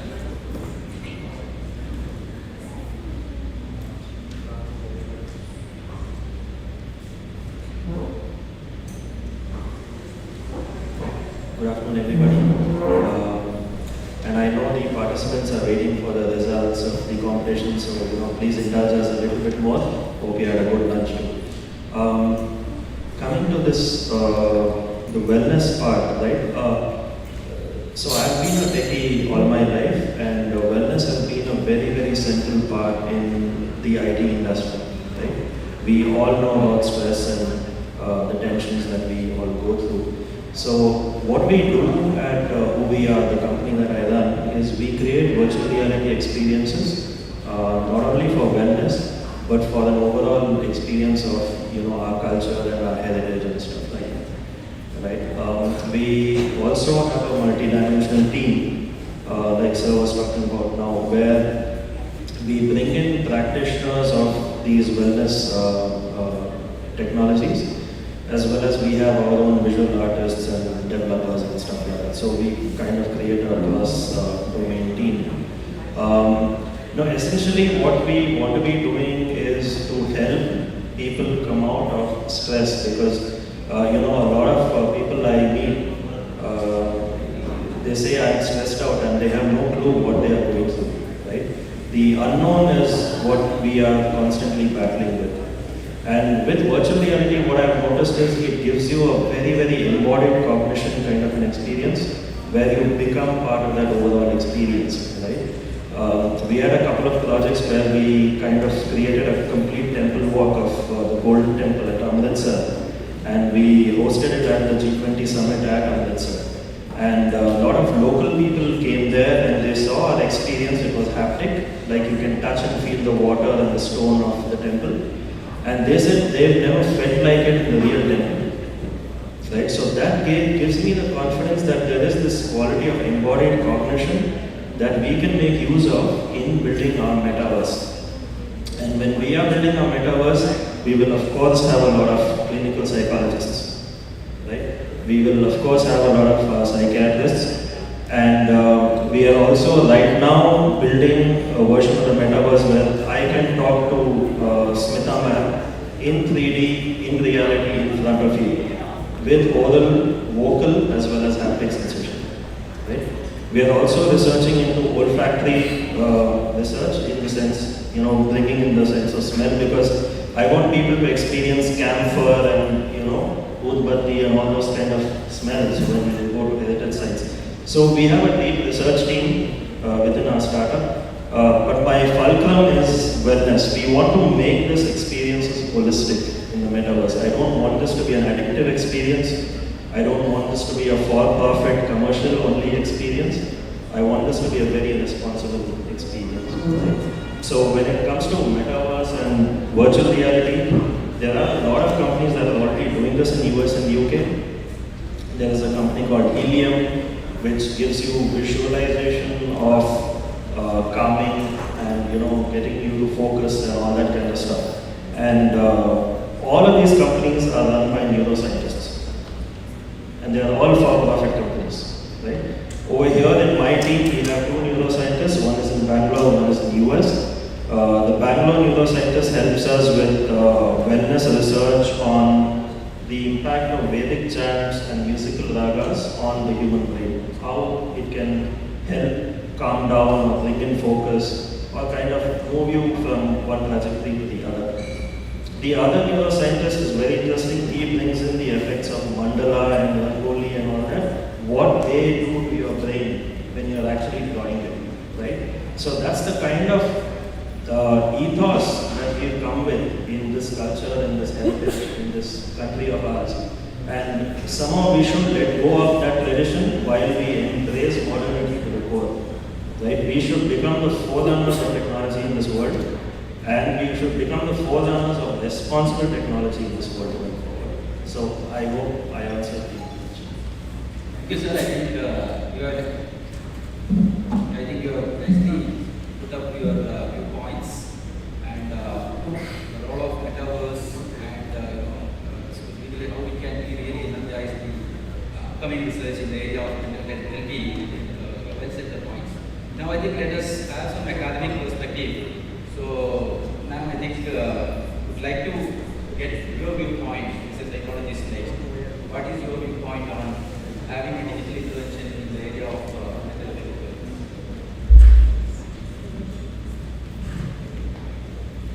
Thank you very much. In terms of digital intervention and most of this, I work in the areas of maternal and child mental health, and especially working with infants and parents. Digital interventions are something that's very important because most of the ideas of intervention not so much related to treatment like what Dr. Pratikata has actually mentioned, but most of the interventions related to maternal and child health are more prophylactic, more of prevention based, more in terms of where we are providing information to the parents in terms of giving them about how to improve play activities, how to improve most of the cognitive or socio-emotional aspects, how to understand their child, and also and if we were to integrate a lot of this metaverse and virtual and all of this, most of the digital interventions targeting parents in terms of improving their parental abilities, providing information related to child development. So some of those are kind of most feasible interventions that can be effective, and like what Dr. Smita was telling, targeting the 80% of the population in general, because most of these kind of interventions are generally there, and we know, and most of the interventions need to be evidence-based interventions coming from a lot of research backing. Whether these interventions are being effective or not should be tested very much, and then the scalability of this intervention should be taken up.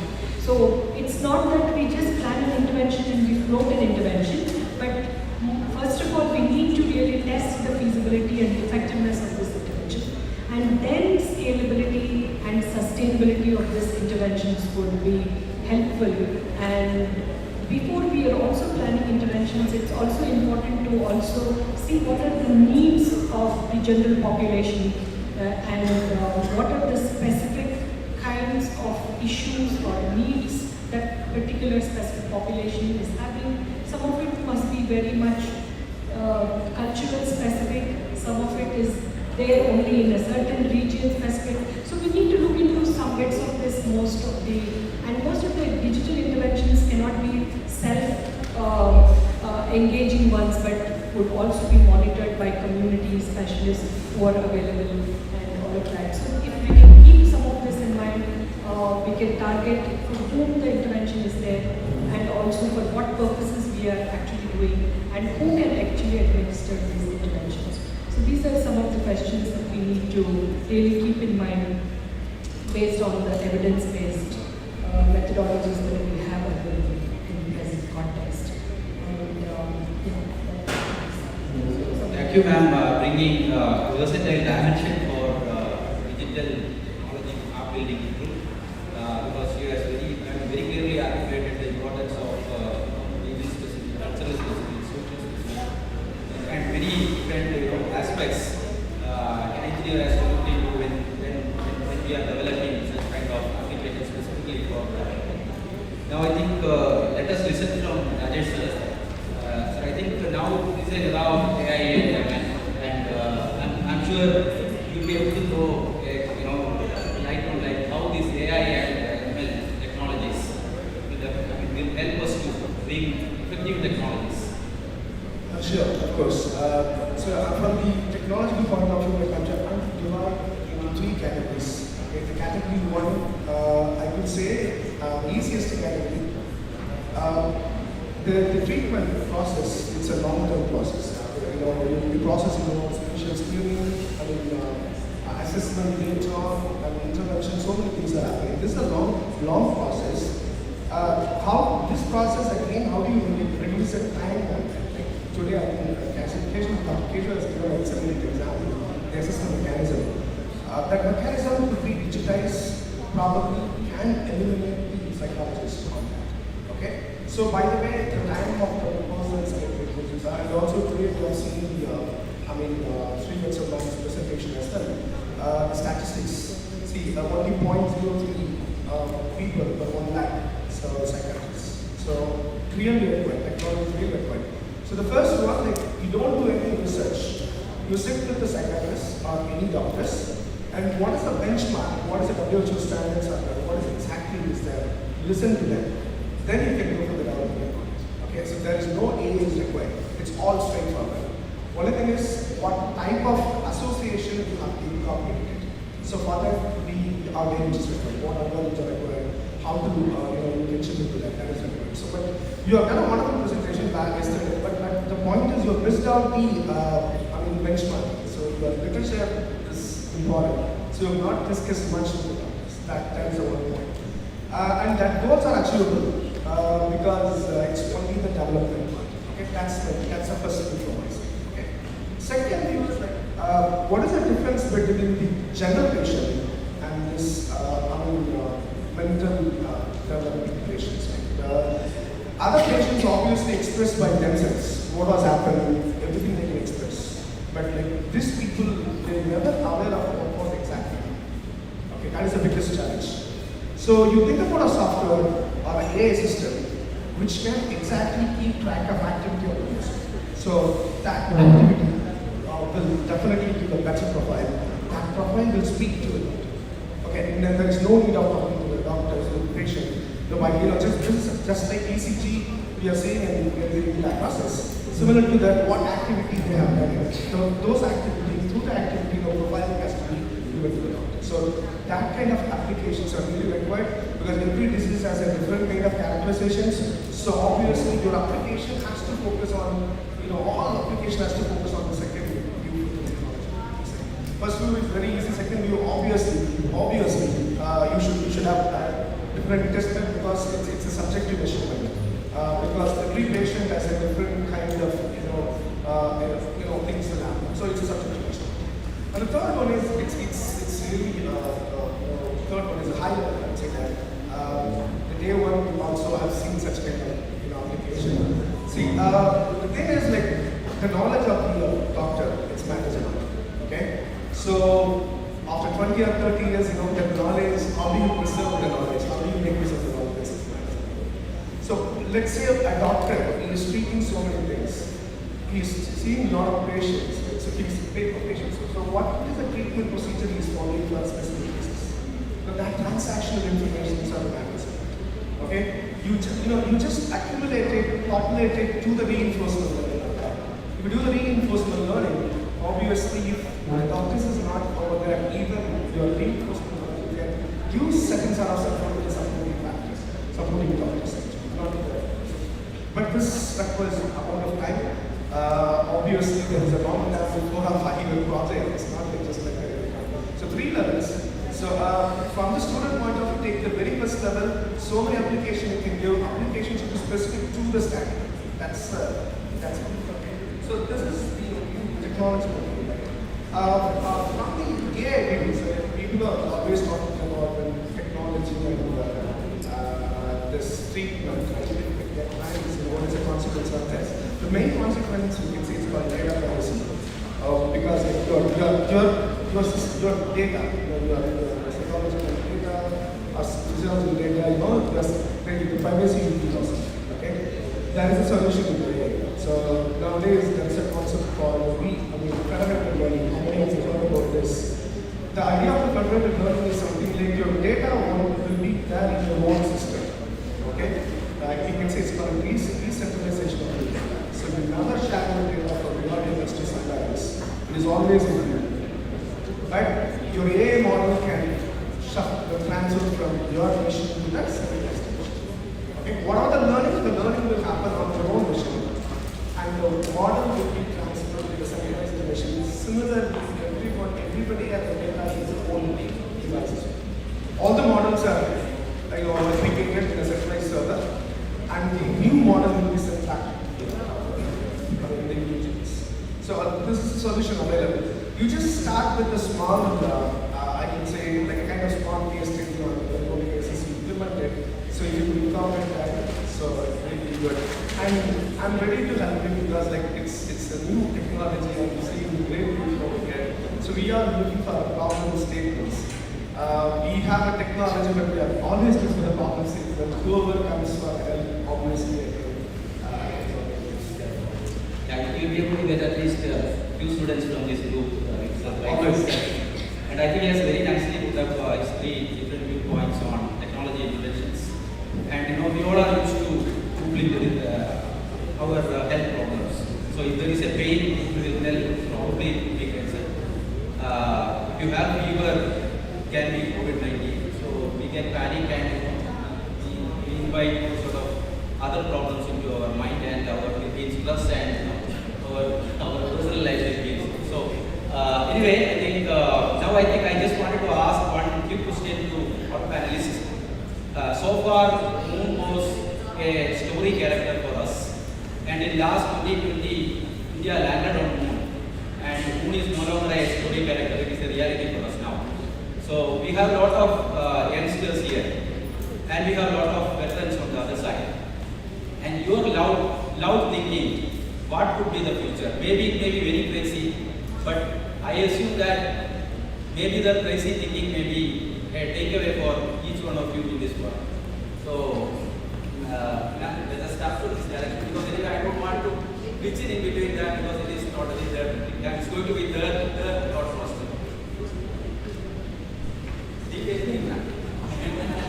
I don't know what to say. Again, I'm the first batsman now. So, what could be the most craziest thing would be about, I mean, because I work with babies and infants, I feel infants being able to use these better words, and instead of being able to talk to parents, I think they'll start to be interacting more with the virtual and augmented world. So that would be the most craziest thing. And for them, everything would be virtual. Now that they can also feel and olfactory is also coming, I don't know, the world would be super crazy with babies who are all these digitized babies who are all born into this virtual world, I guess. And the next generation of babies will be more demanding in some sense. I guess. That would be the craziest thing I feel. And parenting has to completely change now, yes. So we'll have a new set of babies and new set of parents. Two scenarios struck my mind when you talked about the craziest thing. In this situation, the craziest thing I can think of is going back to the traditional patient-doctor model, where the patient always has to come to the doctor. Everybody is a patient, and the doctor knows everything. But at the other extreme would be this robot who knows everything, and where there is no doctor at all, just the robot does everything. So, and anything in between will also be a possibility. Okay, I think I started the word metaverse. So let me just go ahead, because the next thing is this 5Gs and 6Gs communication, right? So the 6G is Internet of Senses. So Internet of Human Beings is what I am seeing that can happen. So senses and human beings. So that is what is. So nothing related to mental wellness or something. If sir can help us, to go back and relive my school days and college days again somehow, you transferred me out to there. So that is one thing I would want. And secondly, since we are in Bangalore and it took a lot of time from coming from one place to the other, if you could develop something about teleportation, I will be very, very grateful to you, so that I can just disappear and reappear. Yeah, from my side is like, so whatever the technology you go with that, try to connect some tradition. That's the value for this. Like, so even our forefathers have done something, we don't know the meaning for it, but still we are using it. You just keep the same intact on the technologies. We do it so obviously, things will be utilized. So you are not like, I don't know.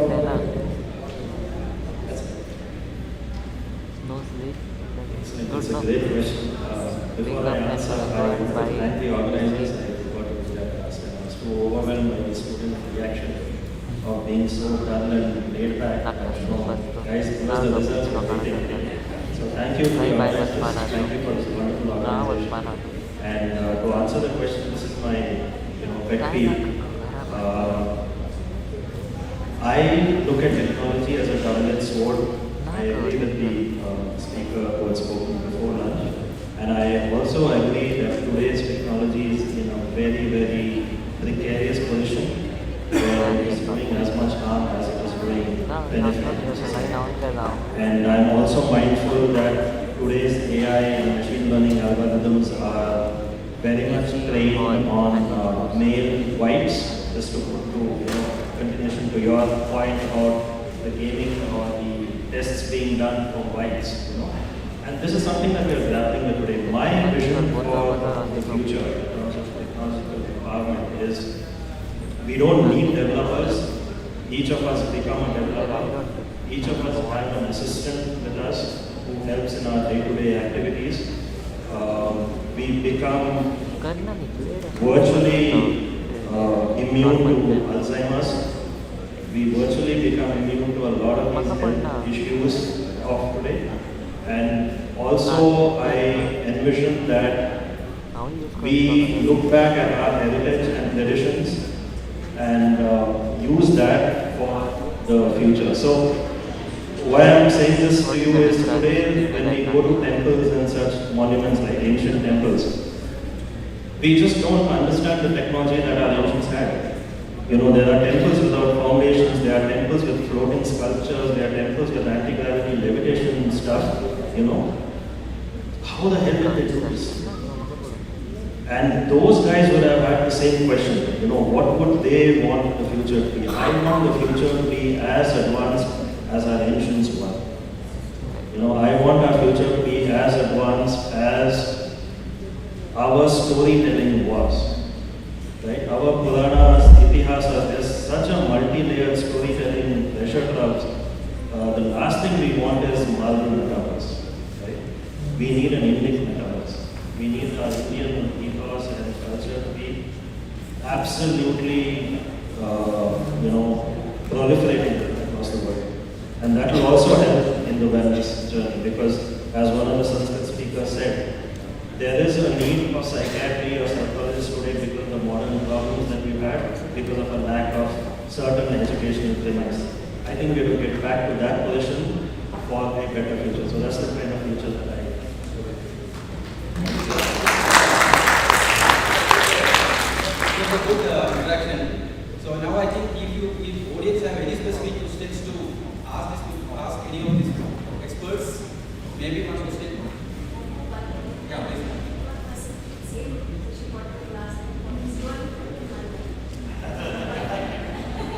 So actually, I dream something different. Like, see, basically, human beings have multi-sensory capabilities, like audio and video. So this audio and video we are able to properly digitize it and transfer it and duplicate it wherever we want. But other three sensory capabilities, like your olfaction, your smell-related capabilities, taste, and the haptic, we are not able to properly digitize and transfer to the other side of the world. Still, we are lacking that technology. So, in that way, I can say digital world is still a disabled world, and we are still depriving the other three sensory capabilities. So, I dream a place where if somebody is sitting in Bengaluru and having a biryani, and by sitting in Kerala, I should be able to get the same taste of biryani through some digital media, and I should get satisfied so that I don't need to travel all the way from Kerala to Bengaluru to just to have it. So, no need to eat at all. And probably, tomorrow foods may be getting replaced with the rechargeable batteries. So, you will have a cartridge and keeping somewhere in your body, and that will get charged for next few months. So probably I think that kind of technology may come in the world because anyway we are seeing some of the researchers like Neurospsychological project and things like that. No, actually anyway that is a good question to take. And please contact C-DAC for that. There is electronic tongue and nose already available. So your two sensors are augmented already. Okay? And I think the distance to whatever the smell and whatever the sensors are all available. Please contact C-DAC. So maybe I think for the best interest of time, we'll take a couple of questions. Yeah, yes, ma'am. Yes, ma'am. Please, ma'am.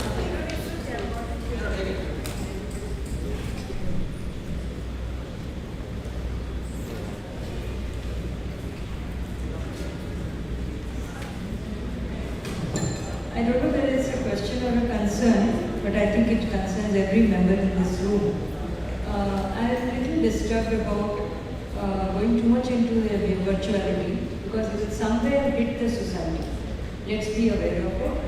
I am very true about it because earlier in the societies we had people in the models, social models and families, but now the families are becoming smaller, shrinking down, but the distances are increasing and the cultures are becoming so integrated. There's a lot of room for somewhere we need to talk about what is the ultimate goal of humanity. So I don't know why the team here of MANAS has not thought of it. I don't see the flavor of it in the whole model. So my concern is, please look into this. This is a very, very scary situation in the society. When you look at the psychosocial factors, you find young children getting engaged into very abnormal sexual behaviors. Where is all this coming from? Are we really giving the model of virtuality to the extent that you can get away with anything? Is this the value system we want to end up our future societies into? So I'm really worried about that. And I think we need to address this mostly into well-being of humanity. This is my major concern. I don't know if you can treat it as a question or not.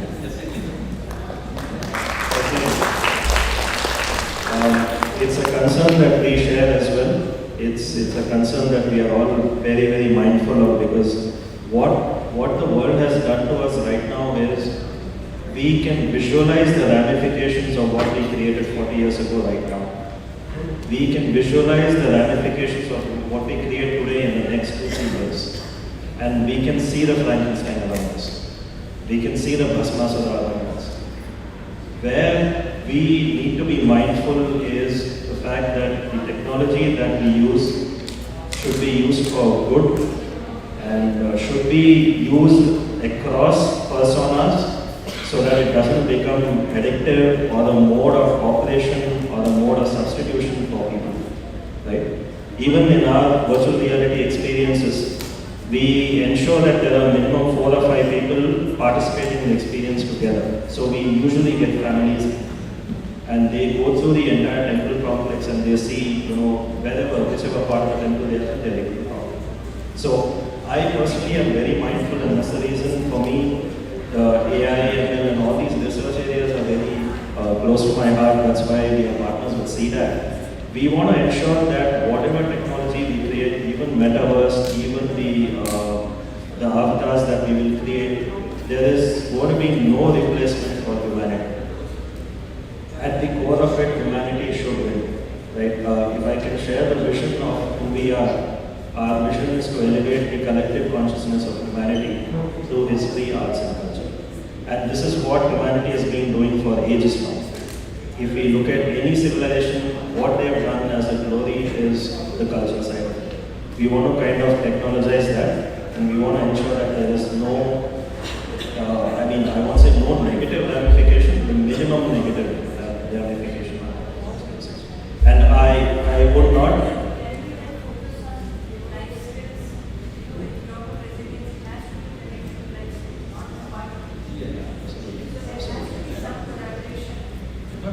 Two factors do really matter what you said. One is that every technology that is there, particularly in the medical field, should start off where it is just complementing the way that we treat illnesses. It's not a replacement, and it's not something that should be followed solely on that. It is just a complement to it, number one. Number two is there are no regulations which actually the government of India should take up. There are no regulations on the OTTs, there are no regulations on the apps, which actually needs to be taken up very, very seriously.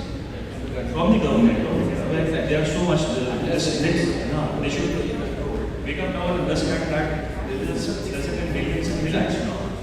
And they should wake up to the fact that it's not only development, but also have a very regulated body on it. So I think quickly you can ask your questions because you raised your hand first. Yes, thank you for providing opportunity to be part of Hackathon and sharing ideas. So I really thinking when you ask the question that what you think for the future exceptional, like it should be fancy or what. So as we are here discussing about the technical aid which can help to achieve mental well-being, and we have proposed a lot of solutions also for it. And the other end we see that Elon Musk, who is famous for experimenting with different things, experimenting with the mental chip which will interact with the neural connections and help to prevent paralysis and eye-related problems. So I just want to know from your side, do you see a future in this regard that that kind of chips can help to achieve mental well-being also? Or it will disturb the whole thing? I think there are already works in the area of Neuralink chip, which is indicated by Elon Musk. So he has already clinically proved. I even though there were a lot of controversy on that, like using a neural chip inserting a chip into human brain and controlling some of his feelings and things like that. But right now, I think the research said that maybe from this lab itself, the report says that he's using for specific problems like people get into an accident and he lose control over his muscular control. So he wanted to draw the signals through the brain so that he'll be able to move his hand and things like that. I think research is happening in that line. So, should we start thinking in this direction? Definitely. I think there are processes and I think there are a lot of researches which are happening now. I think the best part of the future is that anything is possible. So the stage is getting got now. So I'm getting warning bell from the organizers. So I think we have seen the different viewpoints of different domain people from the medical, psychology, technology, industry, and as well as some people from audience.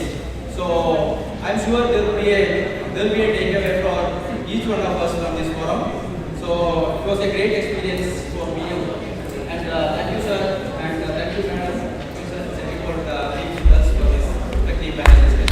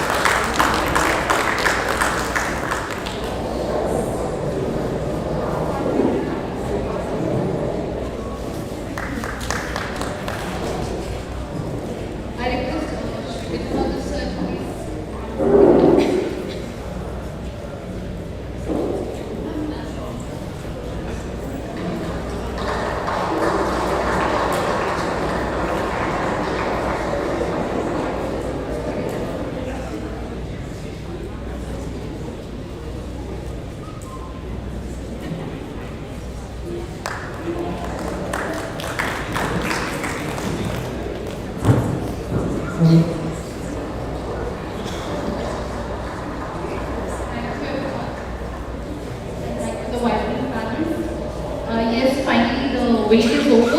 All the participants have been waiting for this very moment. And I request Dr. Sarita to take over the mic.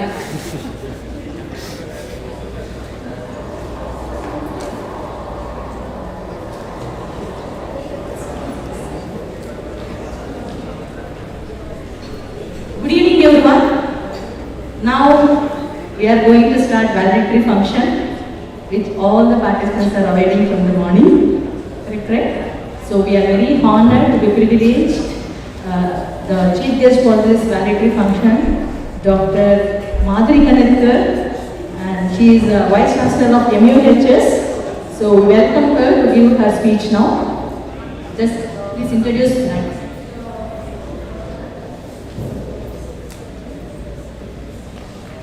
Dr. Madhuri Kanetkar, she served as the Deputy Chief of Integrated Defense Staff Medical under the Chief of Defense Staff.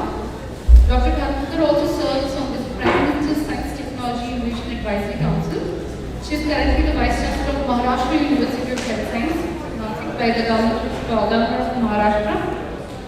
So, to you, ma'am.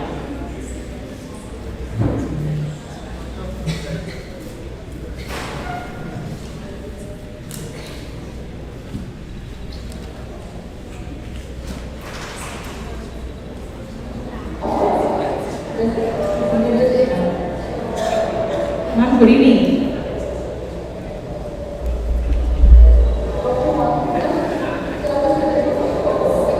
Hello, Madam, good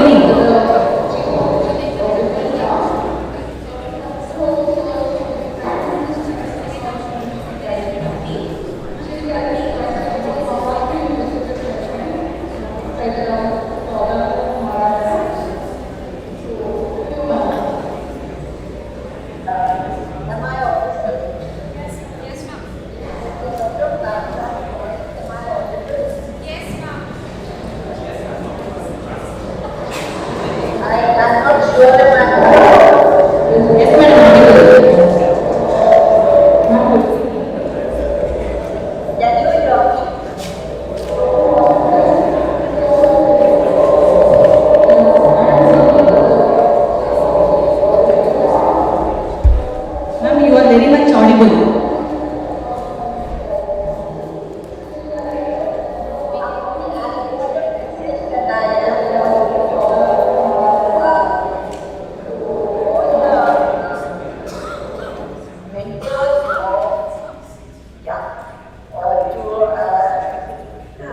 First, thank you, Sarita, for inviting me to address people for this valedictory.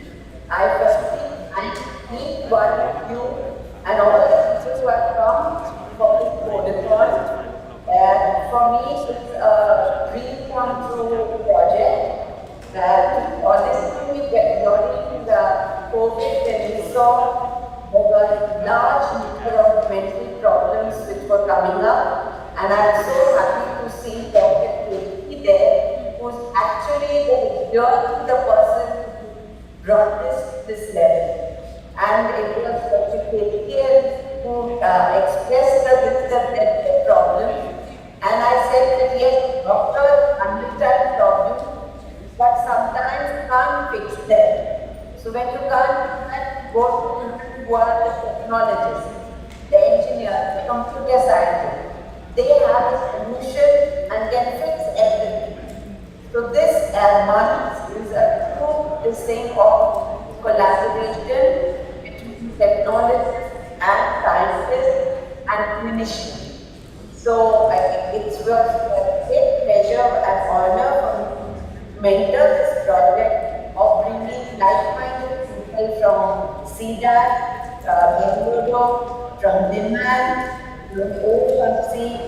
and the psychiatrist to envisage a plan to bring mental resilience, to increase mental health among our society. And in that, though we had a huge all age groups, we thought let us start with young adults. And that is how this came to be. And I think it's a great day because during this occasion, I am told the iOS version is also available, and if we should be able to reach maximum people who want to have a good curated method to bring in a mental wellness, a peace and happiness, increase happiness in society. I mean, this was the overarching of developing MANAS as a normal augmentation system. But what is more important is why we develop codeathons like this. We need to become a people's program, a people's participation to bring in solutions in different innovative ways, and we can bring gaming, we can make it fun to interact with MANAS. And while that is happening, anonymous device data be available for future trends to understand what is happening in society, to analyze that, keeping data privacy and individual everything in this form. I mean, that is the architecture that is developed, and I'm sure this is just the beginning. And I wish everyone well. And I want to especially compliment some of the students who I've told have participated in this protocol alongside with experts. And I think that is what brings a novelty and take this forward. I really wish all the participants, all the winners, actually everyone who participated is a winner, because I'm sure there would be ways if you are not stuck or chosen as the best one, just means it's work in progress, and there is scope to do better. So with that, I really wish all of you the best, and in particular the team which has worked so hard to put the project one together. Thank you so much, and Jai. Ma'am, thank you so much for presenting over this function and reach all the participants, mentors, and our domain experts also is there, jury committee people also there. They are all really overwhelmed with your speech. Thank you so much for joining with us. With your permission, we are going to now announce the winners, runners and runners-up for track 1 and track 2. Shall we, madam?